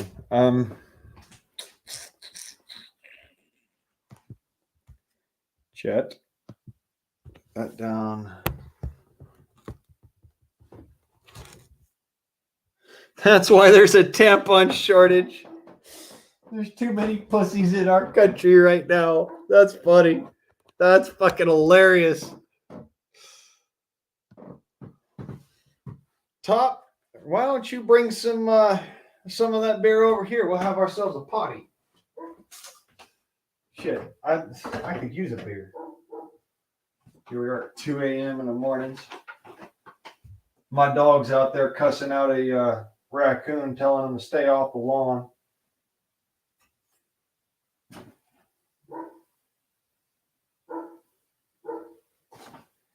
I think I'm gonna have to go out front and go knock one dead because been having one getting into the garbage lately.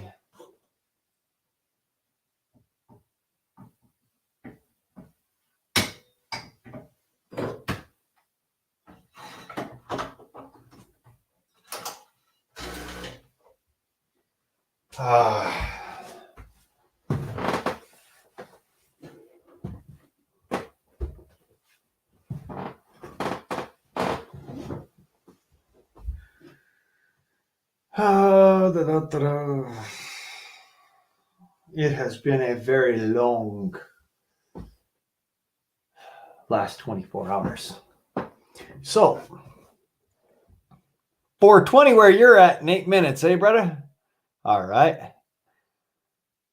Today is Wednesday, June 29th, 2022. So,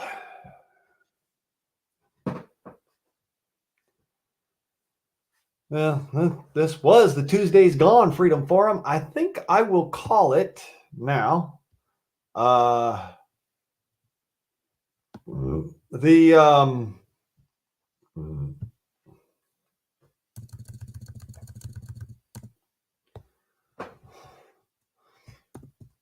One Wednesday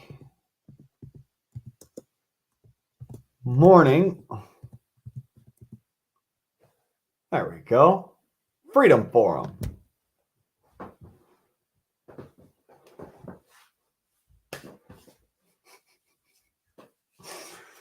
We started on the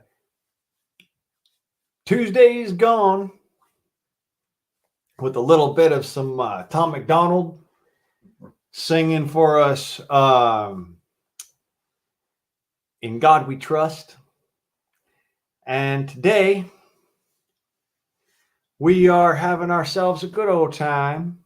Shit. Did it change? Oh shit. Yes, it changed. One Wednesday morning Freedom Forum. So there we go. Everything changes.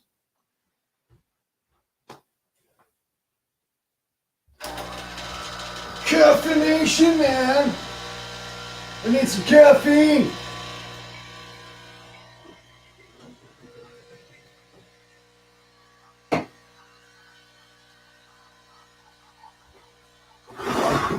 Because you know how it is.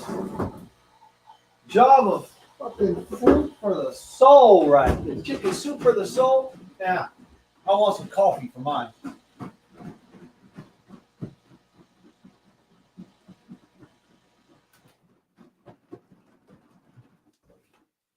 Coffee. Java. That's Java shot one.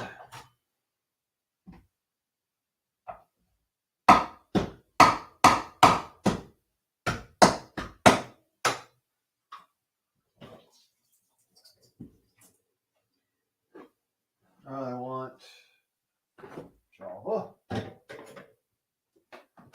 I know. I'm having that foo-foo Starbucks crap. Get you some whiskey, boy. What you doing all that for? I know. My dad would fucking be smacking me upside the back of the head for doing this. I'm just kidding. He wouldn't. He wouldn't care. He'd probably pour me a shot of whiskey and say, "Here, have a toddy."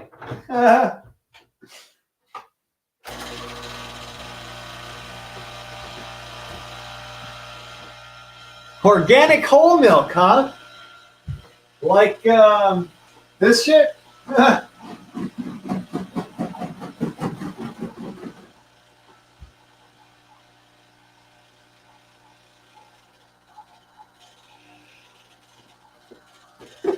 See, that's the way I look at it. If it didn't come from a cow, it ain't milk. I mean, come on. How do you milk those freaking almonds, man? Those damn tiny udders.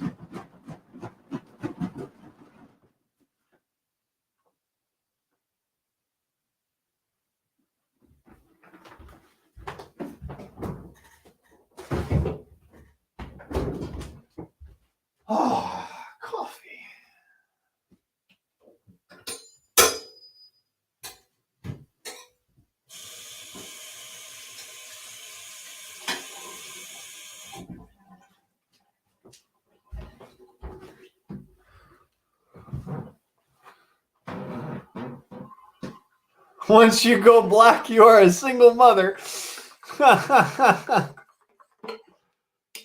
Yeah, I don't know about all that. It definitely tastes a little bit more creamy, but it ain't buttermilk.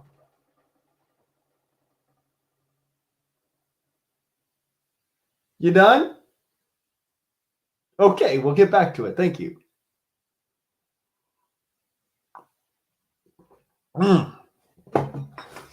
Java.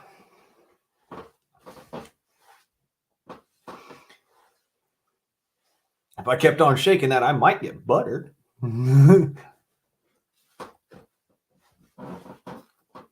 It's a lot of shaking, though. Probably going to have to get a hold of, what's her name? My milkshake brings all the boys to the yard, and their life is better than yours. Damn right, it's not better than yours. Oh. Once you go black, you go running right back. That's fucked up.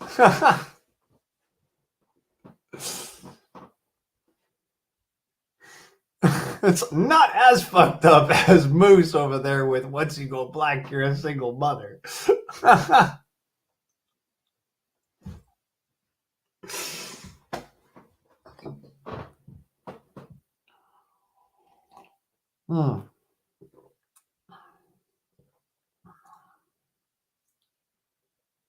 Hey. Double shot of espresso and some foo-foo foam with sugar.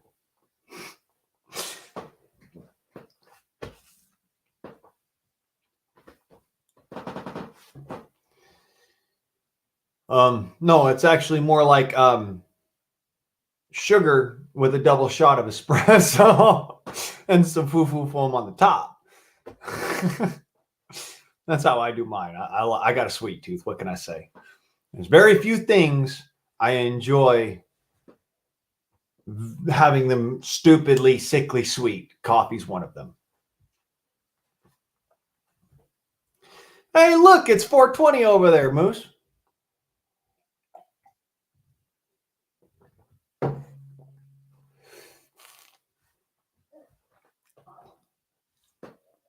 Yeah, no foo-foo foam for you. I know. I'm joking. Like, honestly, I say that because of what Adam Calhoun said in the song "In God We Trust." You know, your Starbucks mango foo-foo, whatever. Yeah, it's foam on the top. It's shaken foam. I stop that. It's handshaking foam, you know, and so good foam. Yeah, whatever. It's foo-foo. Okay, what? Woo. It was made on a Starbucks machine. Oh, woo. You know what I noticed? I haven't actually been tested for a couple of years on what the actual level and amount of shit that I can take and handle and continue forward with, you know. I haven't really been tested. And I'm kind of happy about that, to be fair and honest.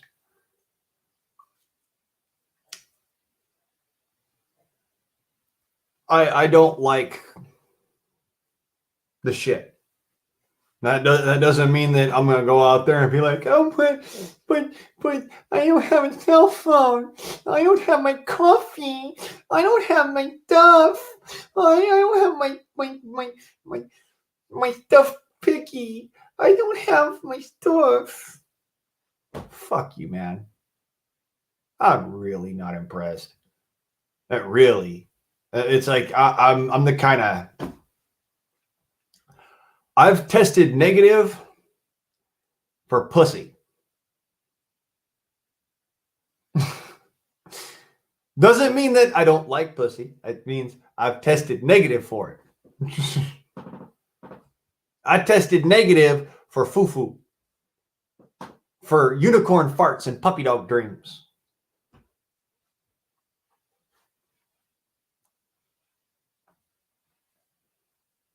I tested negative for getting a jab in my beautiful. Oh, that is such a sexy tattoo. Gotta love that fucking eagle right there. There's a whole lot of freedom.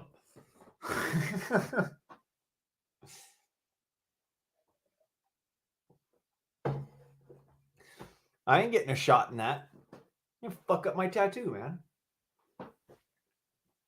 I ain't getting no fucking. Fuck you, man. Fuck that bullshit and the fucking shots and shit. Take that jab and jab it up your ass. Sorry, but not sorry. No, I don't need nothing fucking this up. Well, we'll do it in the other arm. Oh, you mean the one with the cancer mole on it, huh? The one that you legally can't fucking put it in.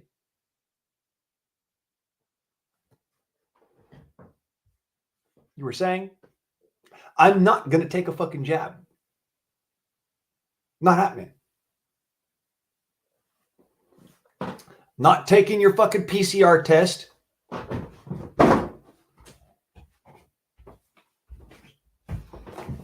This bullshit is out. Okay? Don't fucking care. I don't.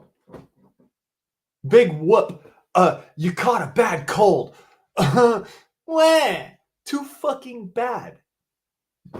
Grow the fuck up. Get you some chicken soup and some fucking Sprite and get over it. Drink some orange juice. You'll be okay.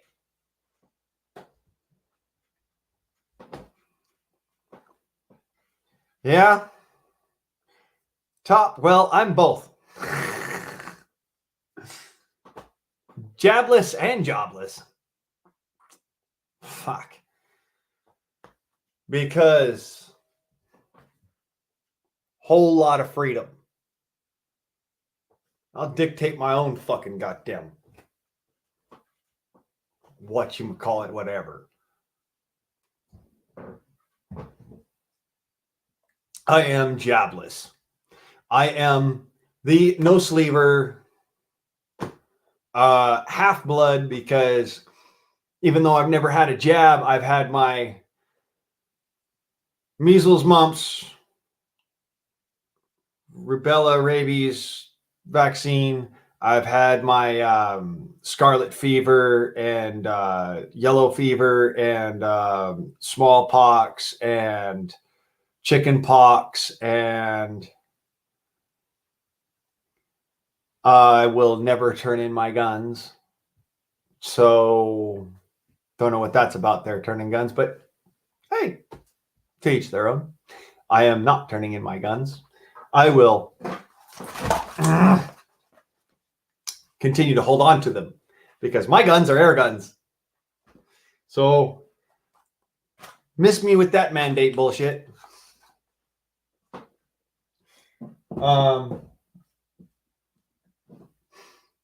Anyways, as I was saying, I don't prescribe to the jab bullshit.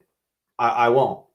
I personally will actually dive off a fucking bridge head first into a 2-foot puddle of water before I allow a jab to happen. Because I've got a better survival chance.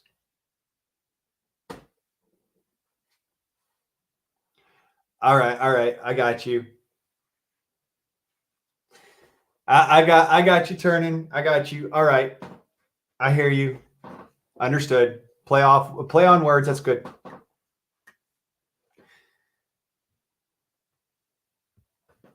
I ain't mad at you. Shit.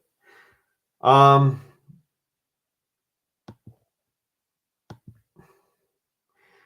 you enjoy that zoot suit. Them dress blues were kind of expendy. So don't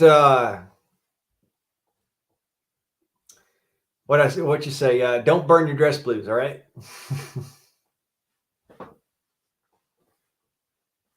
I've seen you around. I've seen you in other chats, and I've seen you here on this channel at least once. I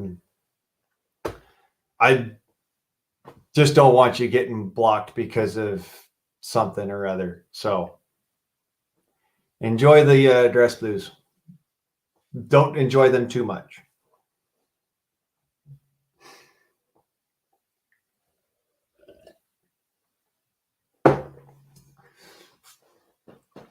Yeah, I had a boating accident. All my firearms fell off the boat, and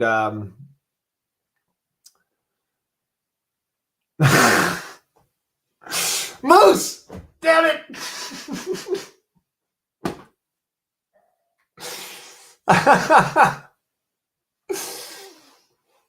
Here I am telling somebody to respect the wrench, and really?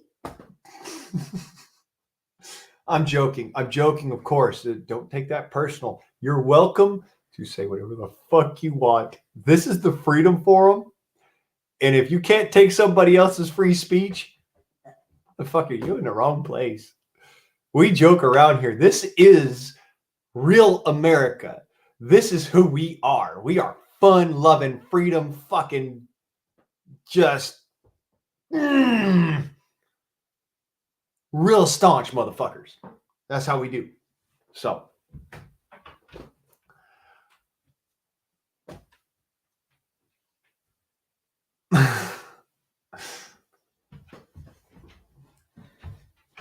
See, I turned my own gun. This right here is an air gun.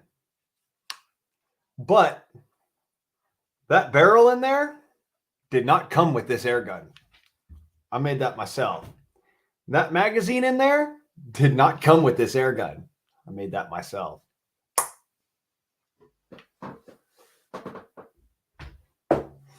Yeah, I lost my guns in a boating accident. I shot a hole in the boat. Then I had to swim for shore. So I lost all of my guns in the middle of the lake. I'm joking. I didn't have any firearms to begin with. Don't need them. I have air guns. I have a bow. I have a fucking really nice bow that my dad left me. I have a crossbow. I have air guns all over the place. I know how to make explosives. Yeah, I know how to make explosives. And if you don't, then that's really sad because even though you may or may not have a license to, you should still know how. It's a very useful tool that at some point in time in your life, maybe in the not so distant future, nobody can actually ever know what the future actually holds, but bear with me. You may need to know how to do that.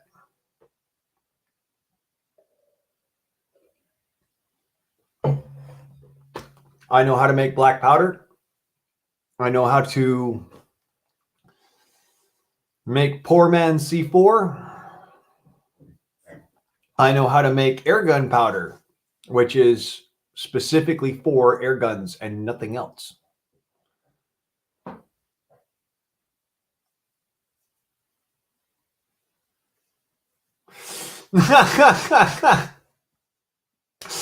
Top in here making me laugh and giggle like I'm having a good time with y'all. I love this. You know, this is the Freedom Forum.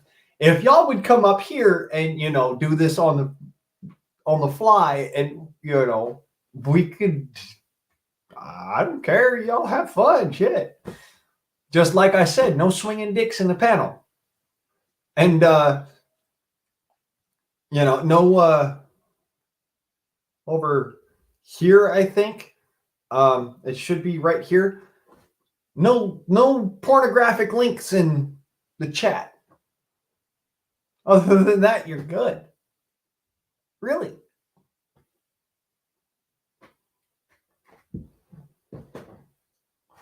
Say what you want to say. Mean it, motherfucker. Oh.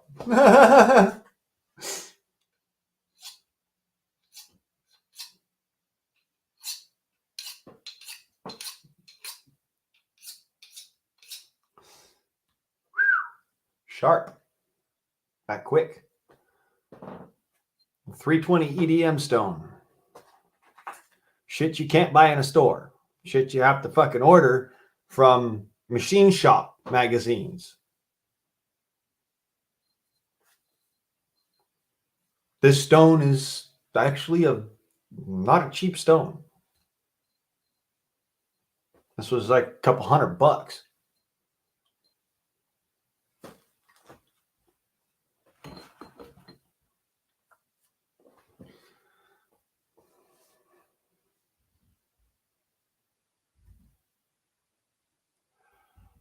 Wow. That's the way to drop it there. Top, if it's 99 cents on Amazon, if this one is 99 cents on Amazon,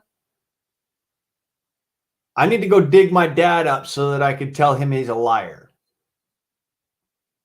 Because I watched him buy this from the magazine. This was actually about 150 to 200 bucks. There's another stone in my tools that is actually a $2,000 stone. It's made of ruby.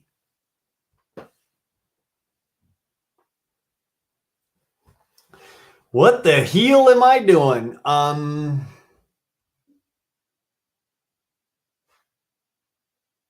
don't know. I'm just having fun.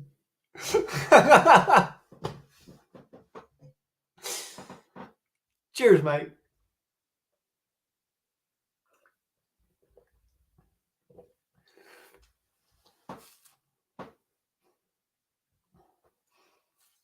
Yeah, it's not a really target-rich environment going boating, not unless you're on a, a naval warfare vessel, in which case,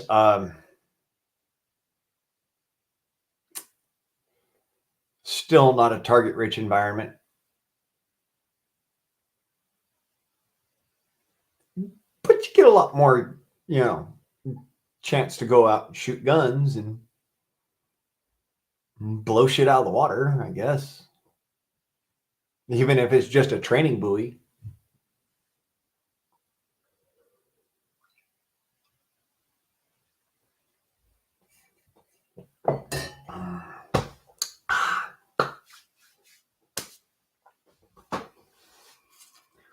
Yes, sir. It is early where I'm at. It is 2:30.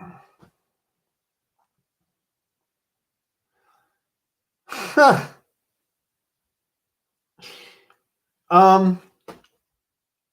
I don't know about you, but I'm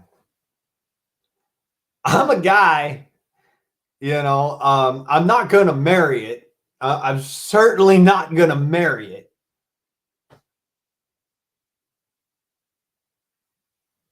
I'll hit that once. And then walk the fuck away. And be like, damn, what was I thinking? Jesus.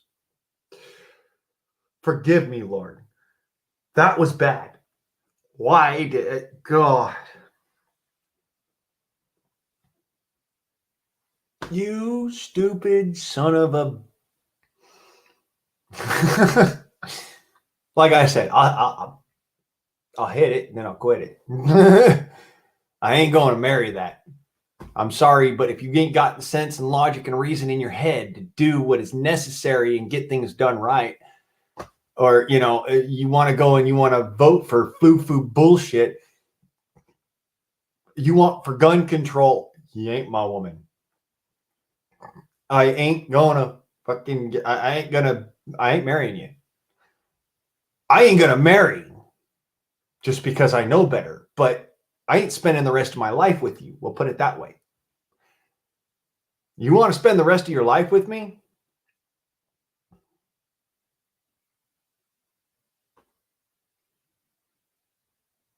You got to have a brain on your shoulders.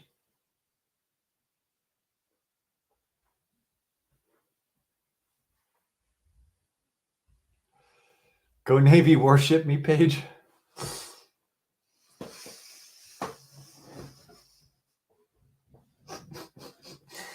Yeah, that's pretty funny. I'll give you that. That was pretty funny.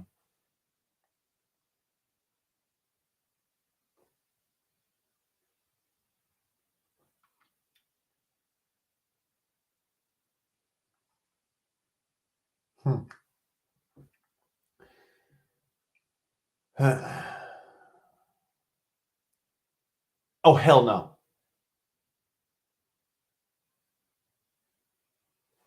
If there's nothing in that head but air, I've had a couple of women friends that were like that. Valley girls, blonde.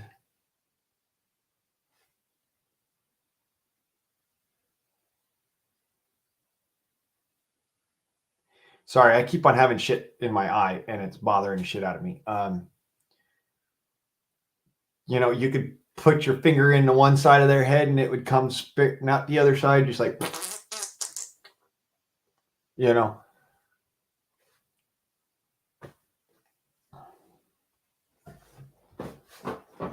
just like, I could literally go and do this sort of thing. Just,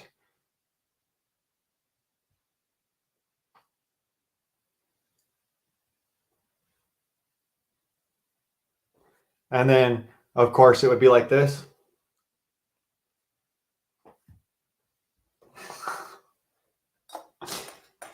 Yeah. I hate to say it because she's beautiful. Beautiful woman. Amazing body, amazing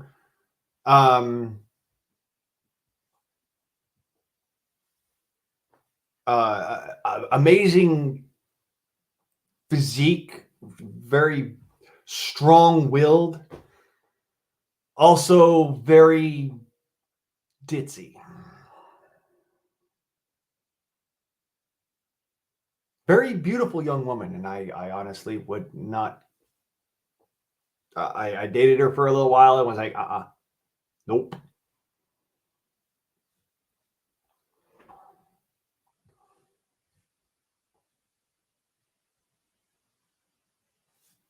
I actually at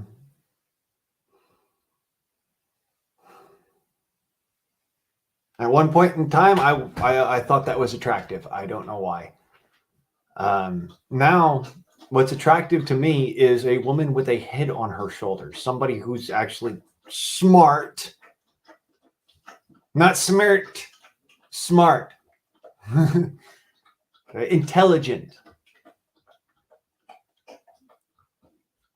has a better education than my tits got me through high school.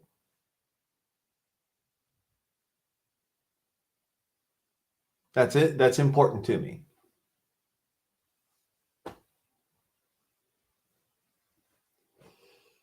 Two bottles of tequila, 2 rolls of saran wrap, and 200 paper bags.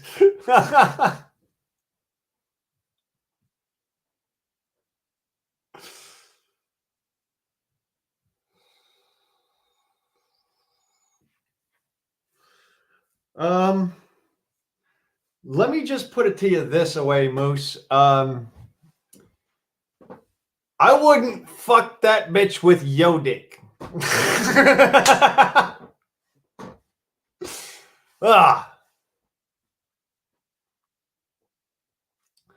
Yeah, see, that's the thing. Intelligent women are smart enough to stay away from me because why? I don't have oodles and gobs of money. I barely even, cut the crust at living. I don't have tons and tons of money. I can't buy her a freaking diamond engagement ring and, a Mercedes Benz when she wants it and, a fucking yacht. I don't have that. I have me, my dog, my rifles, my truck, and my trailer.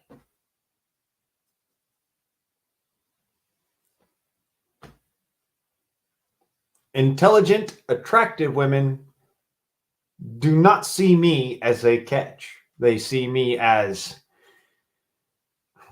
well, that'd be fun to ride for a second.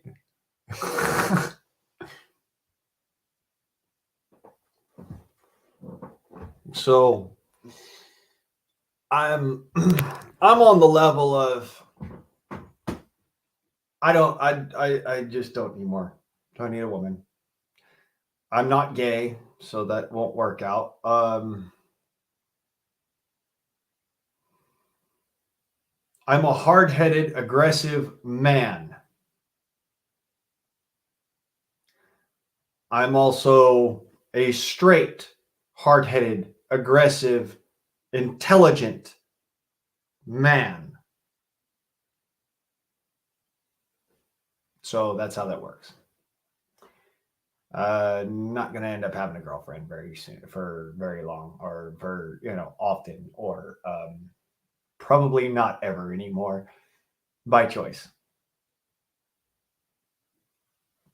And before you ask, no, I am not a virgin.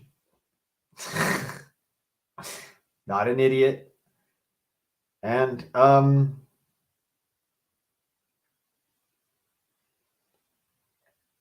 not disgusting either. It's just a matter of, sorry, I'm still a guy.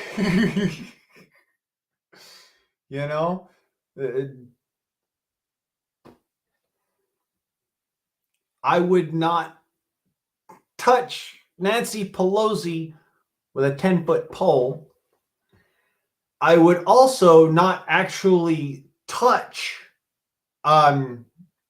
AOC for any fucking reason whatsoever. She's still, has that figure, but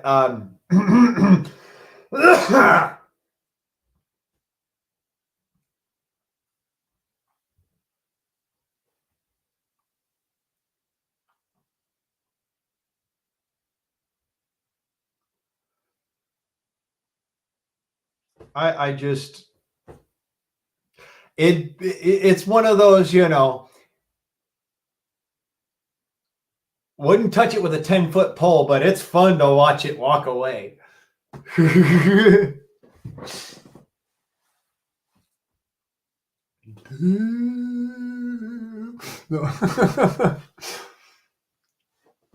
A white girl who has a black kid, a white kid, and a Mexican kid. Sitting down at her table is like sitting with the United Nations.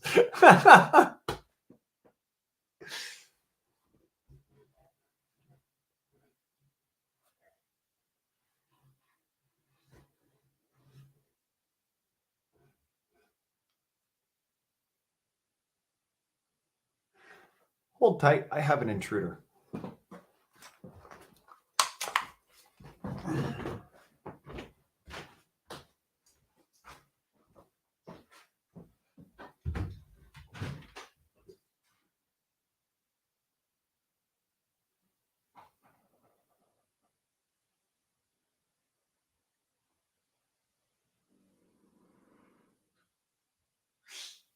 Yeah.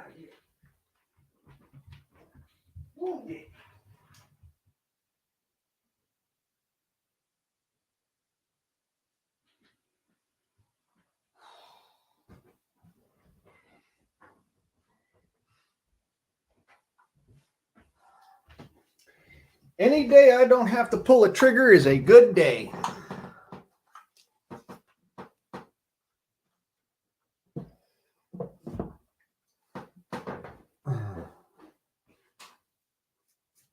Never said that any day I don't pull a trigger. I said any day I don't have to pull a trigger. See how that works? Any day I don't have to pull a trigger is a good day.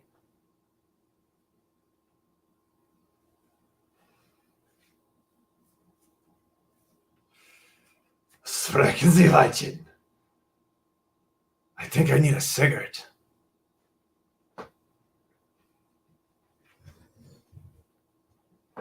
A midget Palm reader break out of jail. We have a small, medium, and large.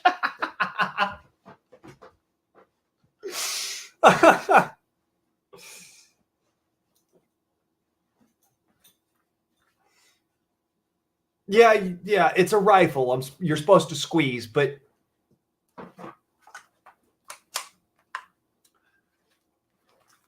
pistol grip, pull. It's squeeze, pull, same.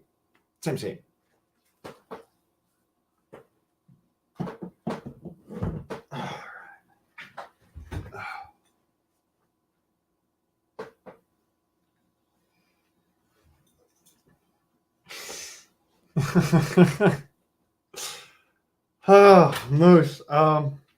You know what they say when you've got a midget, when you've got a small person at large, the way to get a hold of them is to find the nearest circus. See what I did there?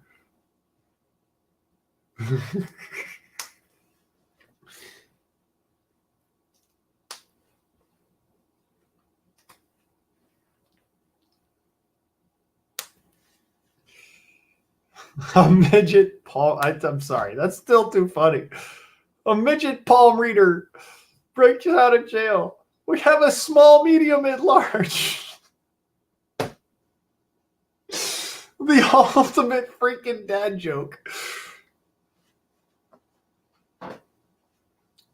Your rifle needs a haircut. That's something I've never said. Yeah, that is something that I've never heard before. You know why my rifle is so hairy?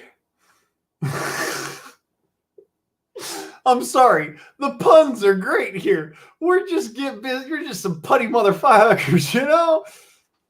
The reason why I have a hairy rifle is because it's incognito. It can go in under the radar. You know, like Ron White when he cuts a little hole in his suit.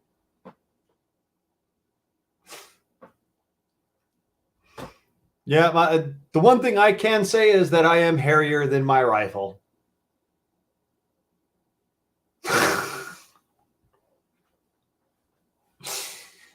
But no, reality, this is jute twine that I've tied on as a form of camouflage. So it's literally just fuzz.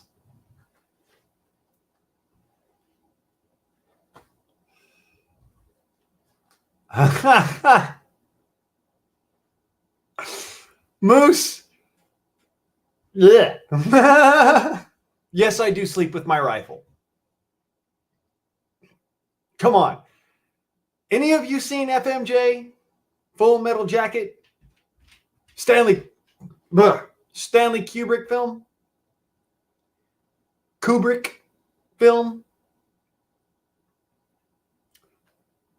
Full Metal Jacket?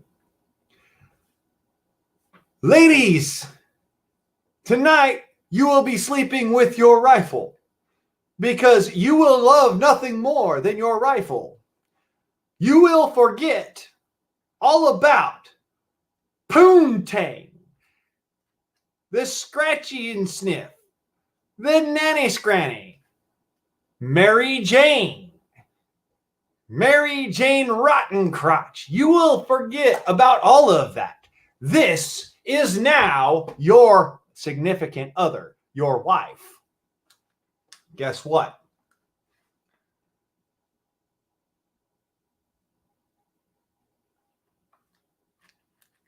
My first love is my rifle. My second love is my gun. And third love, well, we haven't gotten to that one yet.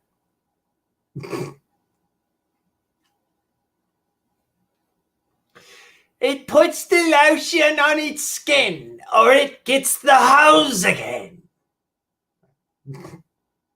Sorry, I have watched. I think that Buffalo Bill was a bit of a twat and that Hannibal Lecter was creep. Can I say that's what he was supposed to be? He's supposed to be a psychopath. Ooh. Psychopaths are not scary to me.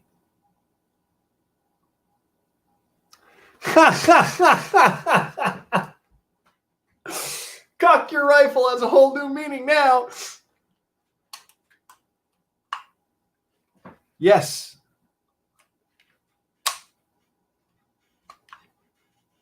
It does. It's not just the, it's now.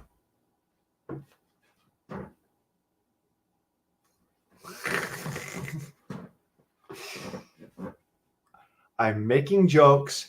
It's a pun. Don't lose your minds, YouTube. Yes, this is my rifle. There are many like it, but this one is mine. Many men and women have tried to take my rifle. Many men and women have failed. Don't put it in the wrong hole. Bro, I am not having sexual relations with my rifle. I keep that for my gun.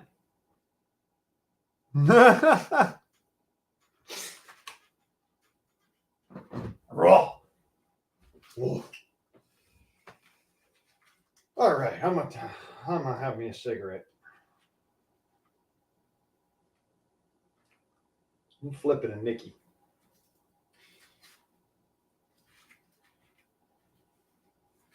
Ruh-roh, Raggy. We have a problem. Really? Huh. That's weird. Seems I had this hooked up wrong. All right. Yo. Let's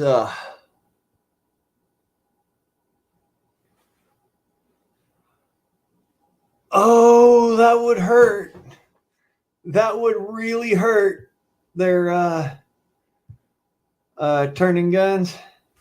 That would hurt like you don't want to think about it. Just trust me. You don't.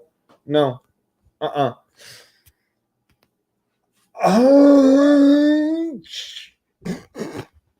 That hurts. All right. I'm too sensitive for that.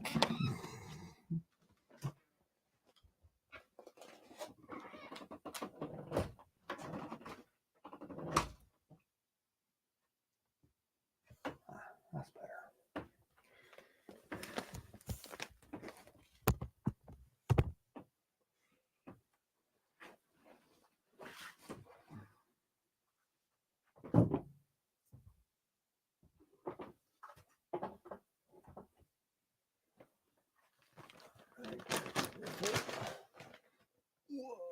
Okay.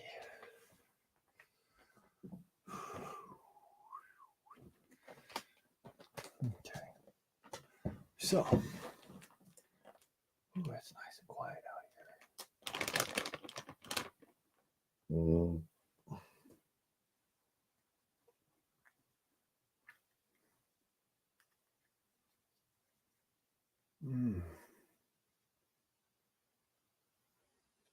It's a good night.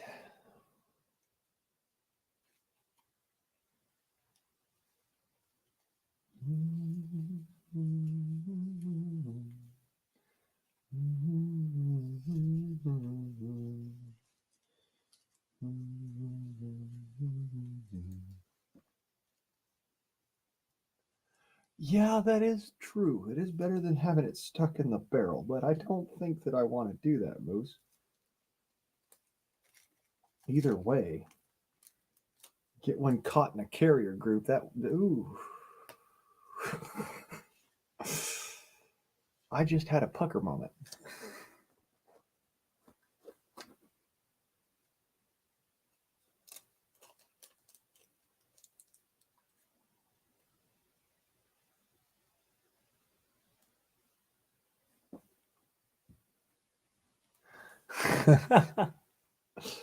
uh, yeah.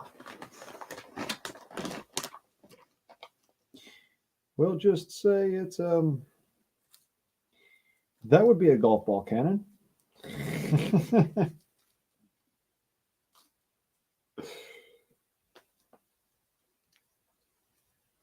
People wanting to know the size of my gun.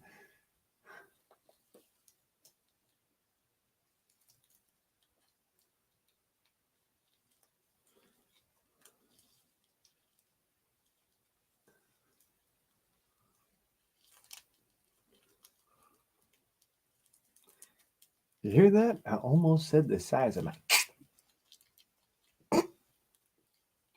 Sorry. Ooh, hairball. Yeah. That thing, which shall remain unnamed.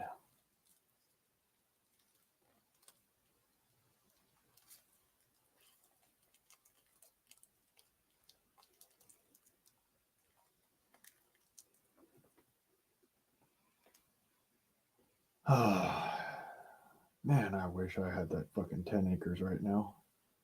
I could be as loud as I wish. Instead,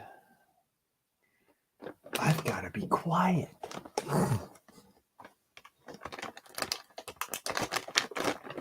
And do my damnedest to keep it down.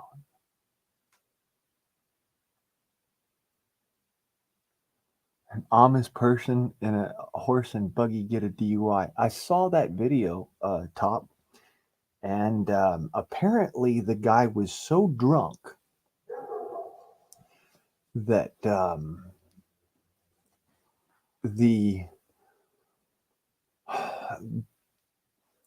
I guess the horse, when the police went to go and pull him over, the horse kept on walking, and so they went and they tried to run up next to it and check it out, and the guy was so drunk he was passed out in the driver's seat, unable to stop the horse.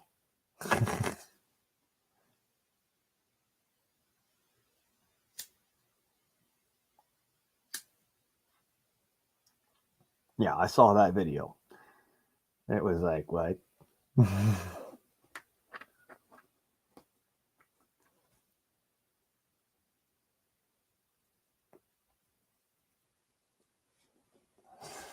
Apparently, the cops weren't too worried about it because the horse knew the way home.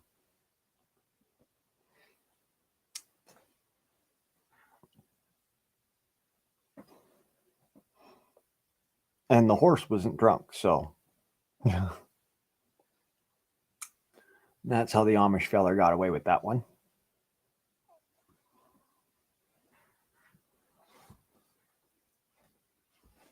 The driver wasn't drunk.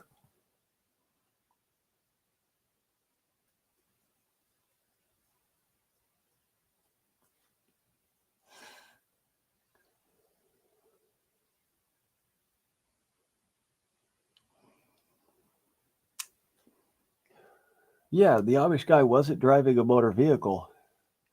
He wasn't even driving. The horse was.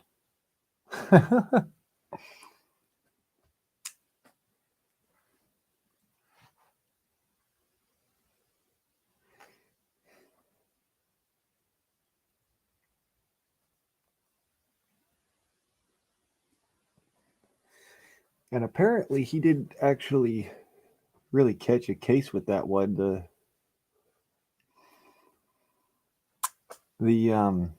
police let it go.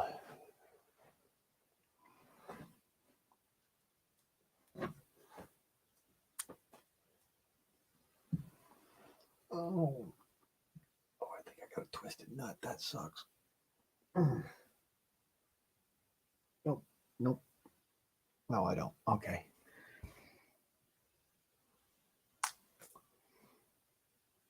That's just bad gas.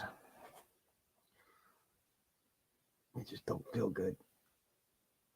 Oh, that hurts. Oh, that sucks. Okay.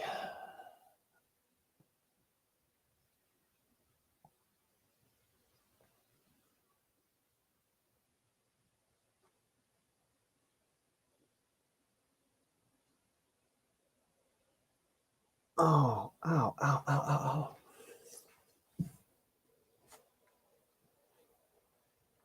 ow. Ugh. Ow.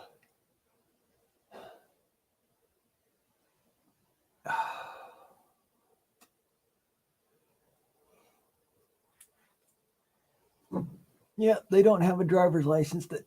Ow. Fuck. Ow. Okay, I can't sit down right now. Whoa. That feels loads better.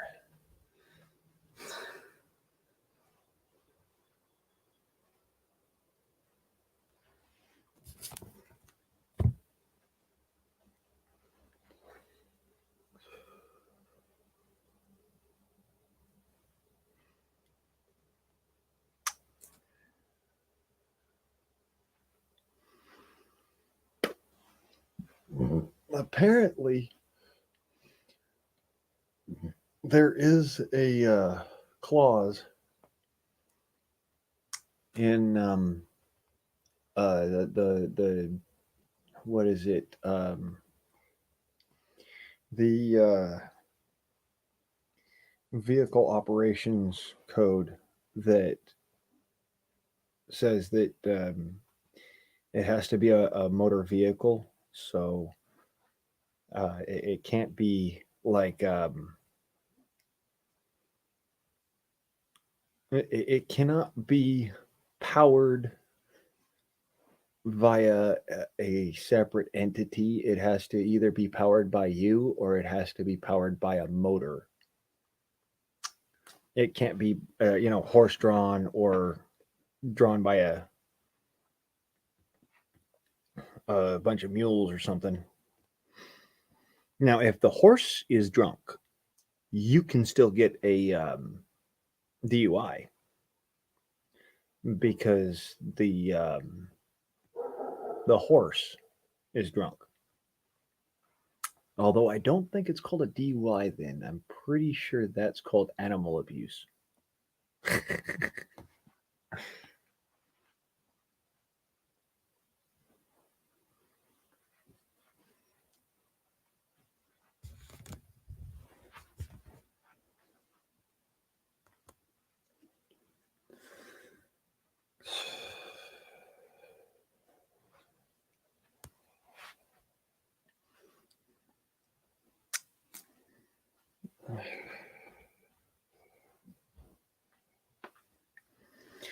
Yeah, apparently um you can still get a DUI on a bicycle, but you can't get a DUI on horseback.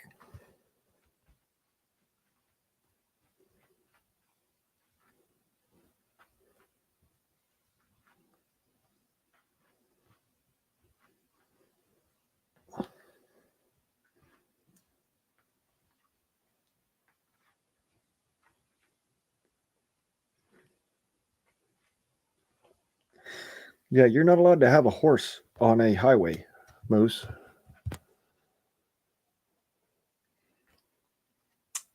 That's why the guy that went and rode the horse down the freeway got arrested, because you're not allowed to have a horse on a motor vehicle thoroughfare.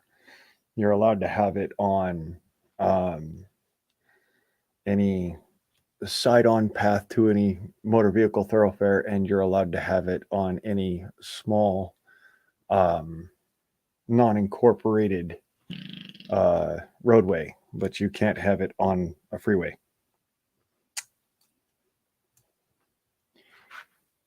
That is actually a violation of the law. So if he was on a freeway, there's a good reason why he would be pulled over.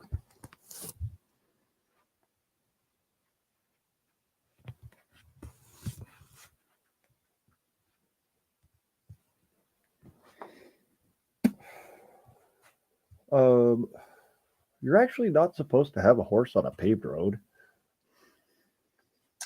I don't know about the law on that one, but I do know that it's bad for the horse.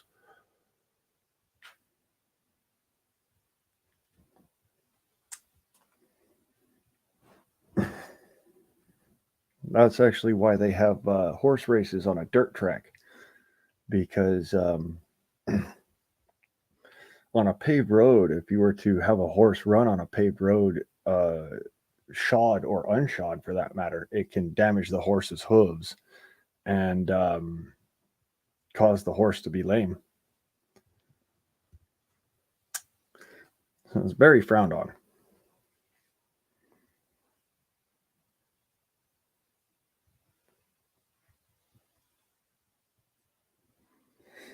It's actually why you'll see a lot of Amish folks. They, if they do drive a lot, or if they have a horse-drawn carriage on a roadway, they're normally traveling side on to the paved road.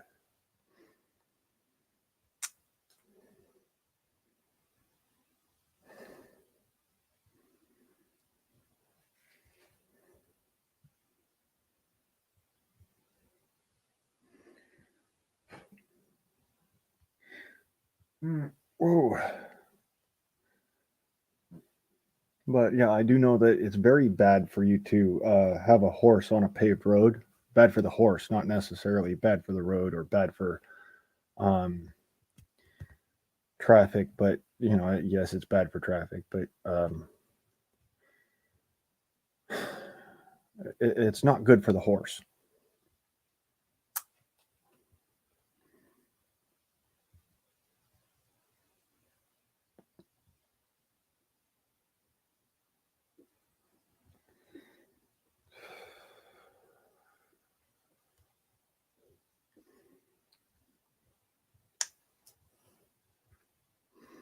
And when I say paved roads, I mean standard asphalt blacktop. I'm not talking about um, like paved horse paths. A paved horse path is simply a gravel road or a dirt road that has been compacted.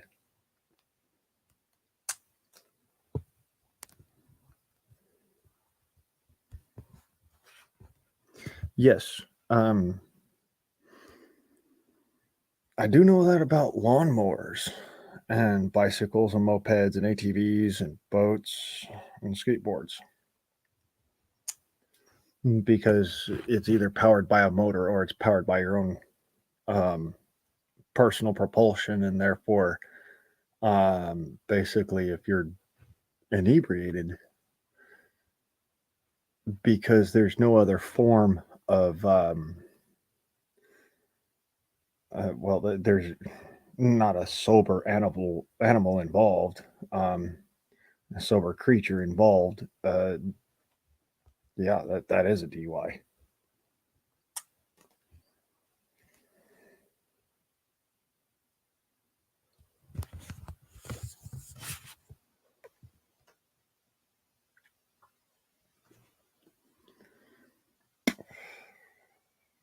Yeah, actually, you can get a DUI in a wheelchair. My ex girlfriend got a DUI in her wheelchair. Well, not a DUI. I don't know what.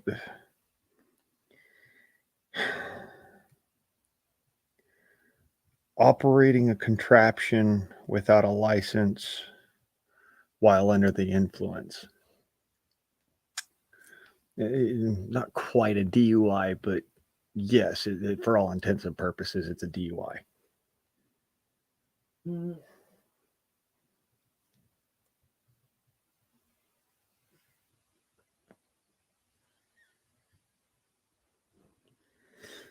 And yes, it's ridiculous because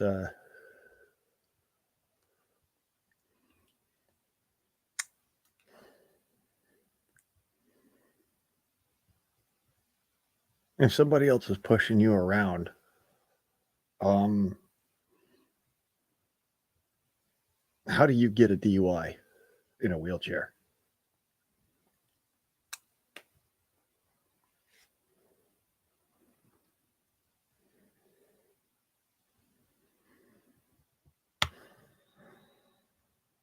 It's kind of fucking crazy, in my opinion.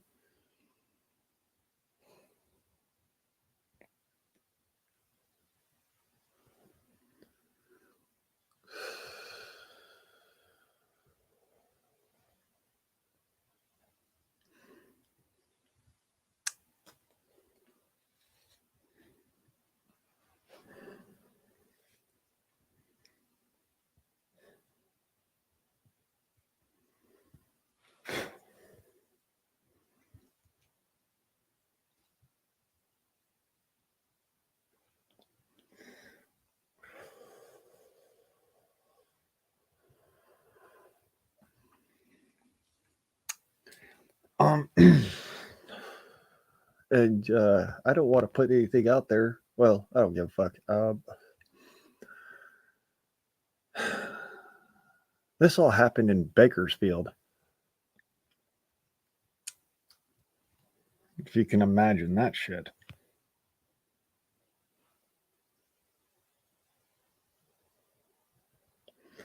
She got a DUI while I was pushing her from one side of her apartment complex to the other.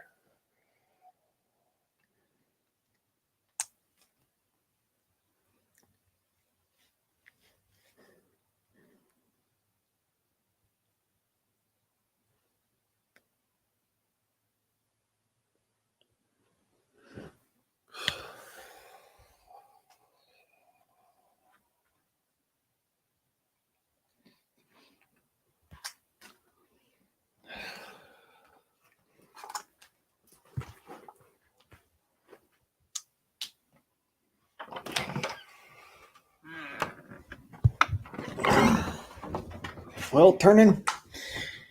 I don't think I could be a cop either. Honestly, I could be a sheriff, maybe. Maybe. I mean, actually, no, I couldn't be a sheriff now because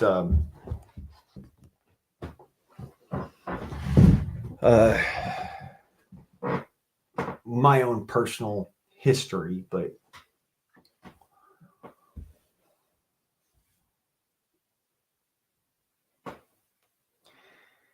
yeah.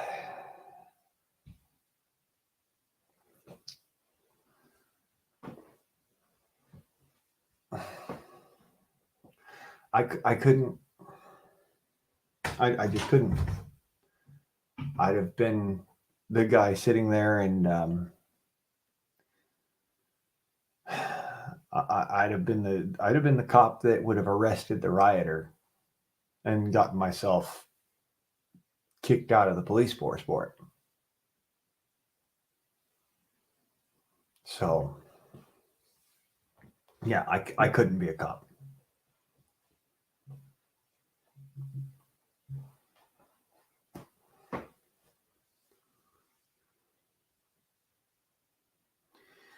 Moose, I know you were a good cop. There's a difference, okay? There is a difference between good cops and the shitbags that run around with a badge.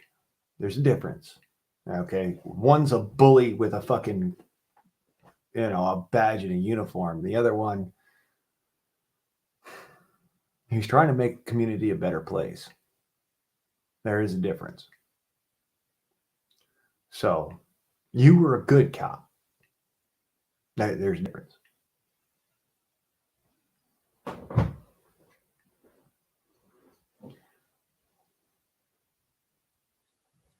And see, that's that right there. What you just said, Moose, that's what would have gotten me kicked off of the police force.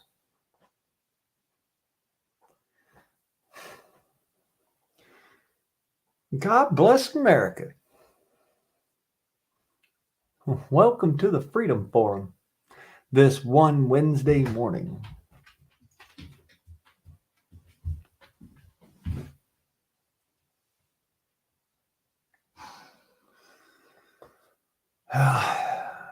Nowadays, if you don't do politics, they don't let you stay on the force.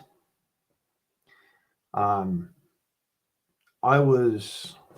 think I've told you all this story before. I actually went to go and try to sign up with the Lameda County Sheriff Department back when I was a younger man.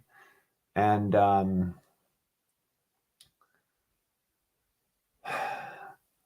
I saw one of the requirements for being a police officer, or for being a sheriff, rather.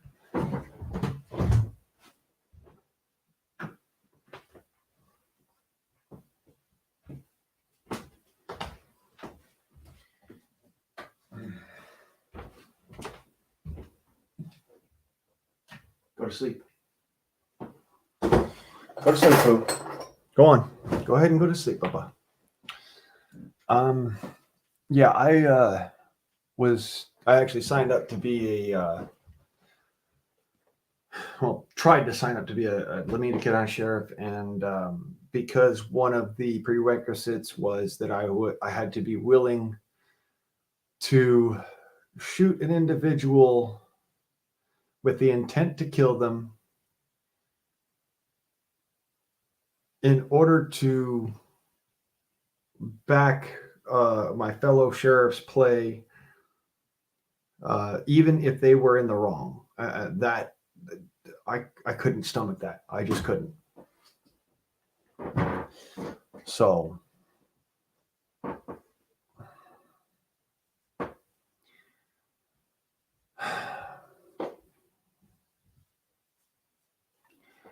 yeah, I right then I said to myself, I'm not going to be a cop of any kind. I'm not a cop. I am the only thing that I could consider to be a morally justified decision, which was I choose to be a Minuteman. That's a peace officer, not a police officer. I am not out there to enforce the law. I am out there to keep the peace.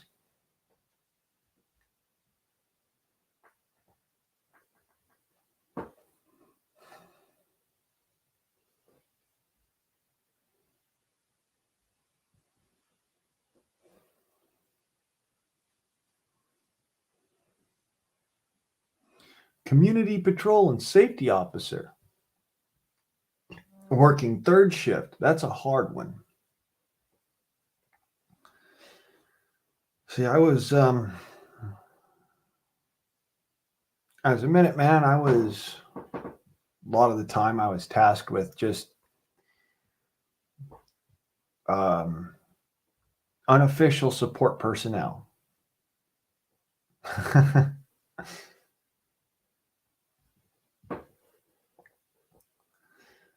That's all that I did. Unofficial support personnel. So I wanted to be at one time. I wanted to be in all of that, and looking back now, I'm kind of happy I didn't. Especially with what's going on nowadays. But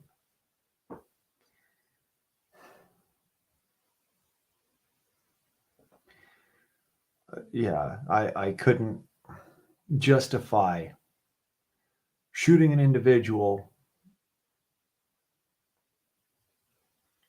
to just to back a fellow sheriff's play, a fellow deputy's play. I couldn't do it. And mind you, this is the sheriff's department, not the police force. They're basically peace officers as well. They're constitutional peace officers. They're not police officers, but they have police powers.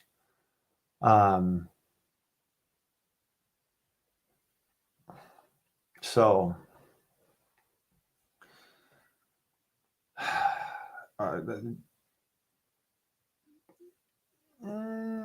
kind of did, but I didn't. We'll say.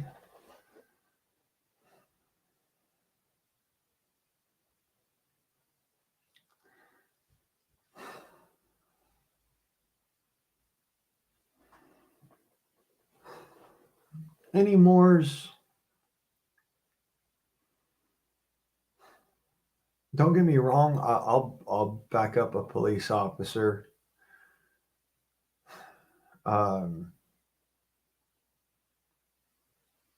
Because that's kind of in the prerequisites. But that being said, I'm also there specifically to be certain that rights are adhered to, the Constitution is adhered to.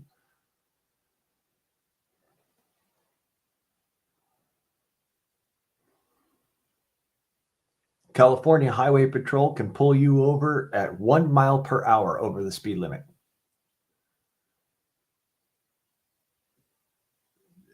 I don't agree with it.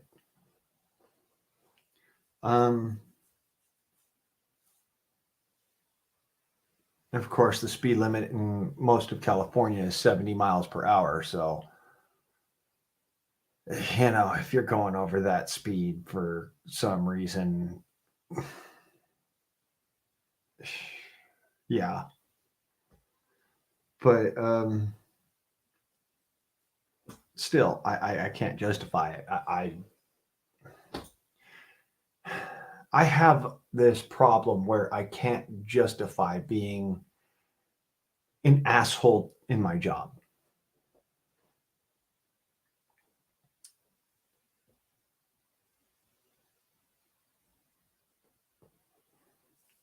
Well, Moose, somebody needs to talk to the folks in California because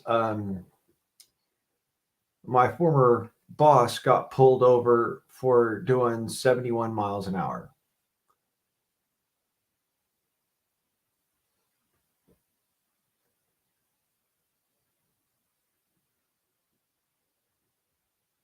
On a 70 mile an hour freeway, the 10 freeway going through Blythe.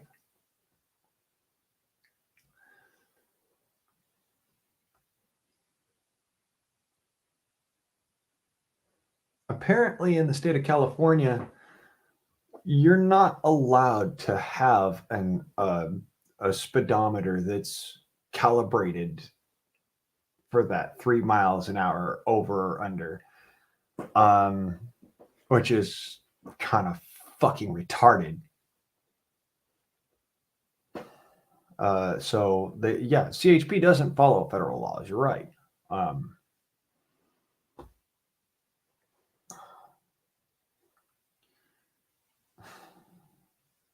Of course, in some instances, that's a good thing. In some instances, that's a fucking stupid bad thing.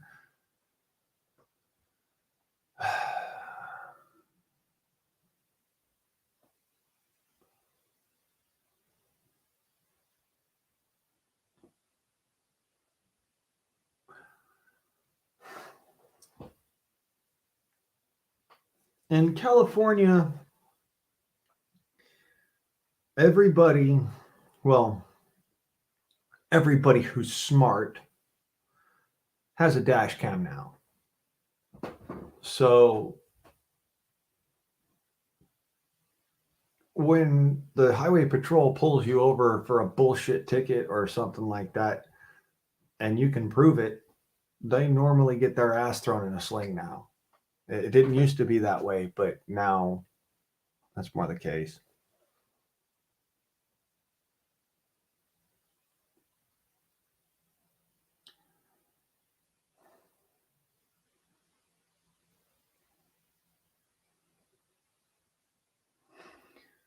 Yeah, tire size and pressure can cause speedometer inaccuracies. You're right.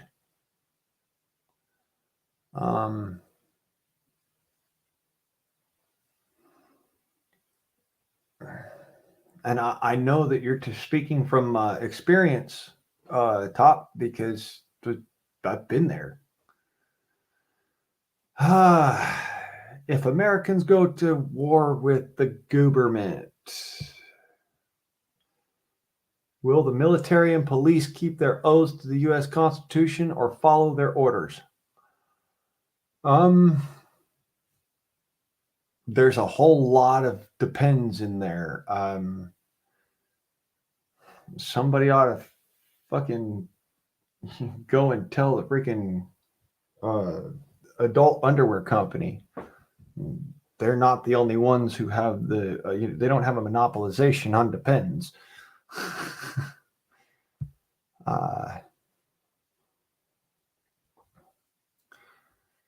There's a whole lot of depends in there.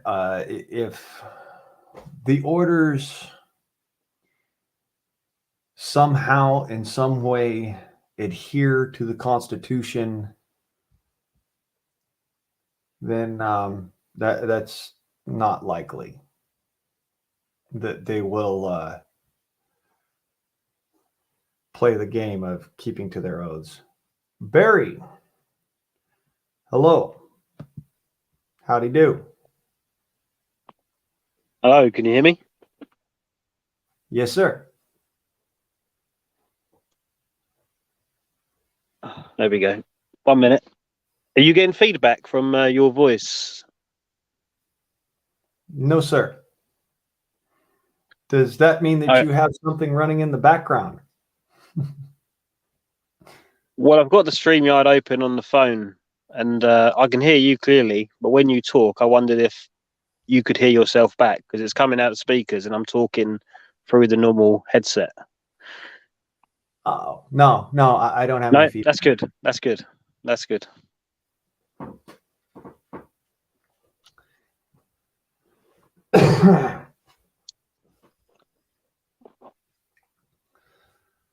Oh, so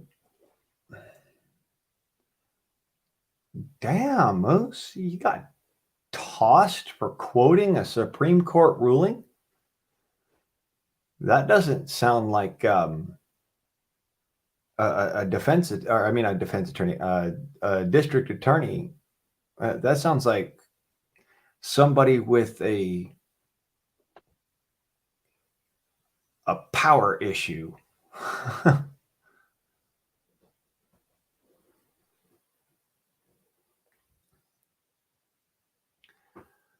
um,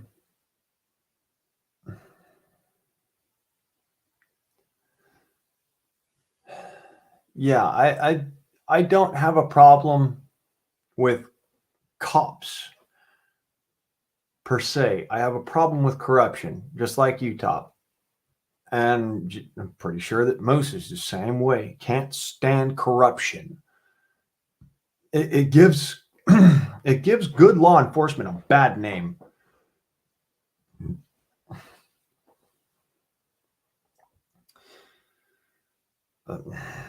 Liberal DA still doesn't matter. I've dealt with a couple of.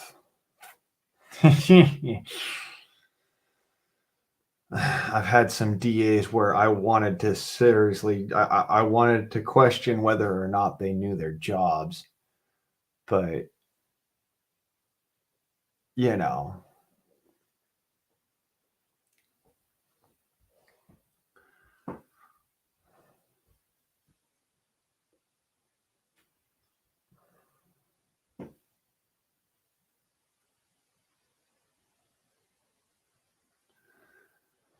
So yeah, I agree. Yeah, there's some DAs out there that are not district attorneys, but dumb asses. Um,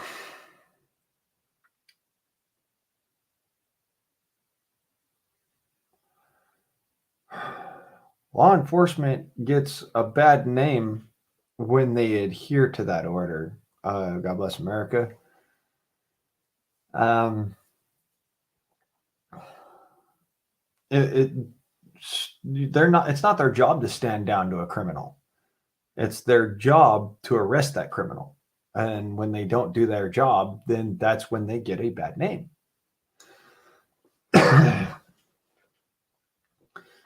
So, yeah. And I agree, Top. Yes, if all cops were like Moose, we'd actually have a pretty good police force. Matter of fact, we'd have an excellent police force.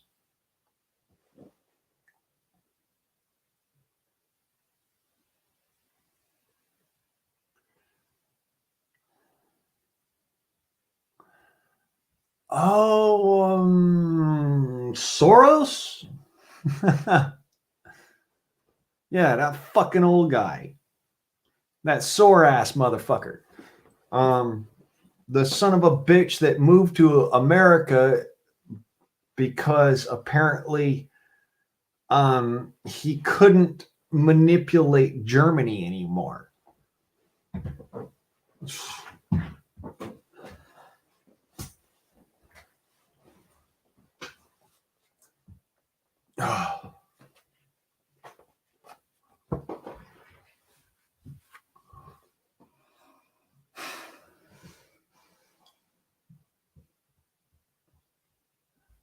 What was his fucking name? Before it was Soros, it was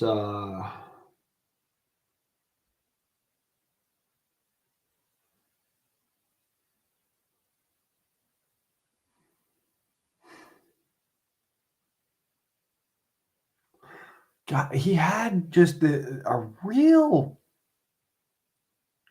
weird name.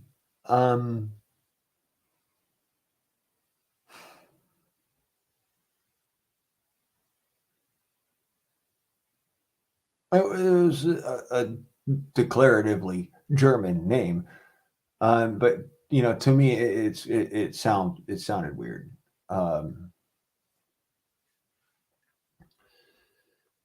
What was his fucking name? When he moved to America, he changed his name to George Soros. It was something like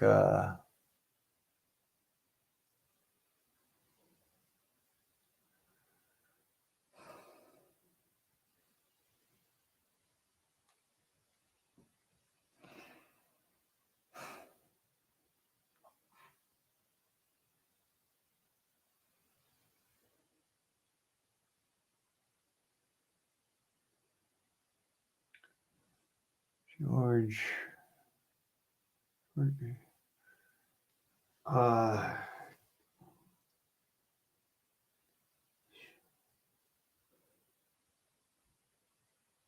Jonas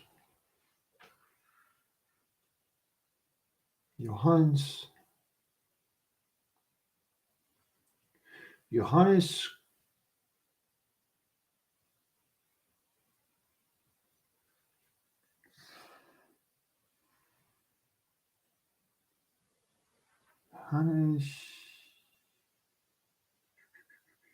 I can't remember.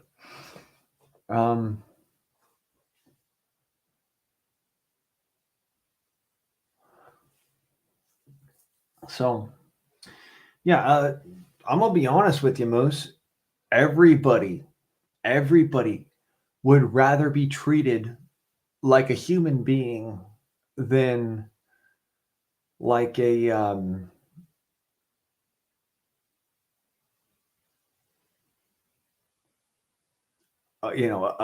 a fucking piece of meat or an offending chunk of shit. Yeah, there you go. Schwarzkopf. Thank you. Schwarzkopf.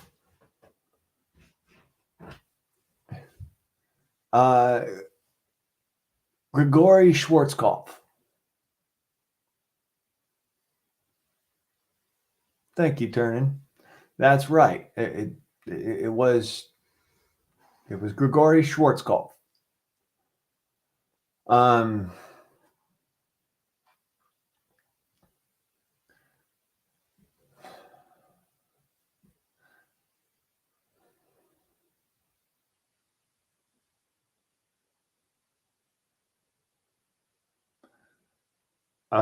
Yes, before he was German, he was Hungarian. That's true.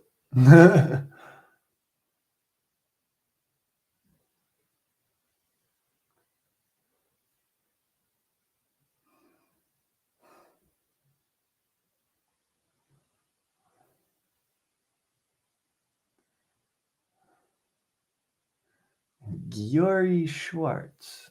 Giori Schwartz. Okay. That's one that I haven't heard. I heard that his name was Gregor Schwarzkopf or Grigory Schwarzkopf. When he was part of the Nazi, the Hitler Youth. Believe it or don't, Soros was part of the Hitler Youth. He went and he tried to.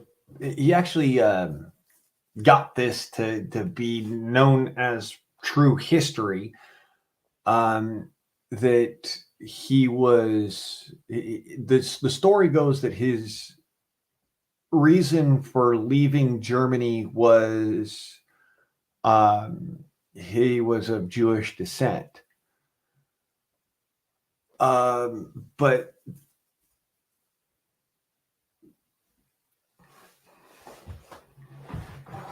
here, I'll type it out for you. This was his German name.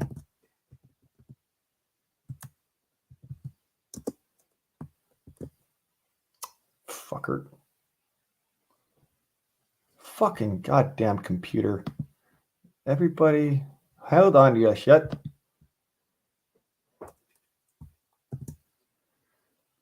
Gregory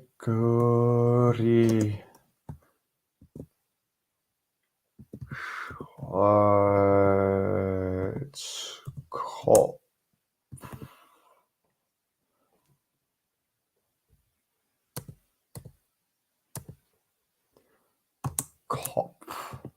Thank you, you pain in the ass. There we go. That was his German name.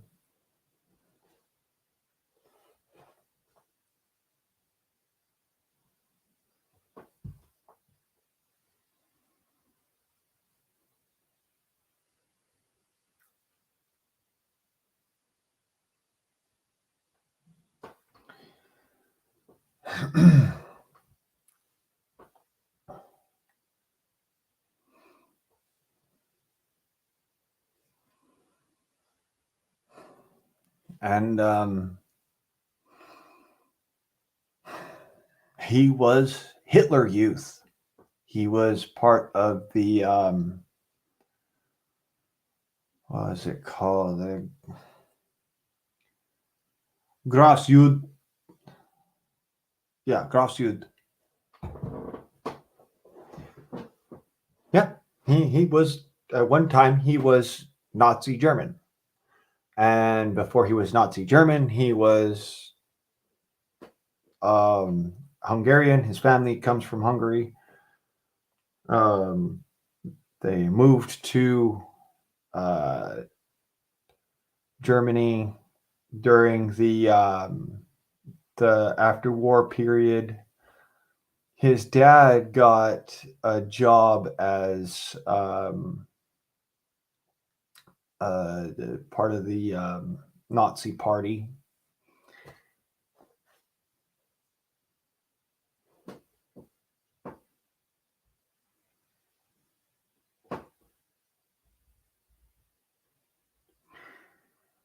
Yeah, I never heard that about him, that he was from Budapest.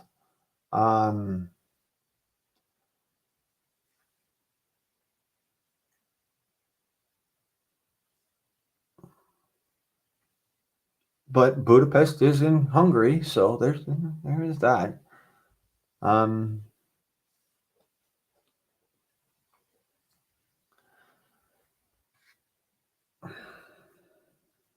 I do know for a fact that for a while, his family was in the care of the Nazi Party. And then apparently something happened where I guess he saw the writing on the wall, and he moved out of his family moved out of Germany. And then I guess like his father was called a traitor or some shit like that, and so they weren't allowed back into Germany. Just a whole fucking spiel of crap to try and justify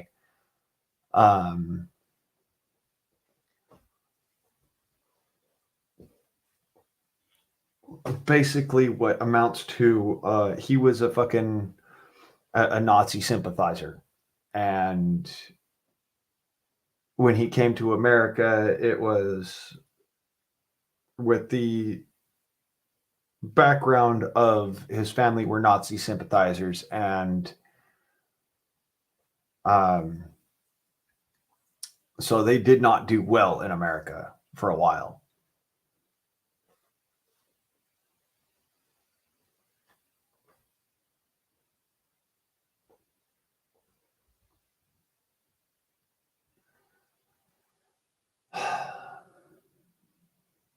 And yeah, he has been fucking shit up. You're right. Schwarzenegger means blackhead.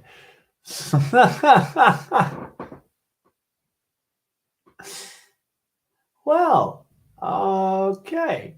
I had no idea that that's what that meant, Moose.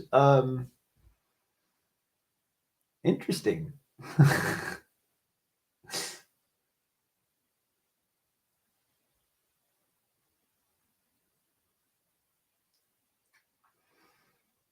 That's very interesting.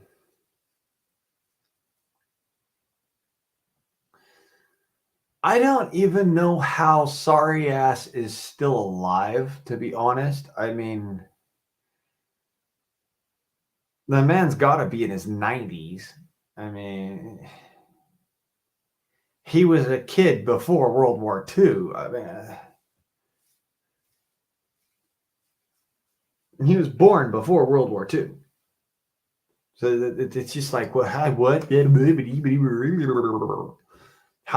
you do that? How do you become that kind of person? You know, how do you become Hitler Youth, and then you're still alive today? It doesn't make fucking sense. It does not compute. It's one of those, huh? Apparently, it was his. Well, it was either him or someone with his name that helped to destroy the Soviet Union. And his hatred for America was only surpassed by his hatred for the Soviet Union.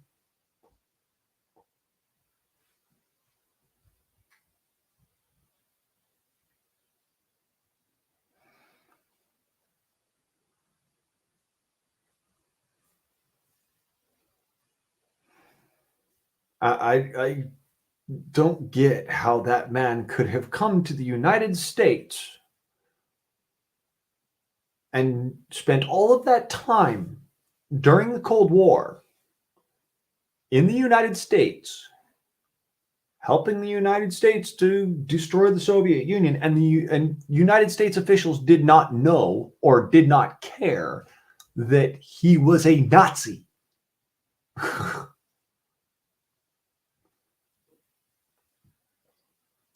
It just,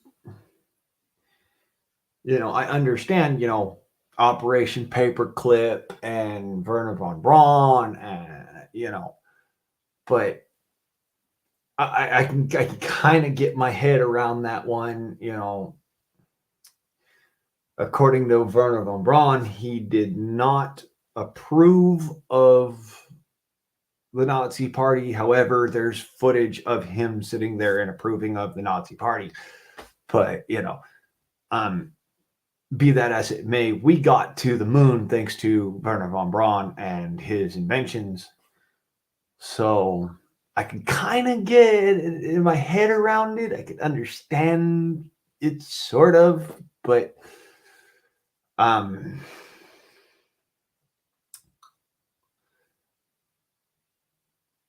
it's still just, it's a head scratcher. I can't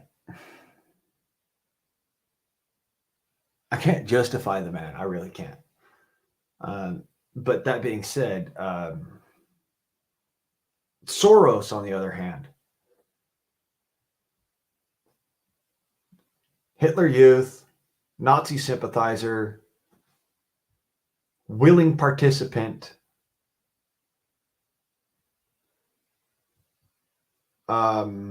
credible threat to the United States, and he came here and lived here and still lives here.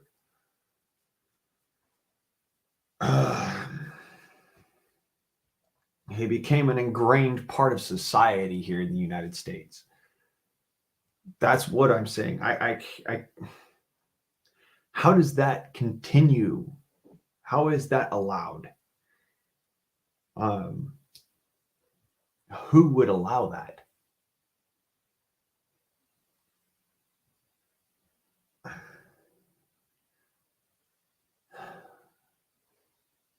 I know for a fact my granddad would have fucking shot him on the spot for being a Nazi. My granddad was in the Eagle Squadron with the RAF, and then he came back to the United States and joined the United States Navy, became a Seabee, and he fought in World War II, and then in the Korean War, and then in the Vietnam War, and till the day he died, he would not allow somebody to be within his presence and be declaratively anti-Semitic. Now, this is a man that he would outright call a black person the N-bomb for no reason. He was racist. My grandpa was racist. Okay. And I admit it. However, my grandpa was also a war hero. So, take it however you want.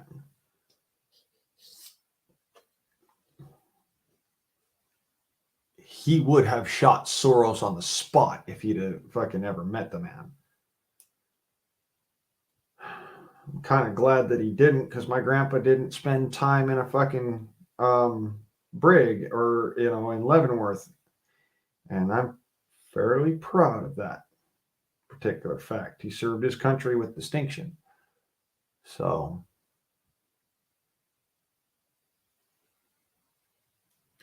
no, my granddad was fucking racist. Outright fucking racist. And I know that because I have that from my dad. Literally from the fucking horse's mouth.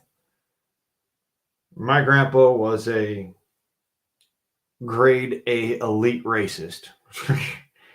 That being said, he's a fucking awesome son of a bitch. So,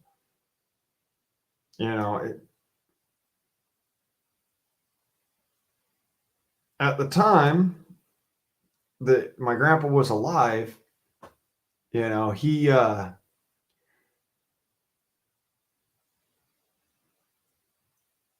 was acceptable. That was actually an acceptable way of going about your daily life. Nowadays, I'm pretty sure my grandpa would have dialed it back. He was not a hateful, bigoted man. He was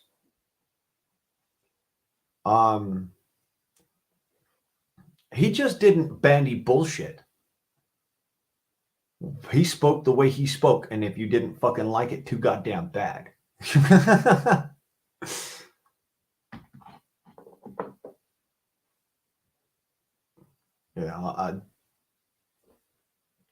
Doesn't mean I don't love my grandpa. I never got a chance to meet the man. I still love him.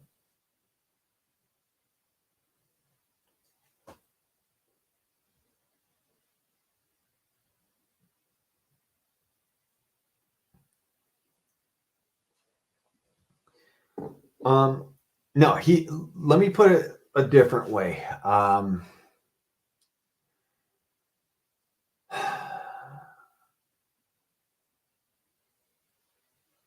His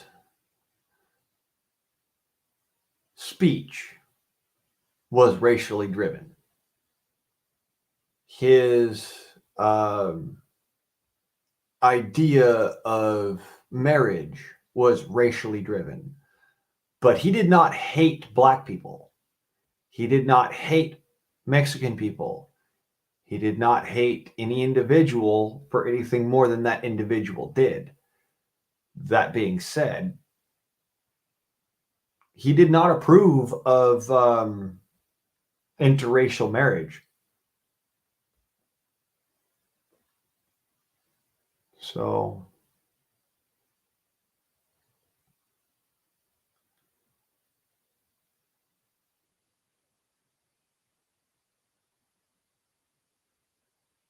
yeah.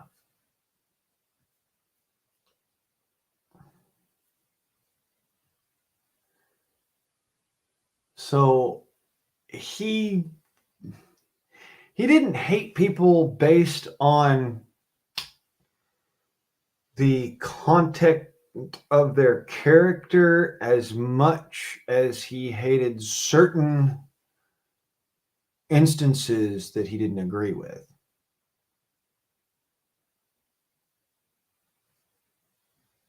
So like I said, interracial marriages,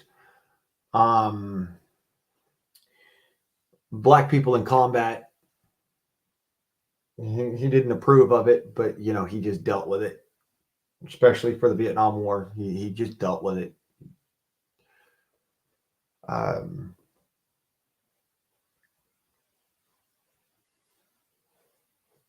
So yeah, that was my granddad. He wasn't bigoted so much, or he wasn't prejudiced so much as he was slightly bigoted. We'll put it that way. He did not approve of interracial marriage. He did not approve of blacks and Mexicans on the field of combat on the front line. He did not approve of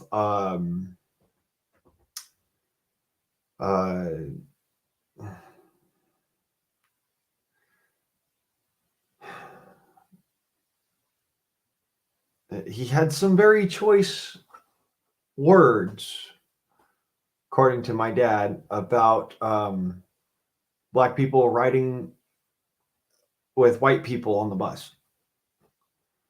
So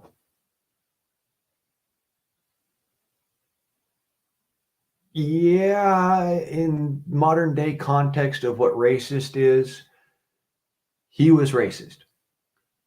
In the day where he lived, the time that he lived, no, he wasn't a racist. He just was as bigoted as everyone else.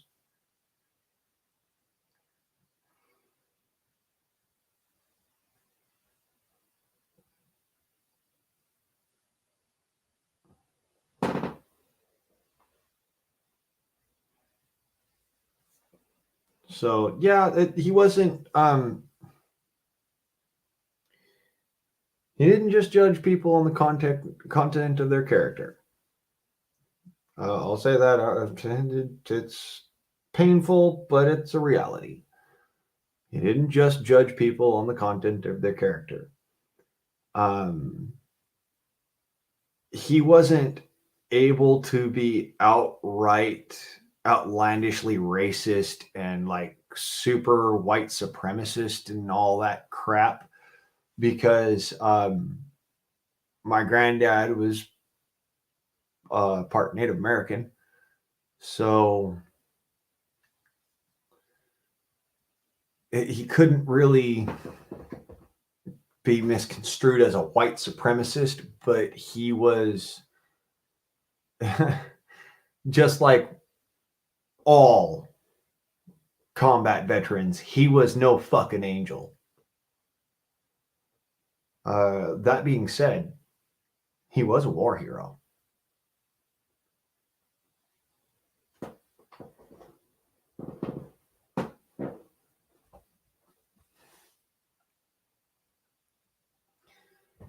My dad was raised by my grandma and my grandpa to be colorblind. But because of the way that my grandpa was, just the the way he carried himself, my dad turned out slightly well,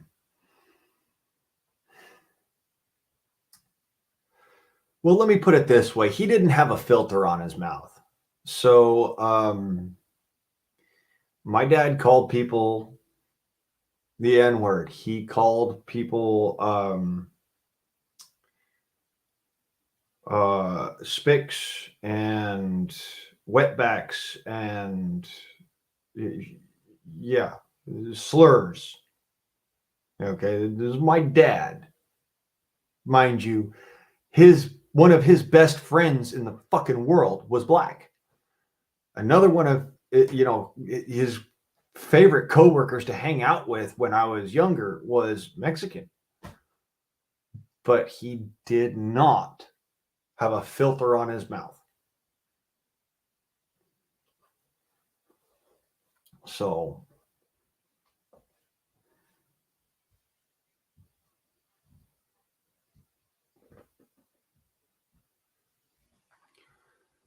yeah, there's a little racism in my family, sure, but at the same time, times change. All right. My dad was half blood Native American, Cherokee, Choctaw, and Kiowa, as well as Polish, Dutch, and German. So yeah, it's a little bit of a conflict of interest in my opinion, but what can I say? They were from a different time. They were a different group of folks. Okay. My granddad, if he was alive today, would be in his 80s.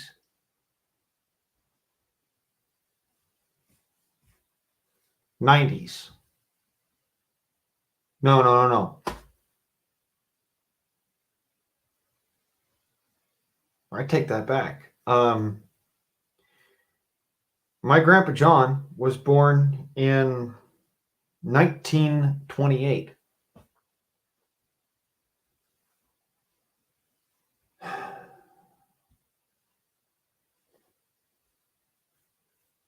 No. My grandpa was born in 1918. I'm sorry. I got that mixed up. My grandpa was born in 1918, so he would be 1918 from 2022. He would be 104 years old this year.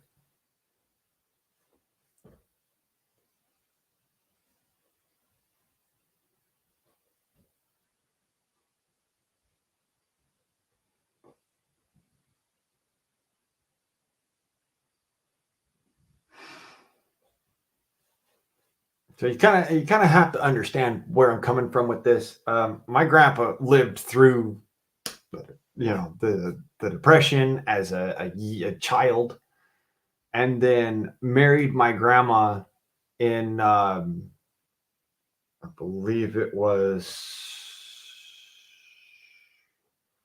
40. No, it's like 52, 53.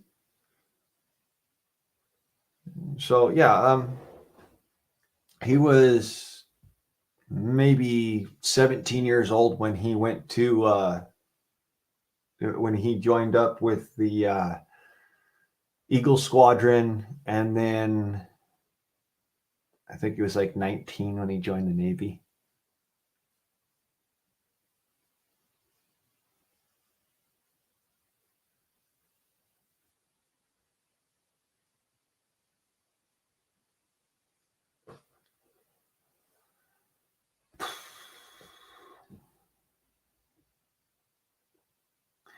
So yeah, it did, back then words meant different shit, I'm sure.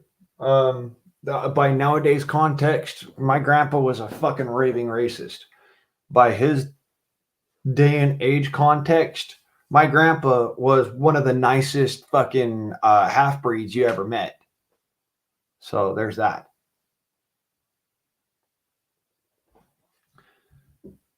And that's putting it in his time, you know, the words of his time. My grandpa was one of the nicest half breeds you ever met.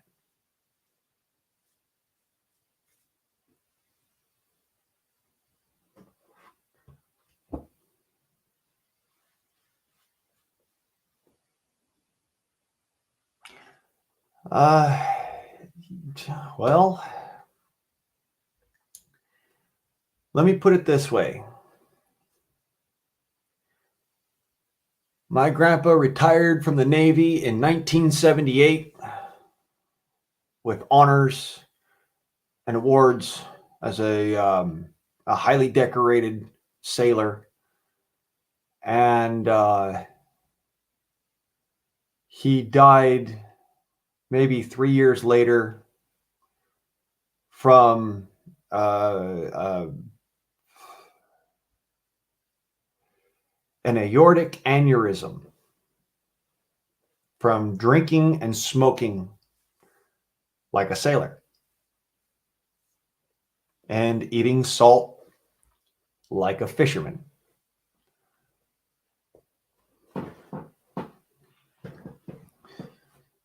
So he died at about the age of, what was it, 46, 48, 52, something like that. He wasn't a very old man when he died. The men in my family don't live very long.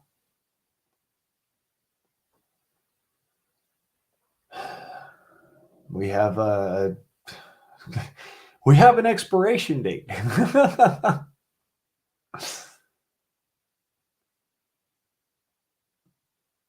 My grandpa was really good to my dad and my uncle, and he was a good man. He was a good man, and he was a very intelligent man. But you know, like the rest of us, he had an expiration date. And some days I wish he would have lived a little longer, because my dad would have probably lived a little longer. You know, he wouldn't have fucking drank himself to death. But what can you do? What can you do, right? You know, you got to pick a way to go out. And that's one hell of a way to go. Fucking literally pulled himself up to the table at breakfast, cut into his eggs, took a bite and started sneezing like crazy and fell over.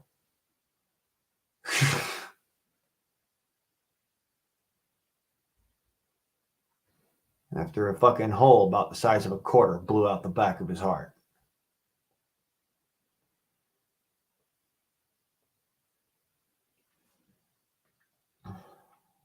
And they didn't know it until the autopsy. So, yeah, that's quite literally how my family goes. Yeah, just boom, falls over dead. Well, not dead, you know, fell over, bleeding from his heart internally. And it took him another 3 days to die. So, yeah. The man got shot twice. He fucking manned a 50 caliber fucking anti-aircraft cannon in defense of a forward operating base. He helped to build the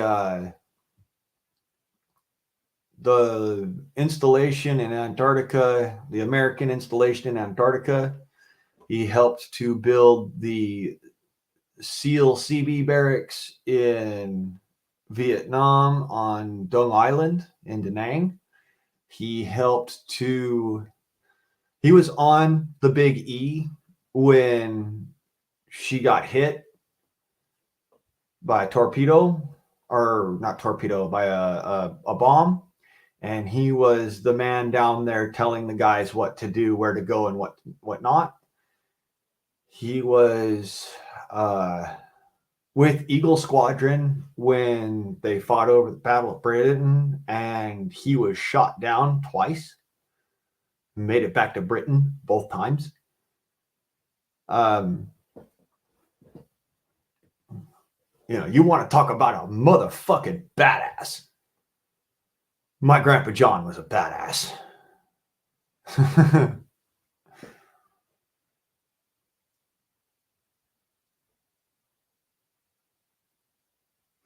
Yeah. Moose, there's a topic right there. One that we could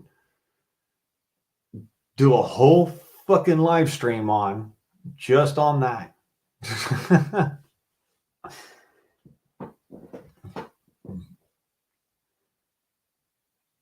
Oh, you must be fucking kidding.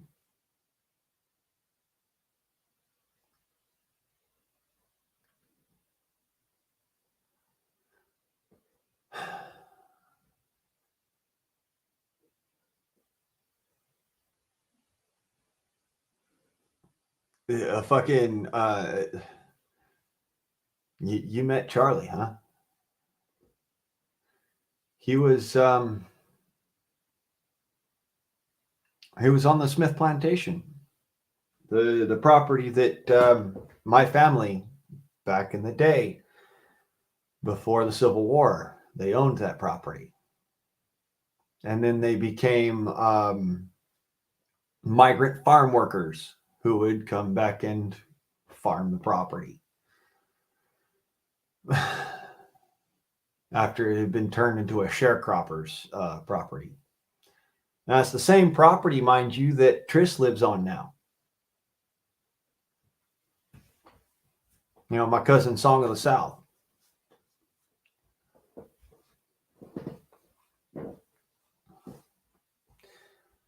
Yeah, fuck.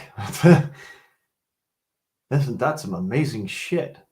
Talk about a fucking small world.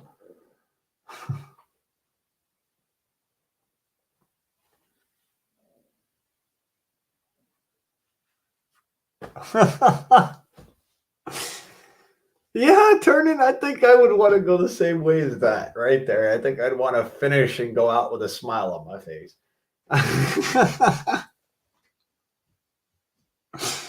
Yes, sir. That's great. That's funny. It's true. That's like that's a hef moment right there. um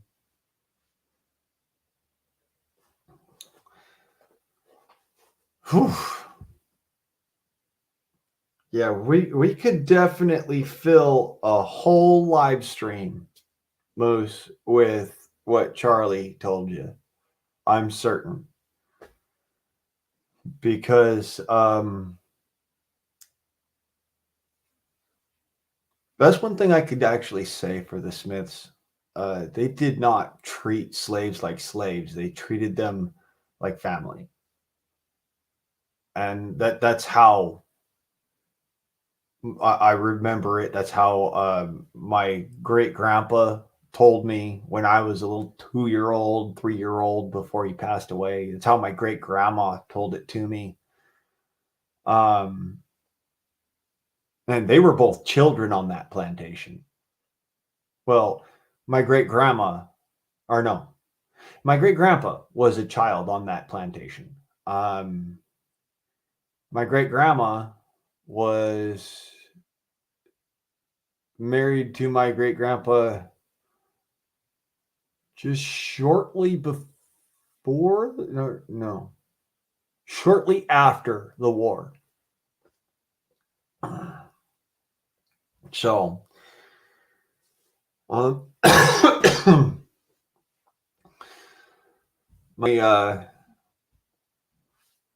but yeah, that's the way that they told it to me, was that they were not treated like property. They were not property. They were people.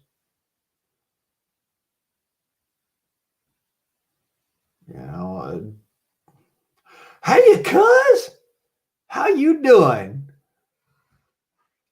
speak of the devil and he shall appear.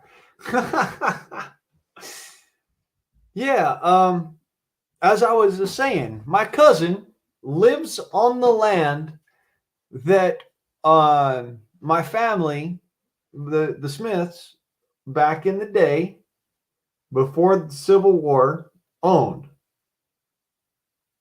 They owned that property. And now my cousin lives on that property. And he can tell you all about the young lady who was burned to death. It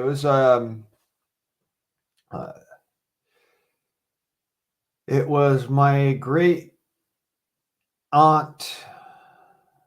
God, what was her name?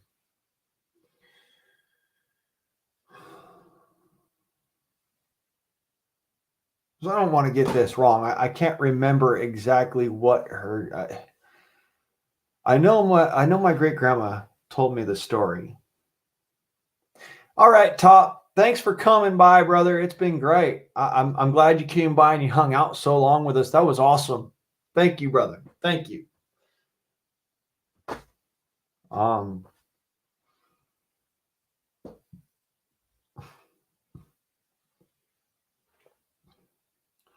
So yeah,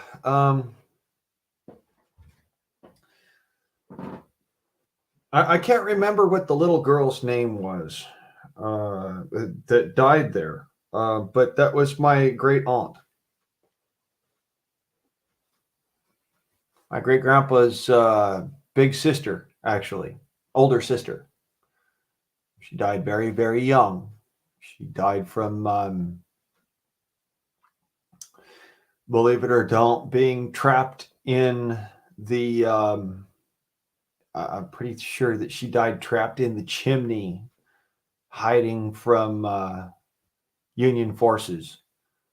And it's actually the reason why my grandpa joined. It was either that or she died from like some sort of disease, and the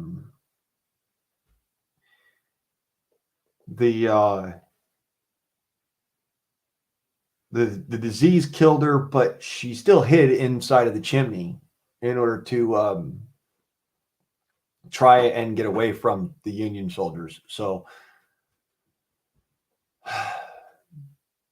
anyways, that chimney is still partially, or was still partially, standing on that property up until recently.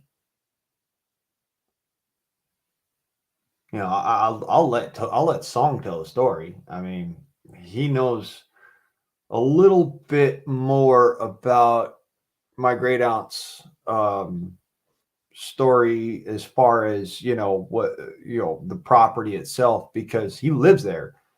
You know.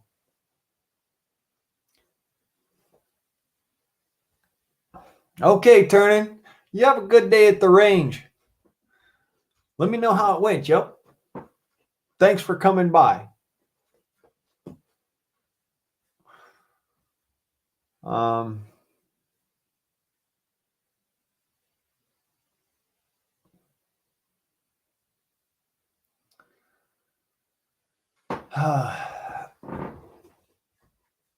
There's some stories from tales from the bottle that my great grandpa used to tell and my great grandma used to tell about my great aunt. And she was a beautiful young lady. And before she got sick, she was, just an amazing young woman. She got sick and she died there. And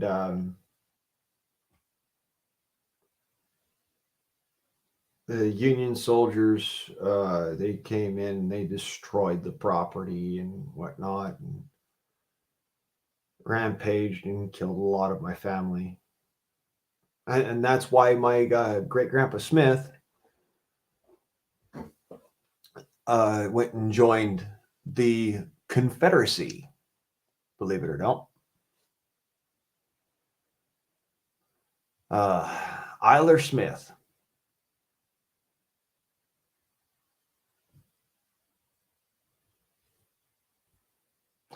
Yeah, the chimney full of bees there, cuz.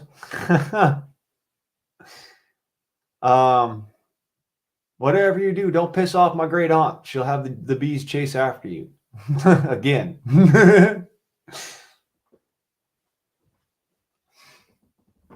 That's if I remember correctly, that was actually one of her favorite animals was a honeybee. At least that's what you got to remember. I'm coming from a story that was told to me. All right, Moose. Thanks for coming by, and hope you enjoy listening to me sit here and chunner. But yeah, that was, according to my great grandma, the honeybees were one of her favorite animals. So I'm not surprised, really, that she and the honeybees can get along so well. That, her soul, which still resides on that property.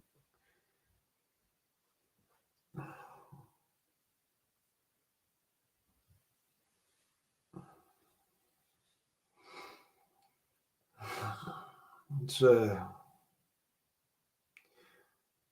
some heavy shit, man. Thinking about stories I haven't thought about in years. Absolute decades. My great grandma died when I was 17 years old. And I miss her a lot because, one of my favorite things to do was to sit there while she was sitting there stitching and sewing, and chewing her tobacco and, just hanging out and having a good time. My great grandma, she chewed. She'd throw a lip or a dip in, or she'd go and pull a plug. She chewed tobacco. Real women chew tobacco. I joke, but she did. She chewed tobacco. My grandma Nay smoked. That's her daughter. Or no. Yes. Yes, it's her daughter.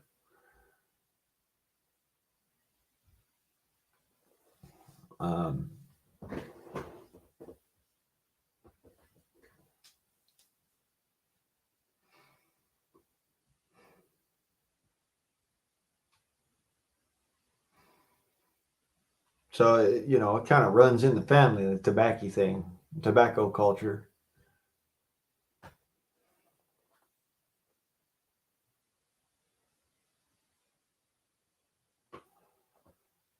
Oh. Yeah, cuz Jenny. Get that Jenny running.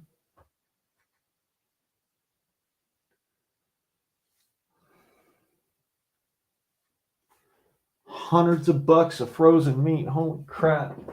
I wish I had some meat. Now, I'm kind of feeling sickly, I'm getting stringy. My arms are getting thin. I'm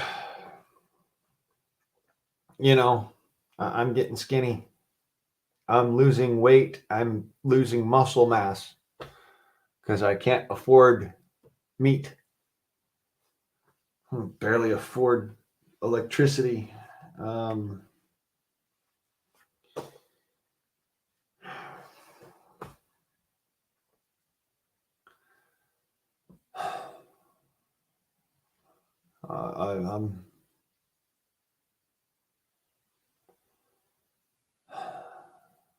I'd really like to have a steak.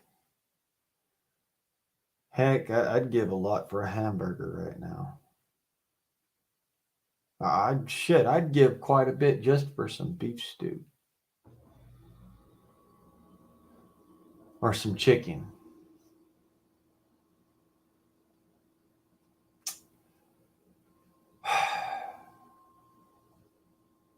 Well, if I get myself my air rifle for my birthday, I'll probably have a couple of bucks left over to go and purchase a few chickens, some laying hens, and a rooster. I'll be able to have some chickens.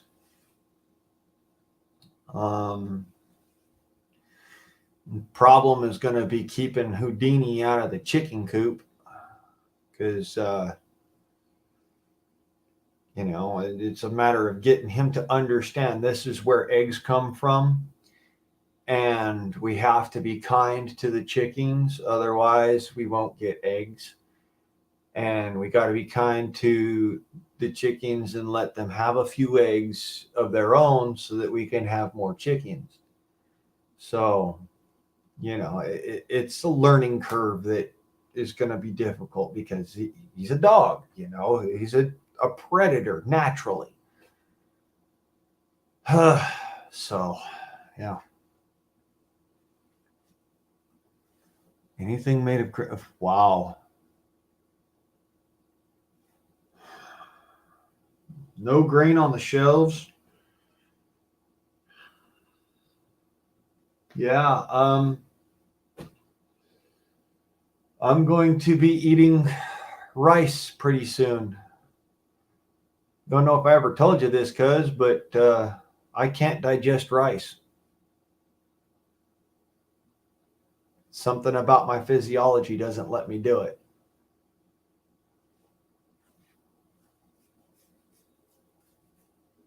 It goes in the same way it comes out. Or it comes out the same way it goes in. Sorry, that was kind of gross.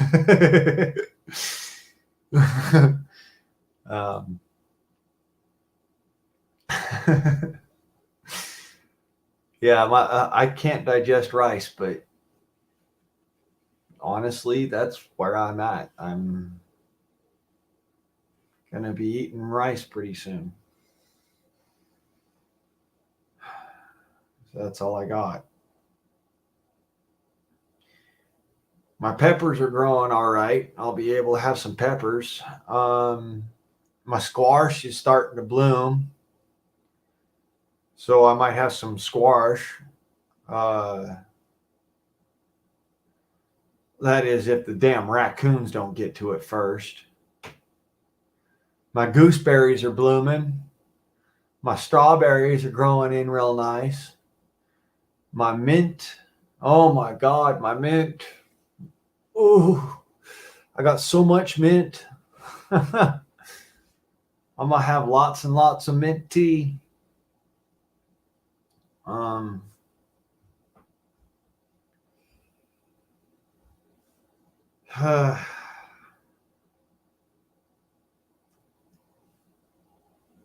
Got the misfortune of being on such a limited budget now. I'm probably going to end up having to invite Bammy's mom to come in and eat some of my my cabbage so I can go and shoot Bambi's mom, legally speaking.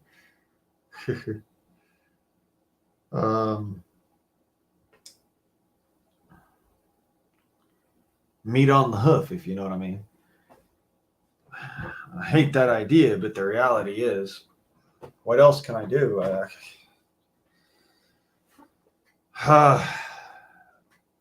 Houdini is he's great for keeping the deer out of the backyard, and he's really good at what he do and all that. And a great dog. Simple downside is that we don't get much steak on the hoof running around here. Not much venison jerky, if you know what I mean.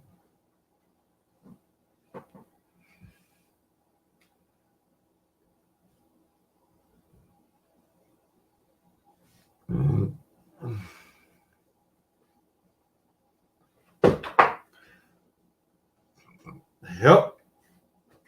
That is a tank, cuz. That there is a tank. Whoa. All right, so give me 5 seconds. I'm gonna go and have me a quick talk with the porcelain god. About a horse at the well, sort of thing. I'll be right back. Y'all hold that thought, and we'll continue this on. All right. Fuck. Rule number 22: always carry a gun into the bathroom.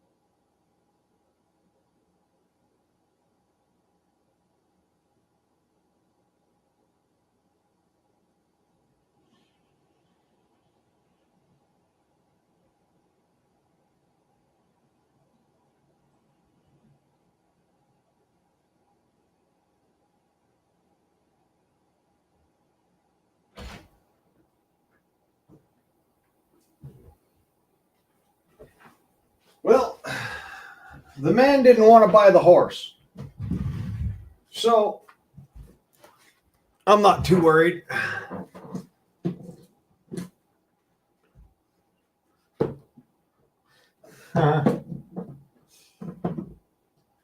Okay, so as it were, we are back. I'm back. Howdy ho, y'all. Welcome to the Freedom Forum. It's a little bit dark, but I am ye old guardsman. I am keeping the lights off to try and conserve electrical power. And so I do apologize for the dark screen and all that. But here is where we let loose, have a good old time, and have a good day. I hope that this aids your day as a good start to your day.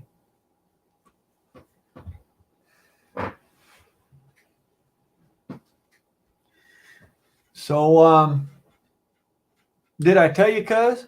I got the sub running absolutely pristine. It's running great. Actually got it running fucking awesome. The turbos are hooked back up. It sounds like a dream. It started up. You don't hear the. It sounds like.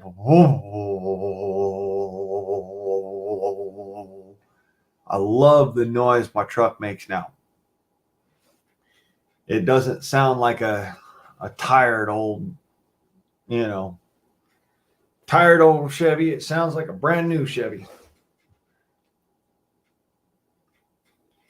All right, Eric. I'm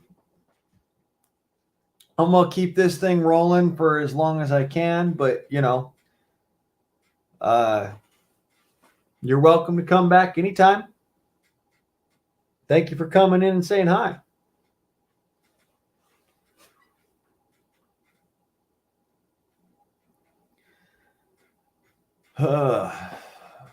I've had a hell of a long night. Oh, hey, cuz, did I ever show you this?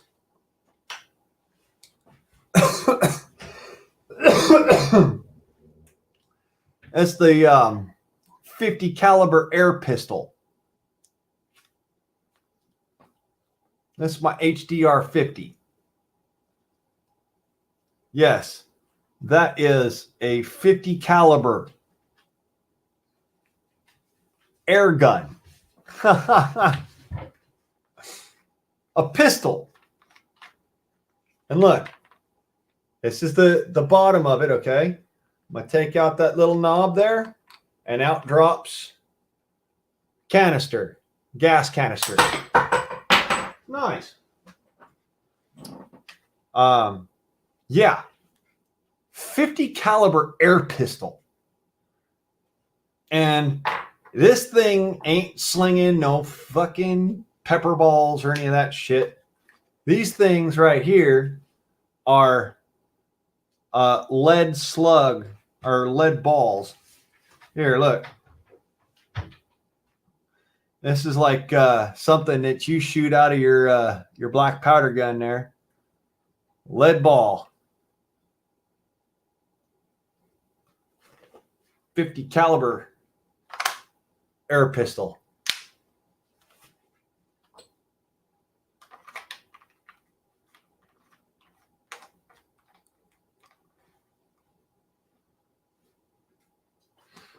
Yes.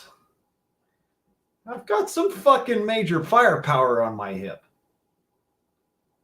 And it's it's air powered. Or yeah, I've got some major air power on my hip. See this right here? This is my equalizer. This is my peacemaker. You know, this is the gun that says,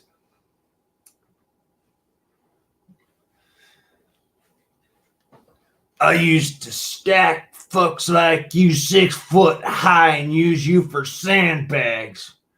Now, would you like to find out? Or are you gonna get off my lawn?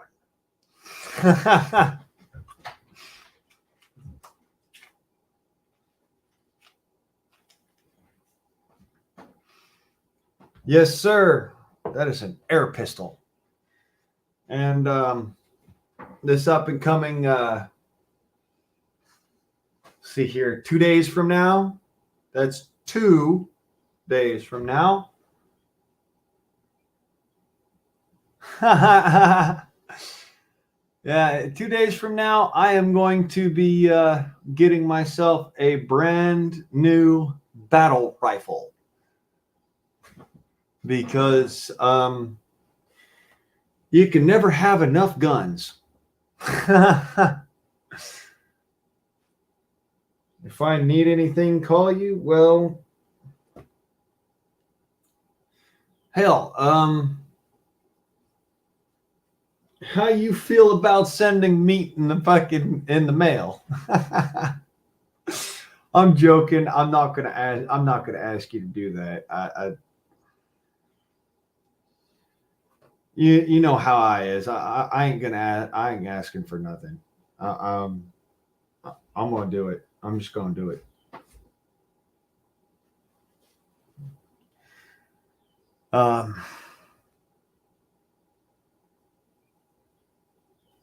Times are gonna be lean, but I'll be okay.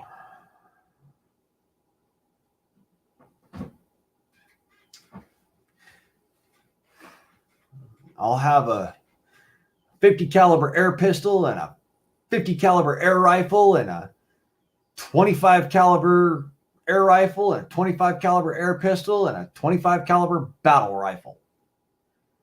I think we're going to be okay. 2 days. So, yeah, I can't wait.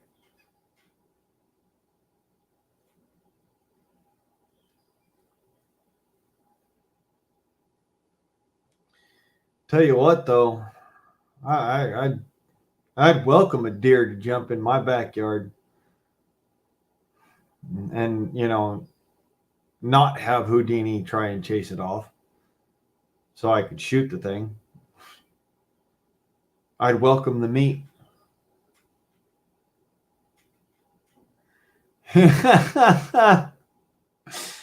Yeah, because I kind of figured it'd be a science experiment before it got here. You're right. Pretty sad.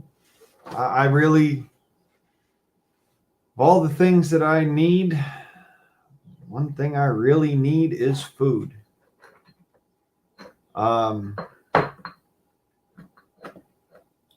Because that's the kind of what I'm going to be dealing with pretty soon here is next to nothing to eat. Just because it's in the middle of the growing season, and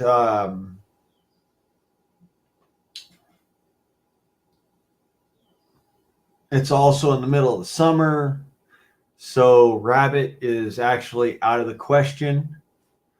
It's not quite squirrel season yet. And I don't have any chickens yet. I plan on getting some chickens and some ducks. I also plan on having to shoot coyotes in my backyard. So I definitely won't have a lack of furs. I ain't gonna eat dog meat. I won't eat coyote meat even, and I don't consider them to be dogs. They may look like dogs, they may smell like dogs, they may have the same facial features and physical features of a dog, but they ain't dogs. I won't eat coyote though. At this point, it's kind of like I'll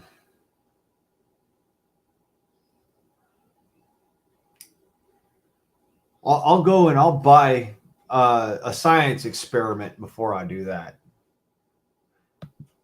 Hi, cuz. If I'd have known you was jumping up here. Hey, cuz, I don't know how long I'm going to be able to stay up till the squirrels jump out of the fucking tree. I keep on telling you, man. You need to get you an air rifle so you could just keep them so scared they won't go down to the ground.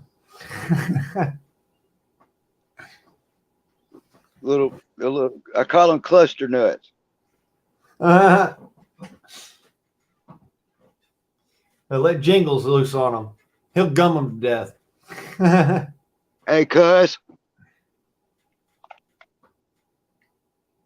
that's for the squirrels. Hell yes. Hell yes.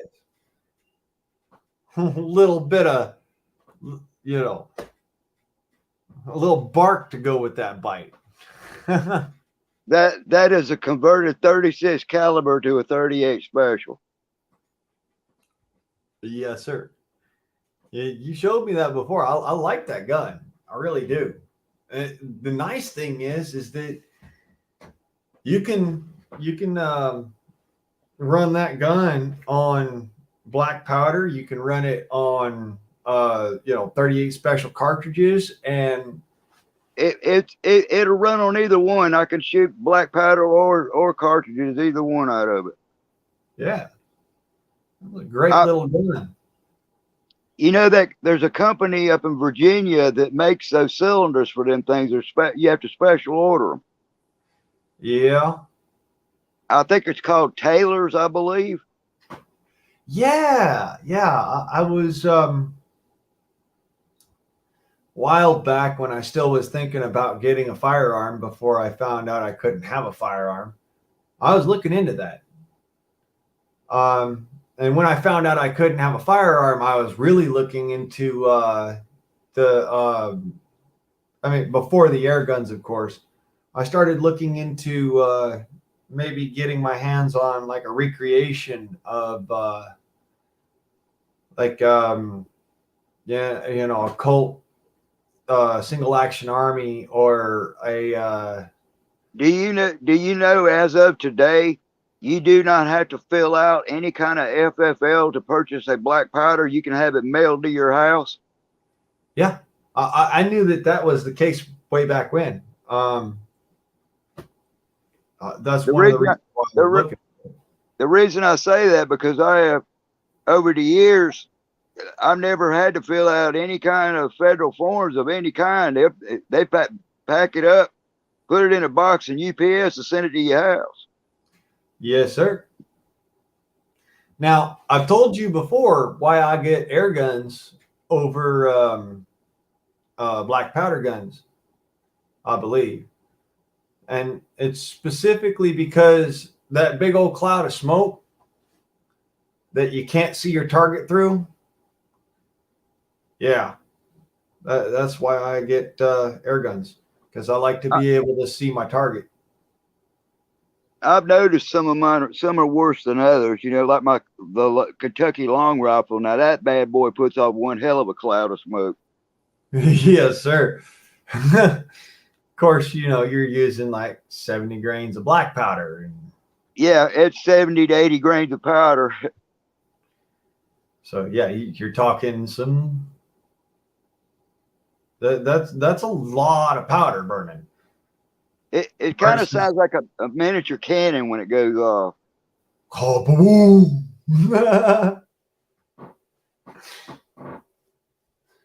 You know, I would too. I know how to make black powder. I'm not shy on buying loose powder. I'm not shy on buying black powder guns. It's just a matter of I like air guns for the simple fact that there's not that big ass cloud of smoke. And so when I shoot an animal, I can see where it went.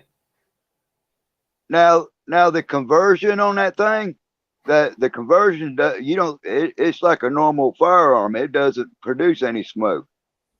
On the cartridge conversion, it doesn't. Yeah. Well, But and that that's barrel, because those are smokeless cartridges. Yeah. but a black powder barrel is only designed to hold 800 to 850 FPS on the strength of the barrel. Tops out at about 3,600 psi. It'll only handle so much smokeless powder. Yeah. So a 38 special, it'll handle that, but it ain't going to handle like 38 plus P or a 357. Oh no, it'll blow it up in my face. Yeah. I'm not into picking iron out of my teeth in the morning, you know. Well, I would sure hope not, because I don't want to have to come, you know, I don't want to have to, you know, come out there and be like, all right, cuz here, let me guide you to your front porch, you know. I'd much rather you be able to do it for yourself. But what I was talking about yesterday was a wake up call for me. It goes to show you how fragile our damn power grid is. I had a storm come through here. You know what they call a microburst, Yes, sir. and it was breaking tree limbs as big as your leg. It was snapping trees as big as your leg. That's a big tree limb. Now, this is what I thought was humor. It was humorous to me, yet I was a little irritated at the same time. You know, asshole Biden's talking about his Green New Deal with all his electric cars. And I'm going, look, motherfucker, my power's been out for 15 hours. What the fuck am I going to plug my electric car into? Right. You know, you can go fuck yourself as far as I'm concerned. You know, screw your Green New Deal, man. The power's down. How am I going to drive my car? My sister bought one of those Leaf or Volt, Chevy Volt. She bought a Chevy Volt because of the whole Green New Deal bullshit. Because she'd get like a tax write-off for it. And she drove up here in that car a couple of weeks back, or like a month back, and she had to stop and charge her car while she was here because otherwise she would not be able to get back down the mountain. But that goes to show you how fragile our power grid is, man. It don't take but a damn windstorm and the son of a bitch is down. Yeah. Our power grid is highly vulnerable, at least the above ground civilian power grid. Especially out in the rural areas, you know. Yeah. And if anybody knows anything about subterranean power grid, we don't use it very often. It's there. Most of the time it's intact, but you know, there every now and then an earthquake comes along and breaks lines and stuff, and so that power grid is down. We have 2 different power grids in the United States.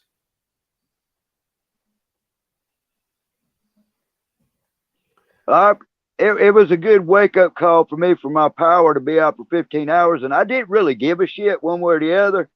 But the point was, you know, because of my frozen food that I put back, I was going like, oh shit, I'm fixing to lose all that crap. Yeah, I'd have been panicking too. That was the only thing I was worried about was, so what I'm going to do is I got to go invest in a damn generator. Yeah. Some form of power generation. You know, I personally, where you're at, I'd be looking at water collection and water turbine system. I'm looking at a solar. I'm looking at maybe a solar power generator. That, well, in Southern Carolina, I mean, I got plenty of sunshine. yeah, you do have plenty of sunshine. Just a matter of, you know, I'm not the biggest fan of solar. I'll say it that way because what you got to remember, I lived down in Blythe, California for a while, and they have one of the largest solar power plants in the United States or just outside of Blythe at a place called Ford Dry Lake. That power plant does not produce enough electricity to power the township of Blythe.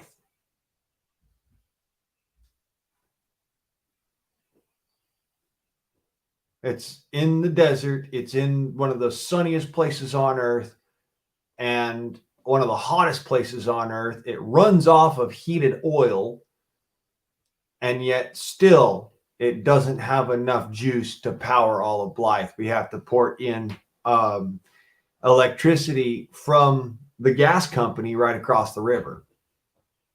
I'll be perfectly honest with you, because I really don't even want to be dependent on that damn refrigerator. I could give 2 rats' asses about it, you know.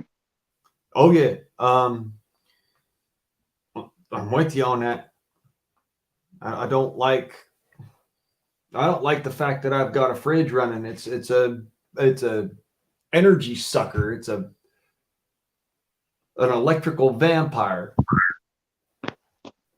A lot of people don't realize, you know, your stove, your dryer, your hot water heater consume a lot of electricity. Yep. My stove is gas. My hot water heater is gas. And my freaking, my dryer is gas. And they still suck up a ton of electricity.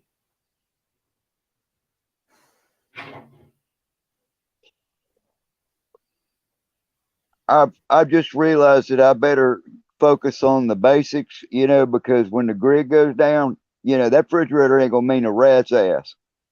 Right? You know, I might as well just throw it out the door and use it for target practice. Aye. I'd use it for storage, you know, like dry storage and shit like that. But Well, I've got some old refrigerators out in my barn that I used to keep. I used to keep all my painting paraphernalia for automobiles in. Yeah. Body work crap, and those refrigerators are good storage units for all that, body work paint and all that happy horse shit. Yes, sir. But I've used a lot of the old refrigerators for storage cabinets. They're perfect because they keep the moisture out. Yep. They're good at keeping the moisture out as it is holding the moisture in. Yeah. My biggest issue with reefers, it really comes down to the fact that my great grandpa never used a reefer. My grandpa, he bought a reefer in, like, I think it was 72 was the first time they actually had a refrigerator. Before then, they had all dried foods, dried foods and canned foods. The meat, when it came to the house, either got cooked or it got smoked. They had jerky and they'd turn that into beef stew. Yeah, your smoked and hydrated meats are good for long-term storage. Yep. I've got some canned meats. Don't get me wrong. Like chicken and whatever. But I realize, man, I've got to quit focusing on our modern day conveniences. We've become too damn lazy, to think about, the things that's going to shut down. Because I ended up using my oil lamps the other day, and battery powered radios. You know what I'm saying? Yeah. And it kind of gave me a quick brush up on, hey, this is reality right here. I want to show you something, cuz. This right here is a stove. Yeah, it's a sterno, isn't it? Nope. That's a Coca-Cola pop can. Oh, okay. Yeah. Alcohol stove. Little penny can stove. They call it a hobo stove.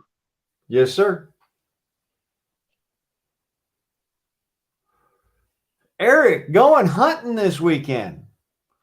What you hunting, brother? As long as it's not two-legged. Oh, I wouldn't mind going for some two-legged deer right now. I'm joking. I'm really actually joking. Hey, I've had my fill with two-legged. Yeah. I'm a straight man, just like the rest of us here. I used to, still to this day, my favorite meal is pussy, but that being said, no disrespect to the women, but I just had bad choices in companionship over the years. You know what I mean? Yeah. Big Tim, good to see you. Good to see you, brother. Yes, sir. I can't see the damn chat. It's all right, because Big Tim and God We Trust Patriot just came in and said hi. My little hamsters ain't going fast enough this morning or something. I don't know what it is. You know how it is. Sometimes we got to go and scare the squirrel back up the tree. Jingle's already run the damn squirrels off.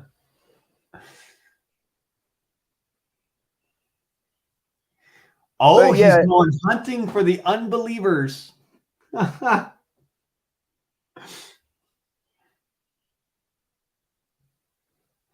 Steel and tree. Eric is going on an unbeliever hunt, an unbelievable hunt.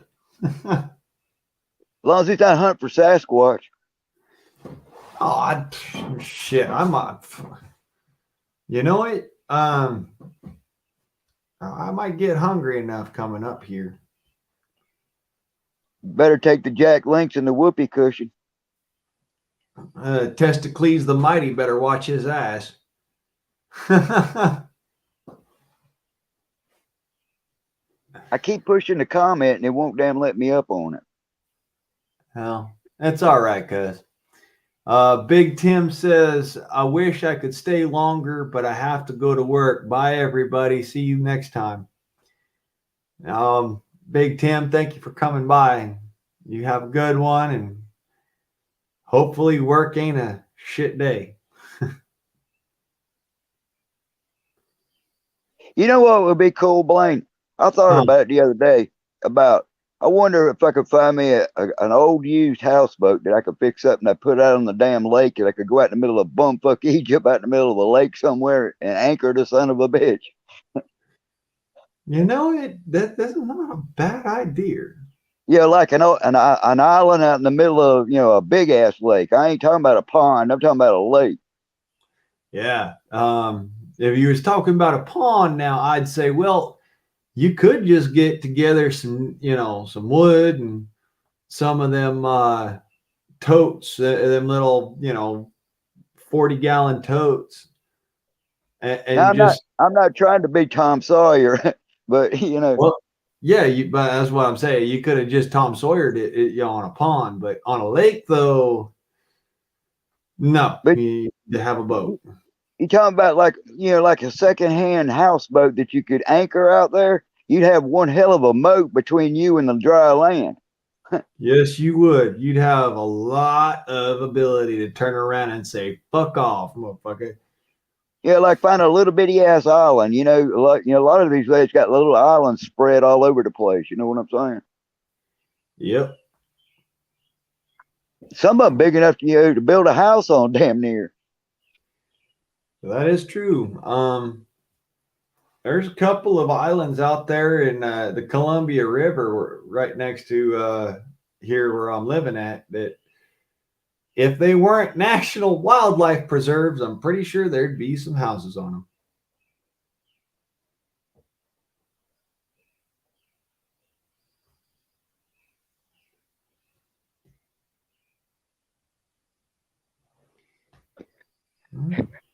Eric, welcome to Walmart. I just got the chat. Eric, welcome to Walmart. Get your shit, and get out. Hey, you ever been to Walmart at 3 a.m.? Yeah, I swear to God, it looks like fucking Monty Python's Ministry of Silly Walks in that motherfucker.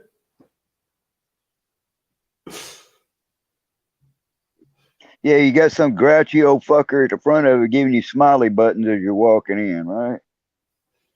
Yeah, or no.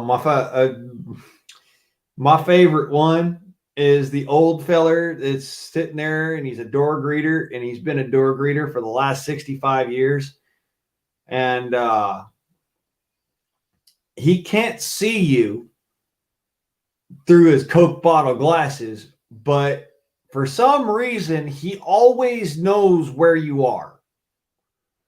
And for some weird ass fucking reason, he can tell the difference between a man and a woman through them Coke bottle lenses. I almost would rather that he were a freaking Supreme Court justice than what's her butters, the judge that can't tell the difference between a woman and a fucking pincushion. Hey, maybe that's a new job we can give to our commander in grief is a Walmart handout smiley buttons. Yeah, a Walmart door greeter. That you know what? I would not be surprised if that's like the only job he's really qualified for, because last time I saw, when I was down there in Florida, I saw the door greeter at the Wally World there, and I was walking in, and this old feller, I swear to God, couldn't have been a day under 90. Welcome to Walmart. Get your shit and get the hell out. Literally standing at the door. Hello, youngin', and welcome to Walmart. have you a nice day. Can I get you a cart? Yeah, No, that'd be timer. No. that would be the perfect job for a commander in grief. Yeah, and it'd be a perfect job for our commander in grief.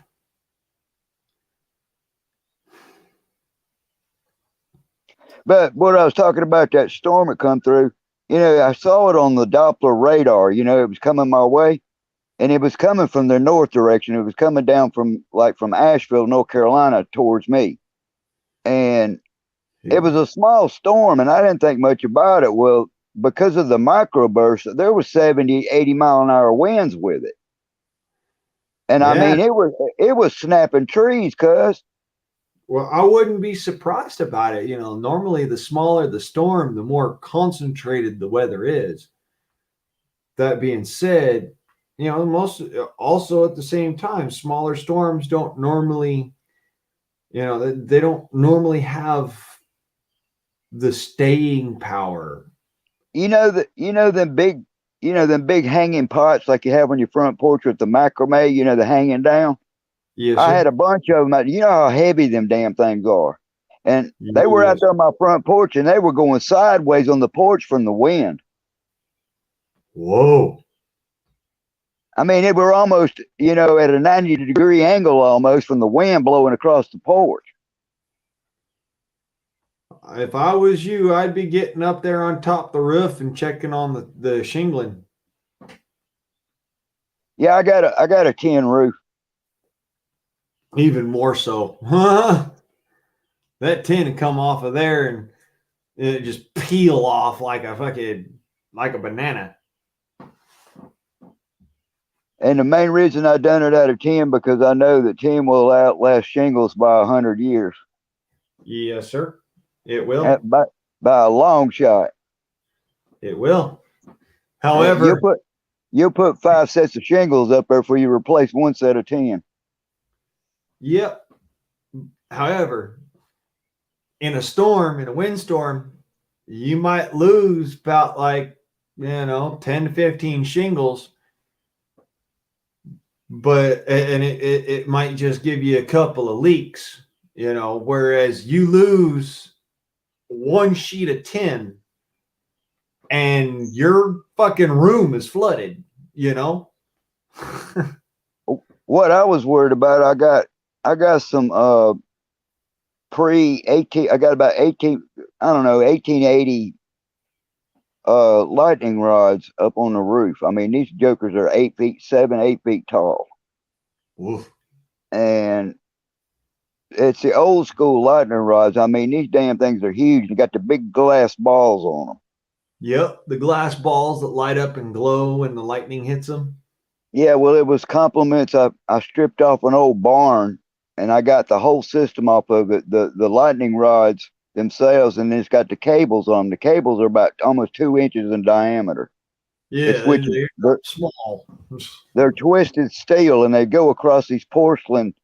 There's these porcelain pieces that go across, and they lay across the porcelain for insulators. Yep. And it goes all the way down the ridge line of my house and down on 3 ends of the house into a 10-foot copper rod, 1-inch copper rods in the ground. It's grounded off in 3 places on my house. And I've literally heard the lightning hit that thing, and it sounds like bacon cooking when it goes down them damn cable rods. It sounds just like bacon cooking. I swear it does. But I was worried about my glass balls getting broke because it was throwing trees and shit, Yeah, I'd have been kind of worried too. Living in a cabin, and you got a tin roof and trees are falling.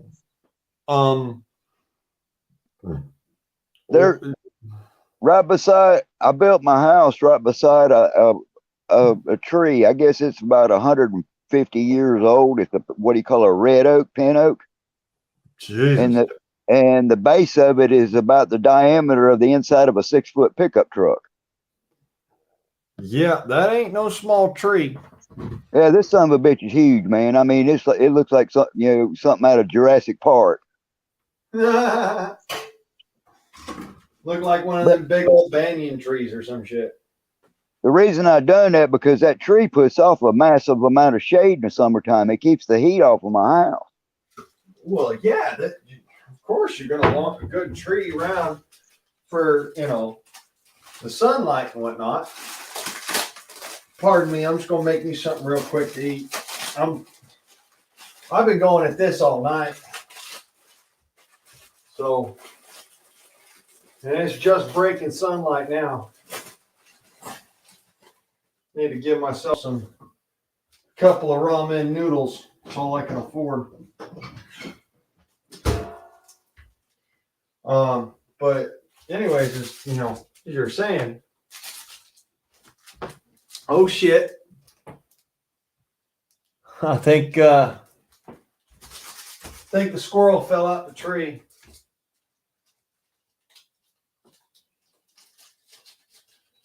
Honey Hoosiers, yeah, I'm just gonna make me something to eat real quick because I've been going at this all night. And if I don't eat something, I'm gonna fall over while I'm sitting there talking. So a little bit of some ramen noodles.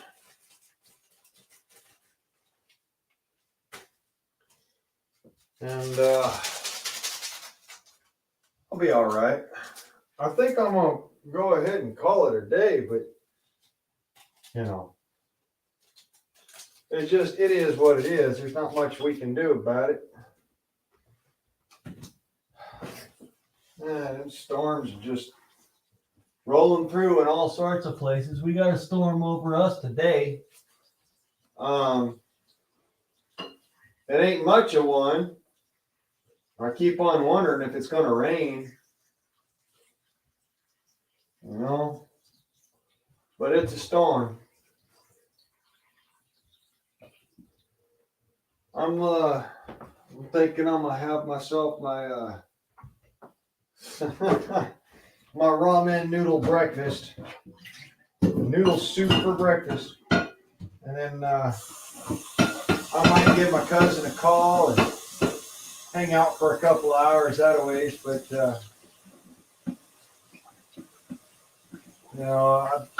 I'm at this level of I'm tired, and it's been a heck of a morning. I'm sure everybody's got stuff to do and don't want to sit here listening to me chunner on all night, all day, all morning, whatever. So I'm gonna probably go ahead and end this particular stream.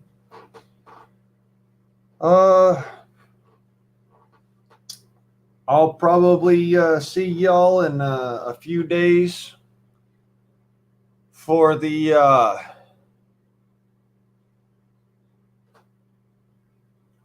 don't know. I'll definitely see y'all on Monday for the Manic Monday, and I will also be seeing you on my birthday for the